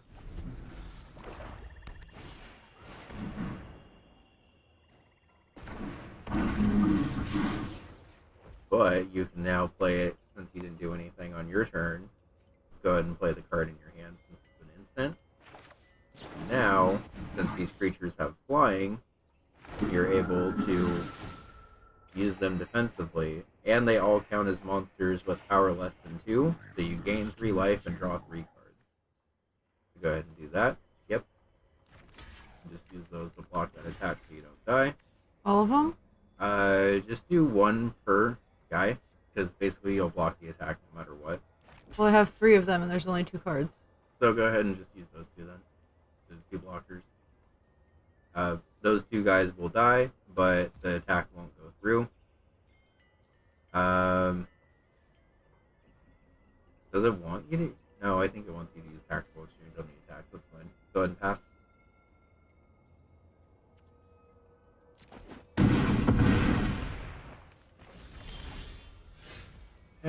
go ahead and play the planes. Where's my kitty?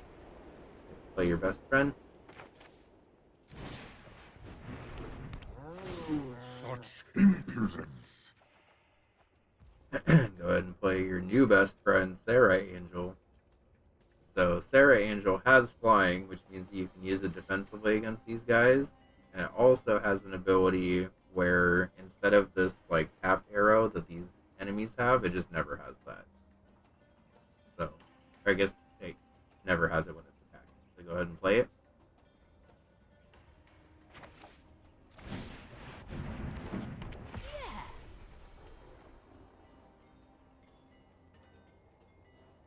An angel. Do you really think a mere angel? I was wondering why it was taking so long. My power is beyond Huh? that of a I was wondering why that god. turn was taking so long, because it was taking a while to load the dialogue. I think it was weird because the block is still here. So go ahead and attack with the first guy, but not the second. You're going to need the second to defender next turn.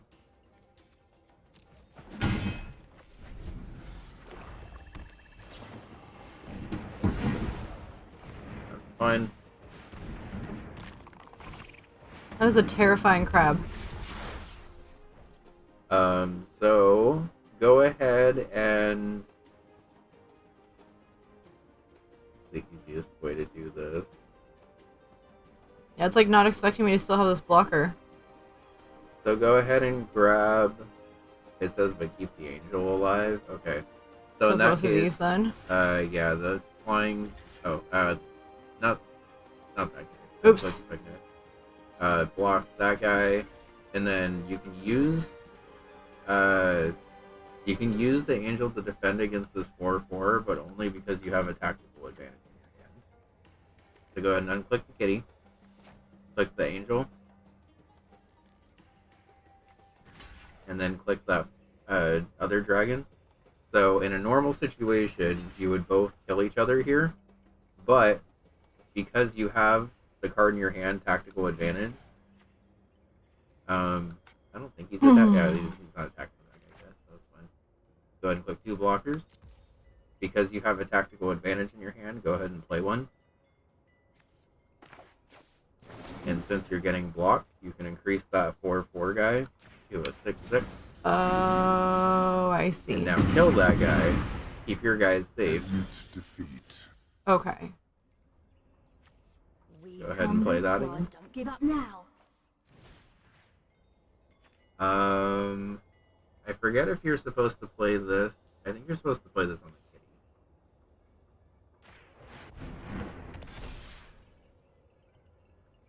kitty. Go ahead and attack with the... Kitty? I think attack with the angel, actually. Yeah. You'll get your 4 damage in, and you'll save the kitty for defense here. Finish him. Go ahead and drag the kitty up to that 6/6.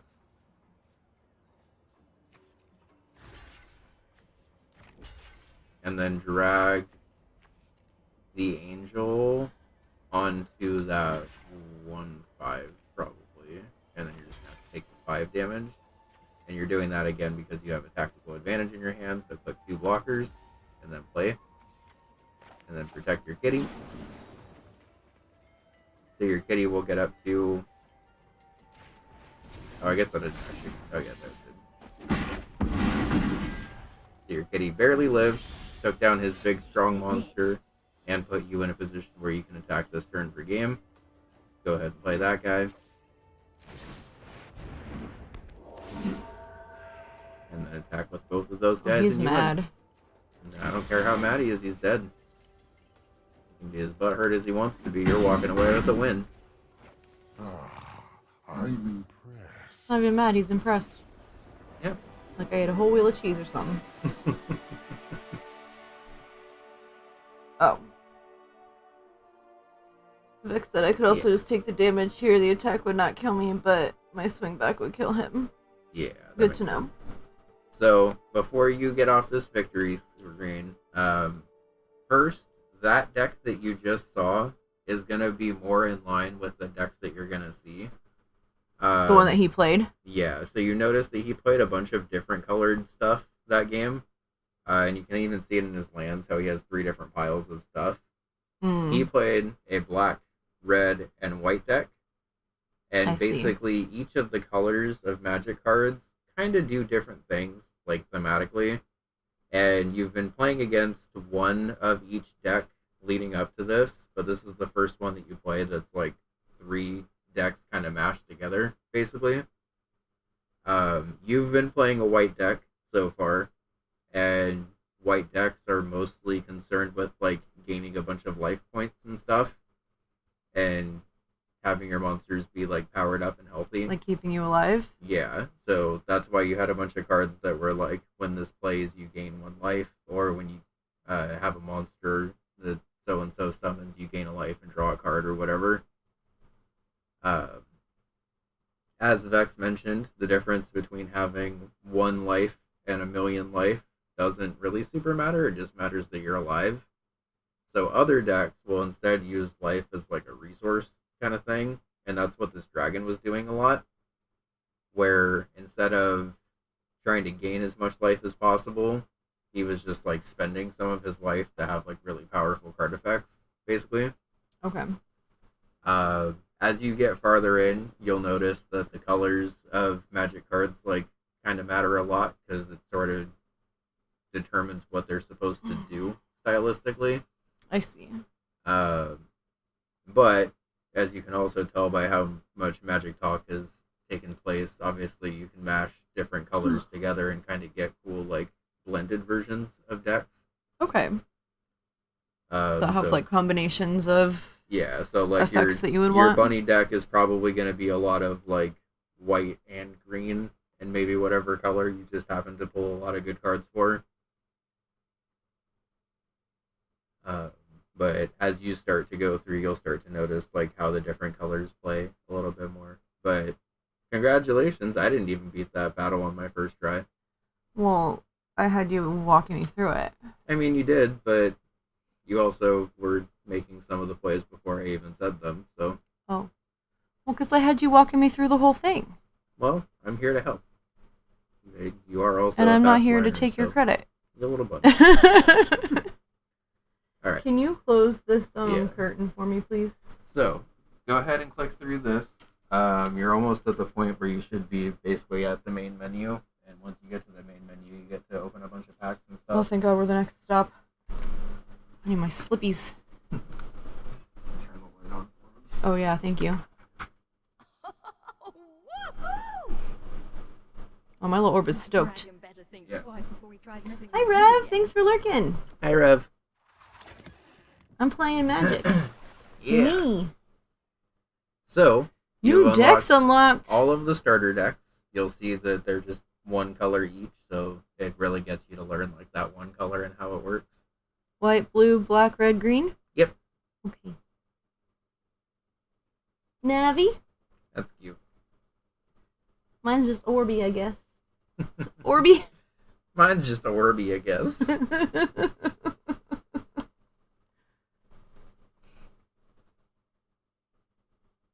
I was thinking with the I. I don't know, it doesn't matter how you spell it.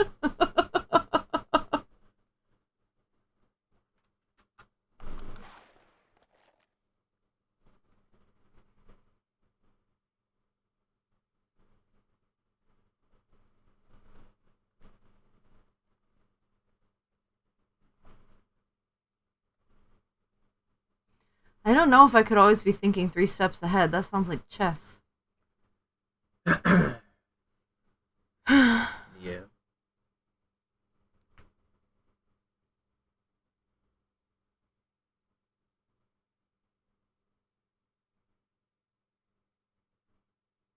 Ooh.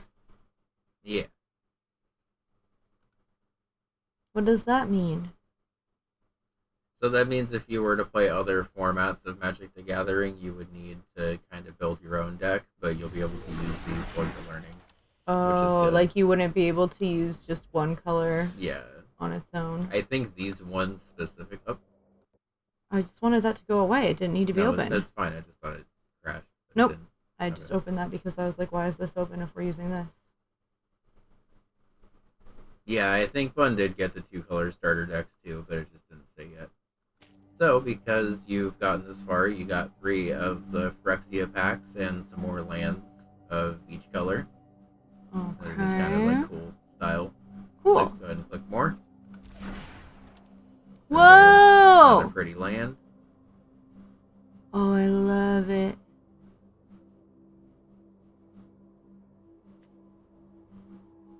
Whoa. Yeah. And then go ahead and click that big old glowing 22 in the corner. Oh. That you just happened to ignore? Yep. You'll get a reward. Go here. And then go ahead and open all of these emails and claim everything.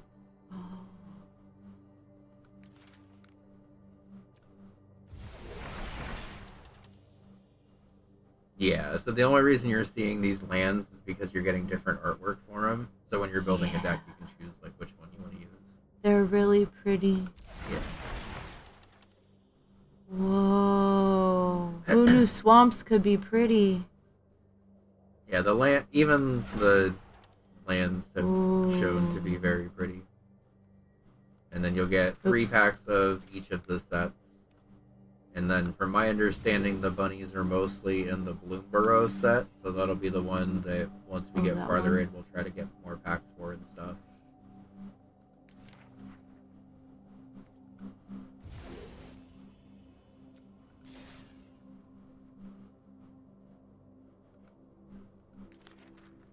Oh, they're here. My slippies, my slippies.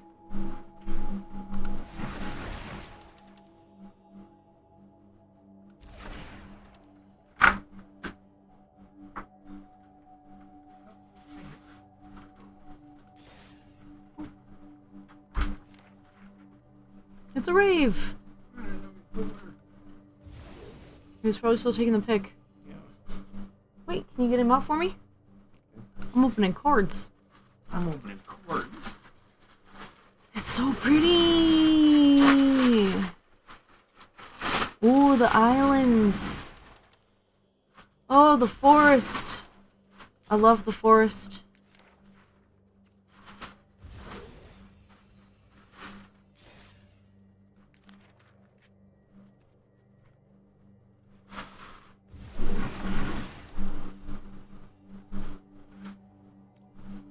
Ooh, a fountain.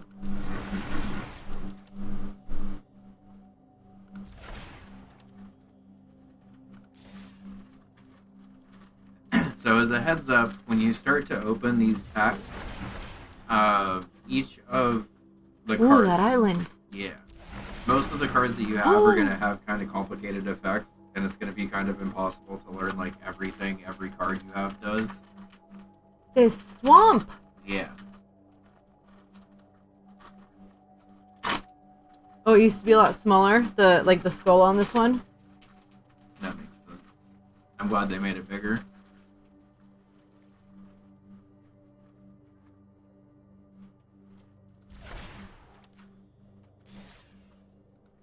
I'm gonna be honest, with how aggressive you play in Dark Souls and Hades 2, you might actually really like black decks. Like, energy-wise... These are so pretty! Yeah. Where the fuck have I been? Where the fuck are you? Look at the bunny! Buns! Look at them go. Charge! Bunny bun bun bun bun. Oh, the flowers! Bunnies do love these areas, can confirm.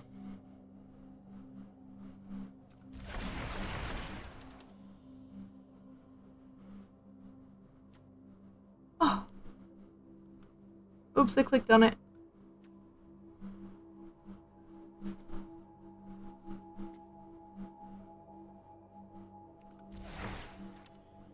Oh my god, these trees!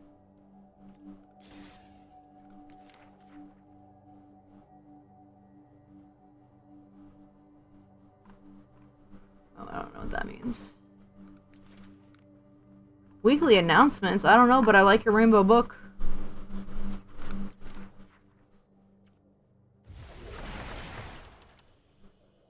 Pretty. Oh,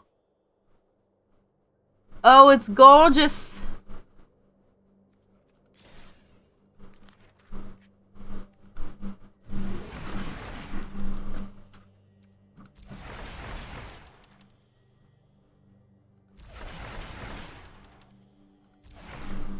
Oh!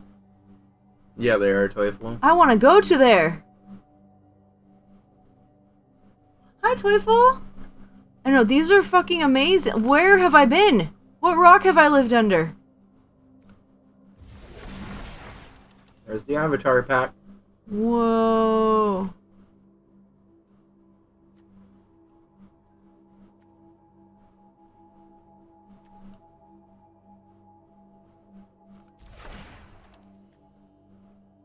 Wow.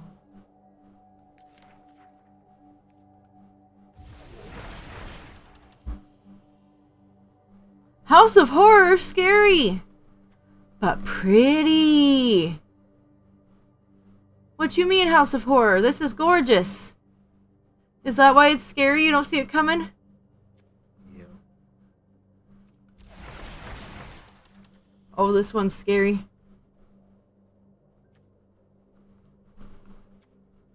Oh!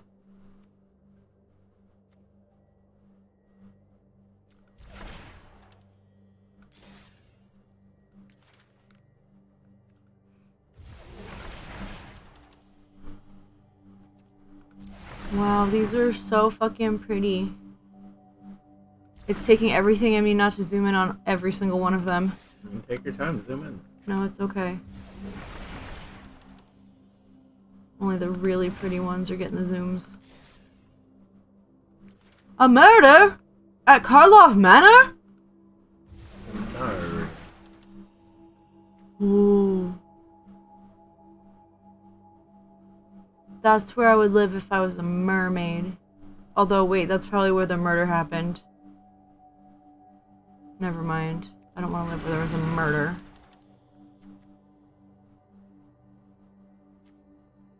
Oh! This one. Oh, I love a good forest. Hatch notes, I don't care. There's nothing to claim. Get out of here. I have to click claim. Okay. No, Now I you go to can packs. Wait, where's my slips? Oh. Over there. There's a sticker on the bottom still.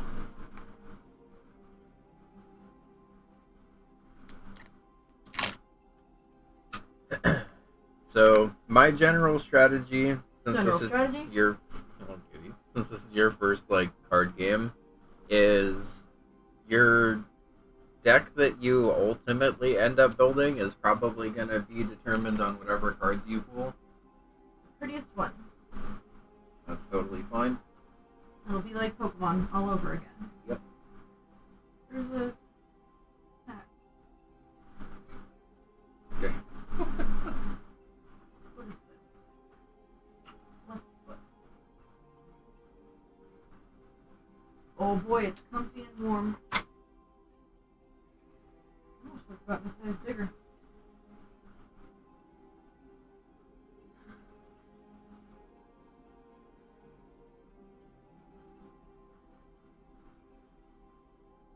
Oh yeah.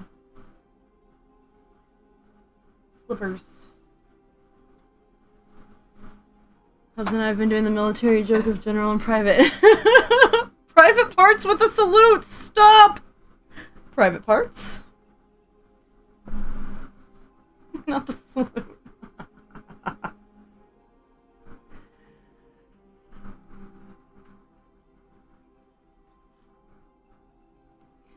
Private parts. I can't.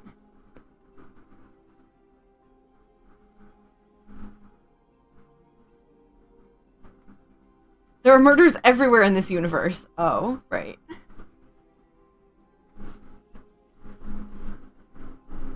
So, I would maybe just open one pack at a time for a bit until you get used to kind of reading some of the keywords. Okay. Yeah, you heard me do general strategy. I never thought about private parts though. That one's funny. Just go ahead and click on the pack itself if you want to open it. And they'll always leave the rare in the pack hidden until you're ready to reveal it. So I would just read the other ones first and hover over. Okay, we got Bogart over here. Quit Bogart. How much does that guy cost? Quick question. 2 or 3? It would cost 2. And which is it going to cost?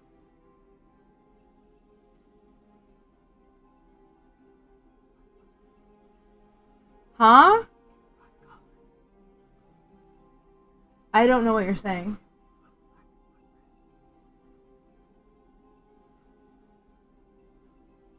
I don't know what you mean. So you see at the top how it has 2 circles up there? Yes. One of them is the black and one of them is the red. Yes. That means in order to summon that guy, you have to have 1 black land and 1 red land. Oh, I see.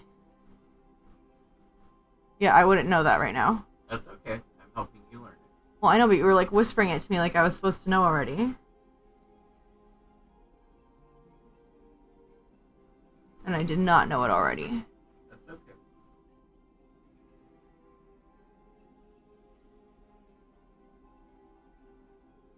I'm already forgetting the 2 and 3 part. So the 2 means he'll attack for 2 damage, and the 3 means he has 3 HP. Okay. Damage, then HP. Yep. Okay. Well, good old Bogart Curse Crafter over here.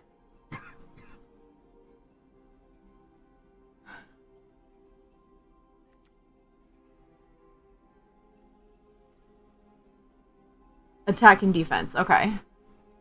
Then we got Guilt Leaf's Embrace. I love her. If there's a girl or an animal, love. Yeah, you'll like green decks then. Because I'm pretty sure green decks are nothing but girls and animals. They're like the naturey ones. Yeah.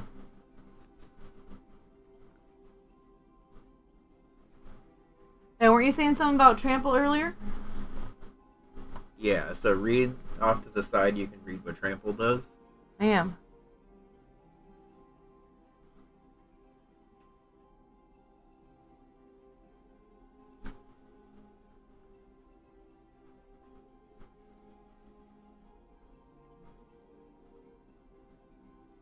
There's a dummy mommy elf in this set. Ooh. And it's not her? You're like, I'm listening. Another one?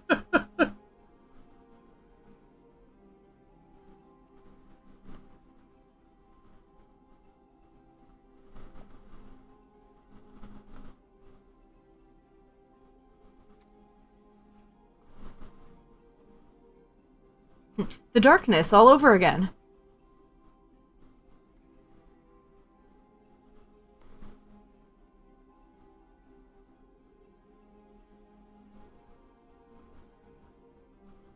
Mill 4 cards.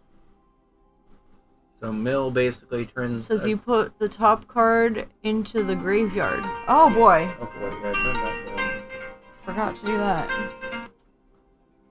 That is how loud our alarm was this morning, you guys. Yep, it was terrifying. May I have my meds? Yep. Here you go.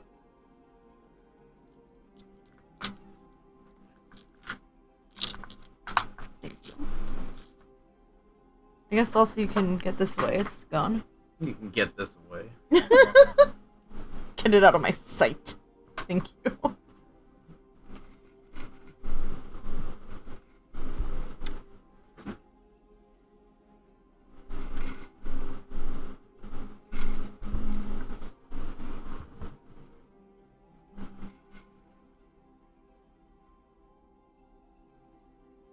I was just finally actually getting some sleep. I was like, whatever.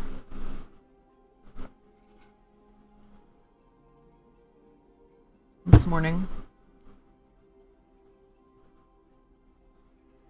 You use the boat horn alarm if you don't wake up before your alarm. I need it to be calm, you know?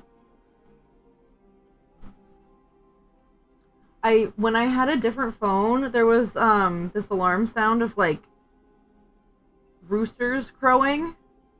And I remember one time it just worked itself into my dream.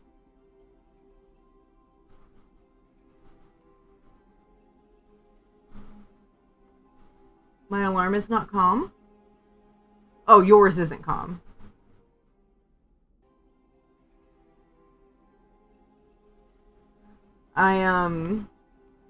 The roosters crowing one, I just had a dream about roosters walking around.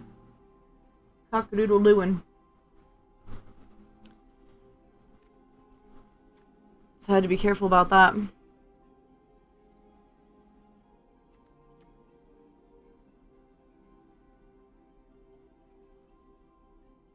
Ready.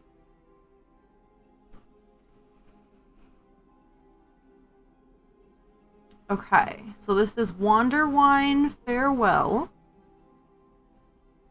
And then there's a Kindred Sorcery of Merfolk, which is beautiful.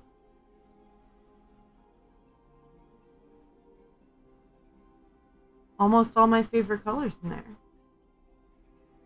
Yours is the Emergency Broadcast Alert for Poland. That is the most you thing I've ever read in my life. I wouldn't even know those words to look them up. To put them together and look them up.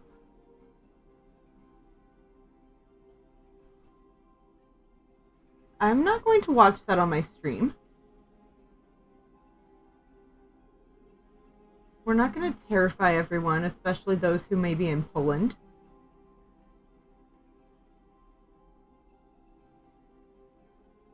You pulled it from this video and made it as an MP3. I say this with all the love in my heart. You are the nerdiest person I've ever met, and I fucking love you. Oh hey, I Ate Your Pie is playing Turnbound. We've played that game. I love Turnbound. It's right here. It's in early access now, but that means I have to pay money for it. Oh, it's not free anymore? It's like $15. I mean, it's not like expensive, but that means like, it's not free. It's worth $15, but it's also not free anymore. So it's definitely worth like the $14.99, but it's not free anymore. So Turnbound is pretty cool, yo. It's like a tile-based, like roguelite thing. It's pretty fun. So this works better if you have specific merfolk cards, which I'm not sure how many you have. So like you would need to have them already? Yes, I think so. Okay. Ooh, this feels like a Dark Souls card. I think you're right, I would like a black deck. I was thinking about it, and I was like, yeah, I think you would actually really like a black deck, because it just fucks with everyone, and, like...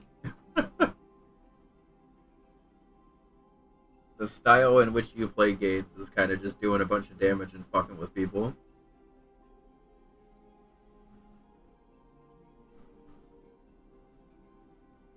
You sound like me. Do I really need this? If it's still here in 2 weeks, I'll get it.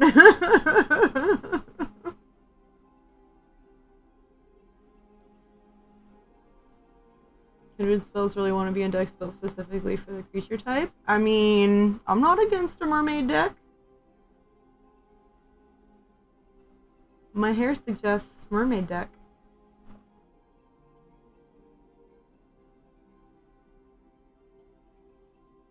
Well, we are very different in how we like to wake up, I guess.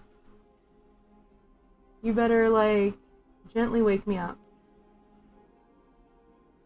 I don't need to have, like, a panic attack the moment I wake up. Merfolk are a pain to play against. Fairies.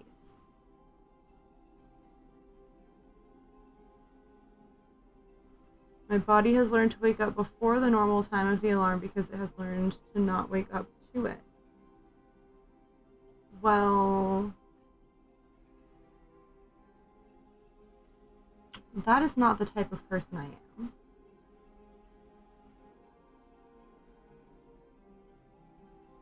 I am not a morning bun.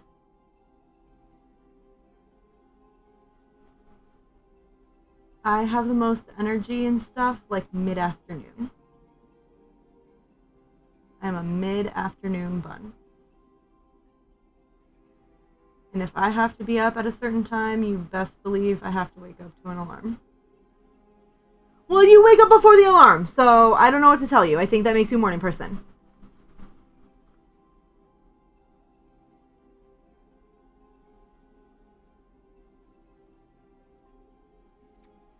More of a morning person than me, okay?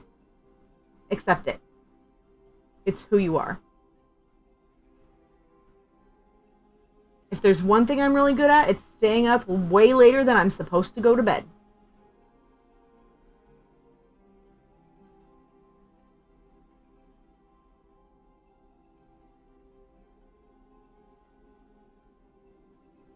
Yeah, if your alarm was as early as ours is, you would need it to go off too. Yeah, we set it to a certain amount of time ahead of when we actually need to be up so we can snooze it at least like 3 or 4 times. This is pretty. Yeah. So, before you... What does this mean? So, I was going to explain this because this is a good time to do it. Remember how I said mana can be used as a cost for stuff?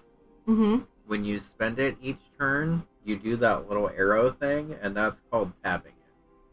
This little arrow here? Yeah. So basically, Before the comma? Once a card's tapped, it's done for the turn until it is your turn again. But basically, it's saying that if you want to, instead of tapping this for just like a regular mana, you can tap it and put it into the graveyard, and then basically search for any other basic land card, like a plains or a swamp or whatever, and then you put it onto the battlefield as it's tapped already, so then your next turn you would have access to it. So if you want to think of tapping as basically just spending a card for the turn, that would be a good way to think about it. Oh my god.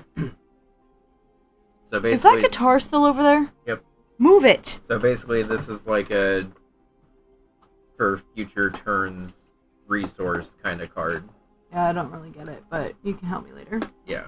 It'll make more sense once you're back in the game and I can explain tapping and untapping and stuff.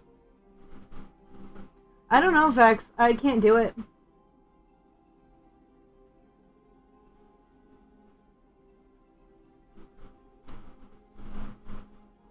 I mean, I believe that it worked for you, but I don't think it would work for me. I'm the same as Mare for that.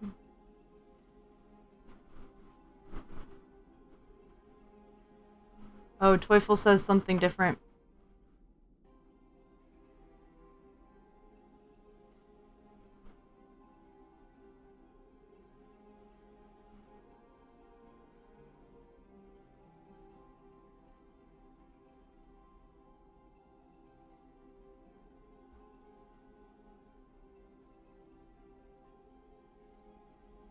Okay. I think you've looked at this pack if you want to flip over your rare.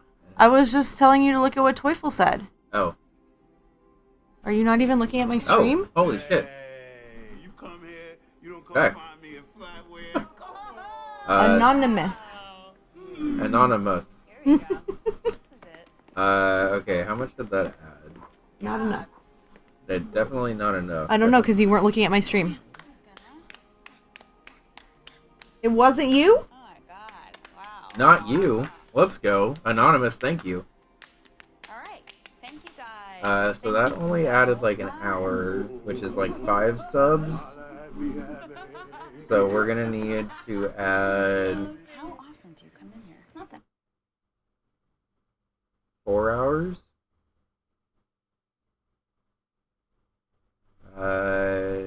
Yeah, so it'll go up to 8:13. I'm like, what? 20 times 12 divided by 60. Yes.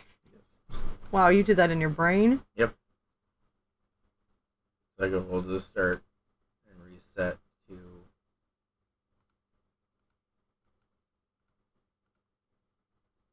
like 813, I think. Yeah. Okay. We'll give a bonus for that big of a pack. Thank you all very much. Holy shit. For Wow. 20 more gift subs. That's 4 more sticker giveaways too.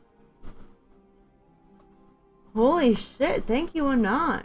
We're up over 250 subs in this marathon, which is fucking ridiculous. Oh my god. Wow. Like she just said in the alert. Yeah.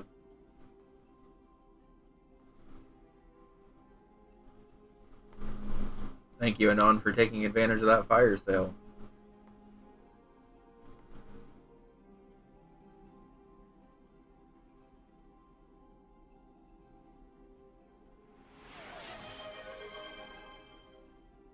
Delayed hype train, let's go. I love the delayed hype train. Deserved, but a little delayed. Already starting halfway through level 5. Holy shit. That's ridiculous. Wow. Oh my god. We want you to be live for a month minimum? Oh my god. That would be funny. Just a casual month.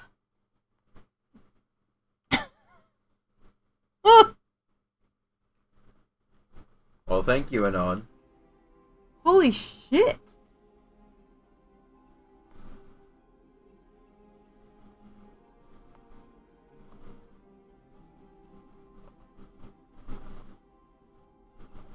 Holy bajingus. Day 13 is real. I think you mean day 14 is real. Yeah, now day 14 is definitely real. Today's day 13.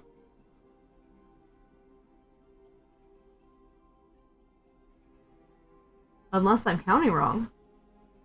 I don't even know. What day is it? No, it'll be day 14 tomorrow because it'll roll over to day 15 on Sunday because we started on a Sunday. Right.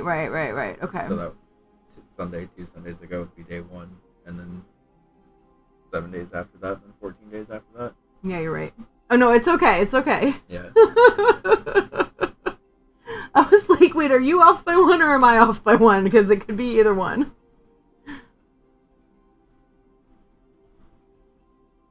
Well, this guy has a guy like bungee jumping from a nose hair. Yeah, you're tweezing a giant's nose with that card. That is gross. Yep, you don't have to use that card. Alright, and your first rare is Champions of the Perfect. Behold an elf. To behold an elf, choose an elf you control or reveal an elf card from your hand. Okay. Oh, and exile it. Okay.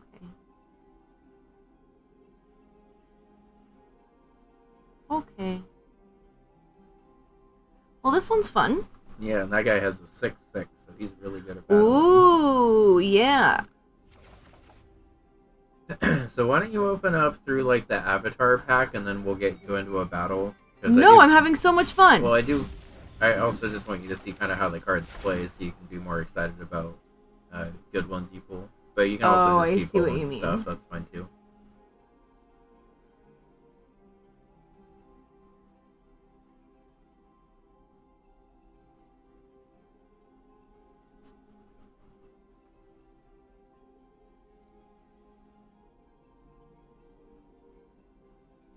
Deals 2 damage to any target and 1 damage to any other target.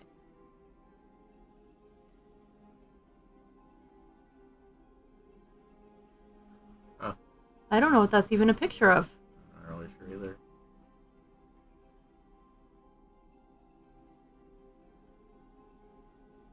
Ooh, a creature with reach can block creatures with flying. I remember it saying that. Yeah, I think that's the first guy you've seen with Oh, reach. yeah. It's a bunny, obviously. Oh, right. If you don't know what it is, it's a bunny. It would be really funny to have like a 59 card bunny deck and then have that as a bunny. A wild vine pummeler.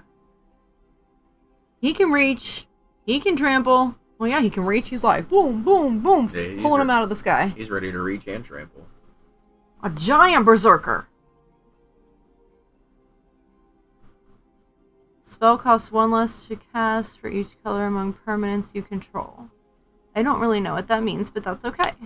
So, basically, instead of having to have 6 of any mana and 1 green mana, which is its current cost, if you play this in a deck of a bunch of different colors, it can become cheaper. So you'd maybe This 6 right here? Yeah, so instead of a 6, it maybe be like a 3 or a 4. So you can play him earlier, basically. I see. So he'd obviously probably work better in like a big combo deck where you're playing like at least 3 different types of lands or something. Okay.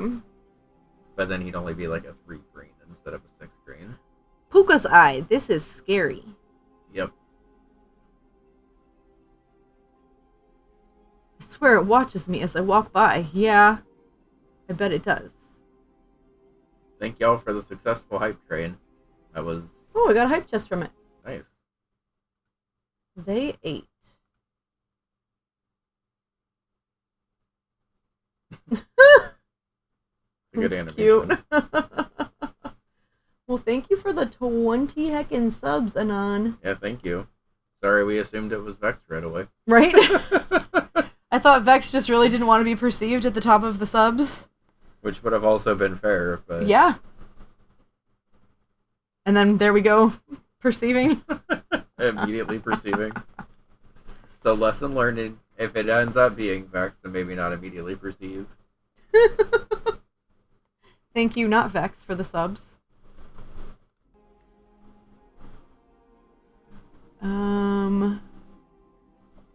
Once artifact enters, draw a card, then choose a color. This artifact becomes the chosen color. Let's see. 3, and then arrow. Draw a card. Activate only if there are 5 colors among permanents you control. Yeah, see, I don't know what a lot of this stuff means right now. That's okay. Some of these effects are kind of complicated. This looks like some Dark Souls shit. Yep. A scarecrow? You say so.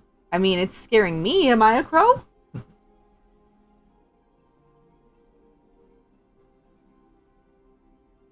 Interesting. So it looks like this set, so basically once that guy's on the field, you can pay 1 mana to activate its effect, where it becomes a different color. So it looks like this set is kind of all about being different colors and taking advantage of that. Okay. Because you could even use it with that Wild Vine Pummeler guy, potentially, to make him cheaper too. Huh. Oh my god, she's beautiful. No, we have not, Toyful. Oh no, I haven't seen a trailer for anything. So let's see, this is Unforgiving Aim. It's instant. Choose 1, destroy target creature with flying, destroy target enchantment. Create a 2/2 black and green elf creature token. And that's this. Yep.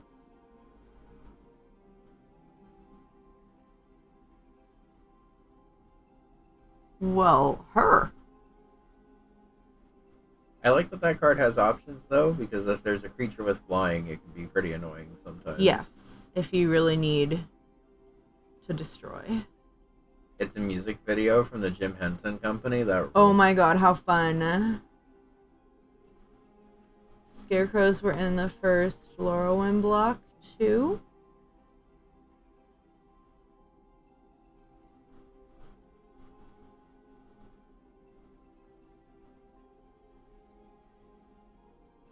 Oh my god. Michael on the Traders said Labyrinth. Wrong, but in the best way, and I wish I could remember how he said it. Ah.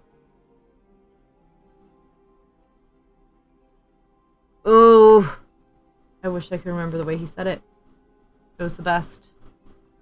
Oh! The merfolk wizard is Oh, hey, a merfolk.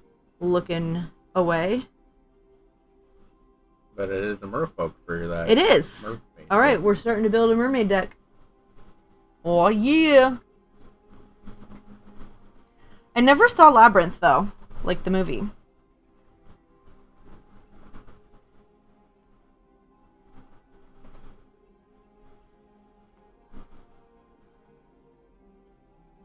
Lorwyn being the plane. Okay.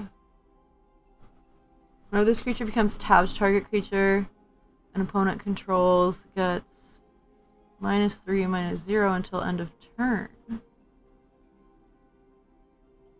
-0? So it's basically saying whenever this creature is tapped, so whenever Wonderwine Distractor attacks or something, you can target a monster and it'll lose 3 power. So it'll lose like 3 ability to attack you until the end of the turn. But -0 on the HP Yeah, defense? so it doesn't inflict any damage on defense. It just makes it so they attack weaker. Gotcha. Okay. I know, it's one of those ones that I just haven't seen. And now I'm like, would it be good now? Labyrinth, I think is what he said. It's a labyrinth! It's a labyrinth! And he just kept saying that. Funny. And it was so funny because you know how loud he is. Yeah. Come on, we gotta get back in the labyrinth! Ooh. So, this is the first land you've seen that's multicolored. So when you play this one, it counts for either a black or red. Okay, so it's a swamp mountain, I see, because usually you either get a swamp or a mountain. Yeah, so it's a combination of those. Okay. As this land enters, you may pay 2 life. If you don't, it enters tapped. Okay. And then that tapped thing underneath it basically just says you can use it for either a red or a black mana. Right, so the arrow means tapped. Yes. Okay, I'm gonna have to try to remember that. Yeah, because that one's going to show up on a lot of... You're not a child, so you won't be scarred by David Bowie's bulge. Well, I'm not scarred by Dionysus and his bulge, so I think we'll be okay. Okay. Go ahead and open another pack. Oh, because there's 3 of each of these. Yeah. Okay, I'm like, how come it's just this one again? I think Dionysus IRL. Protective response. Instant, convoke, destroy, target attacking or blocking creature. Convoke is your creatures can help you cast this spell. Each creature you tap while casting the spell pays for 1. Oh, like one of these? Yeah. What's that again? It's just a mana. If it's a number, it can be a mana of any kind. And if it's a symbol, it has to be of that mana specifically.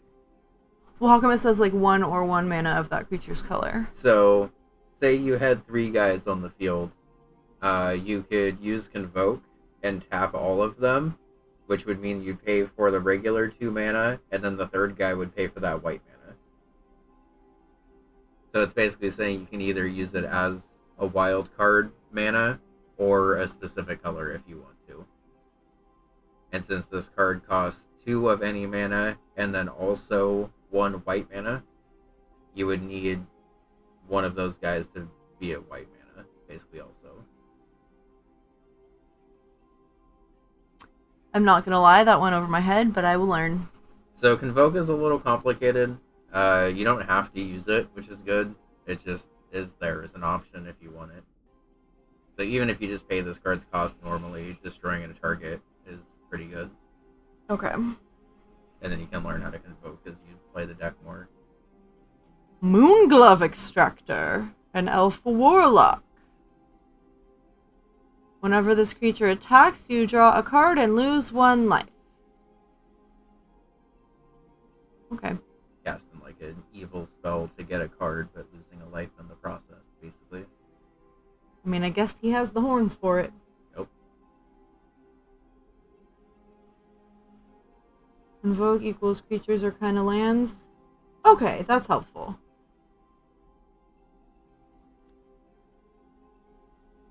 Heirloom Auntie.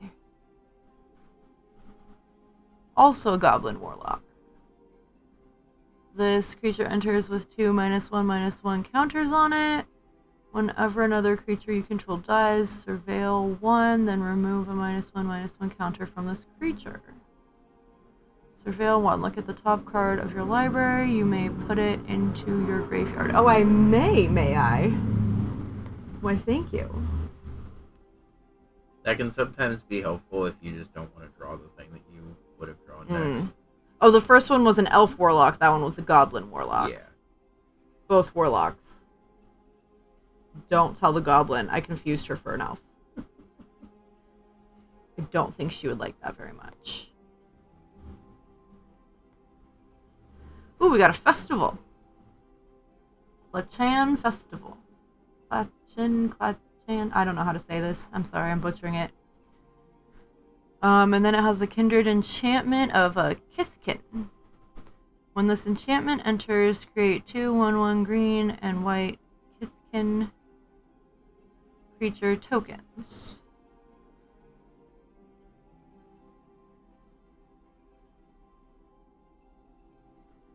So I don't think you've seen an enchantment yet, but when you play it, it kind of goes off to like the side of your monsters and just sits there for a while. Like I haven't seen one in play. Yeah. Yeah. But basically, it'll just sit kind of like over here, and then you can play it immediately to get those 2 tokens. And then in a future turn, if you want to, you can pay that second cost to create an additional one. I see. Okay. Elf Scout.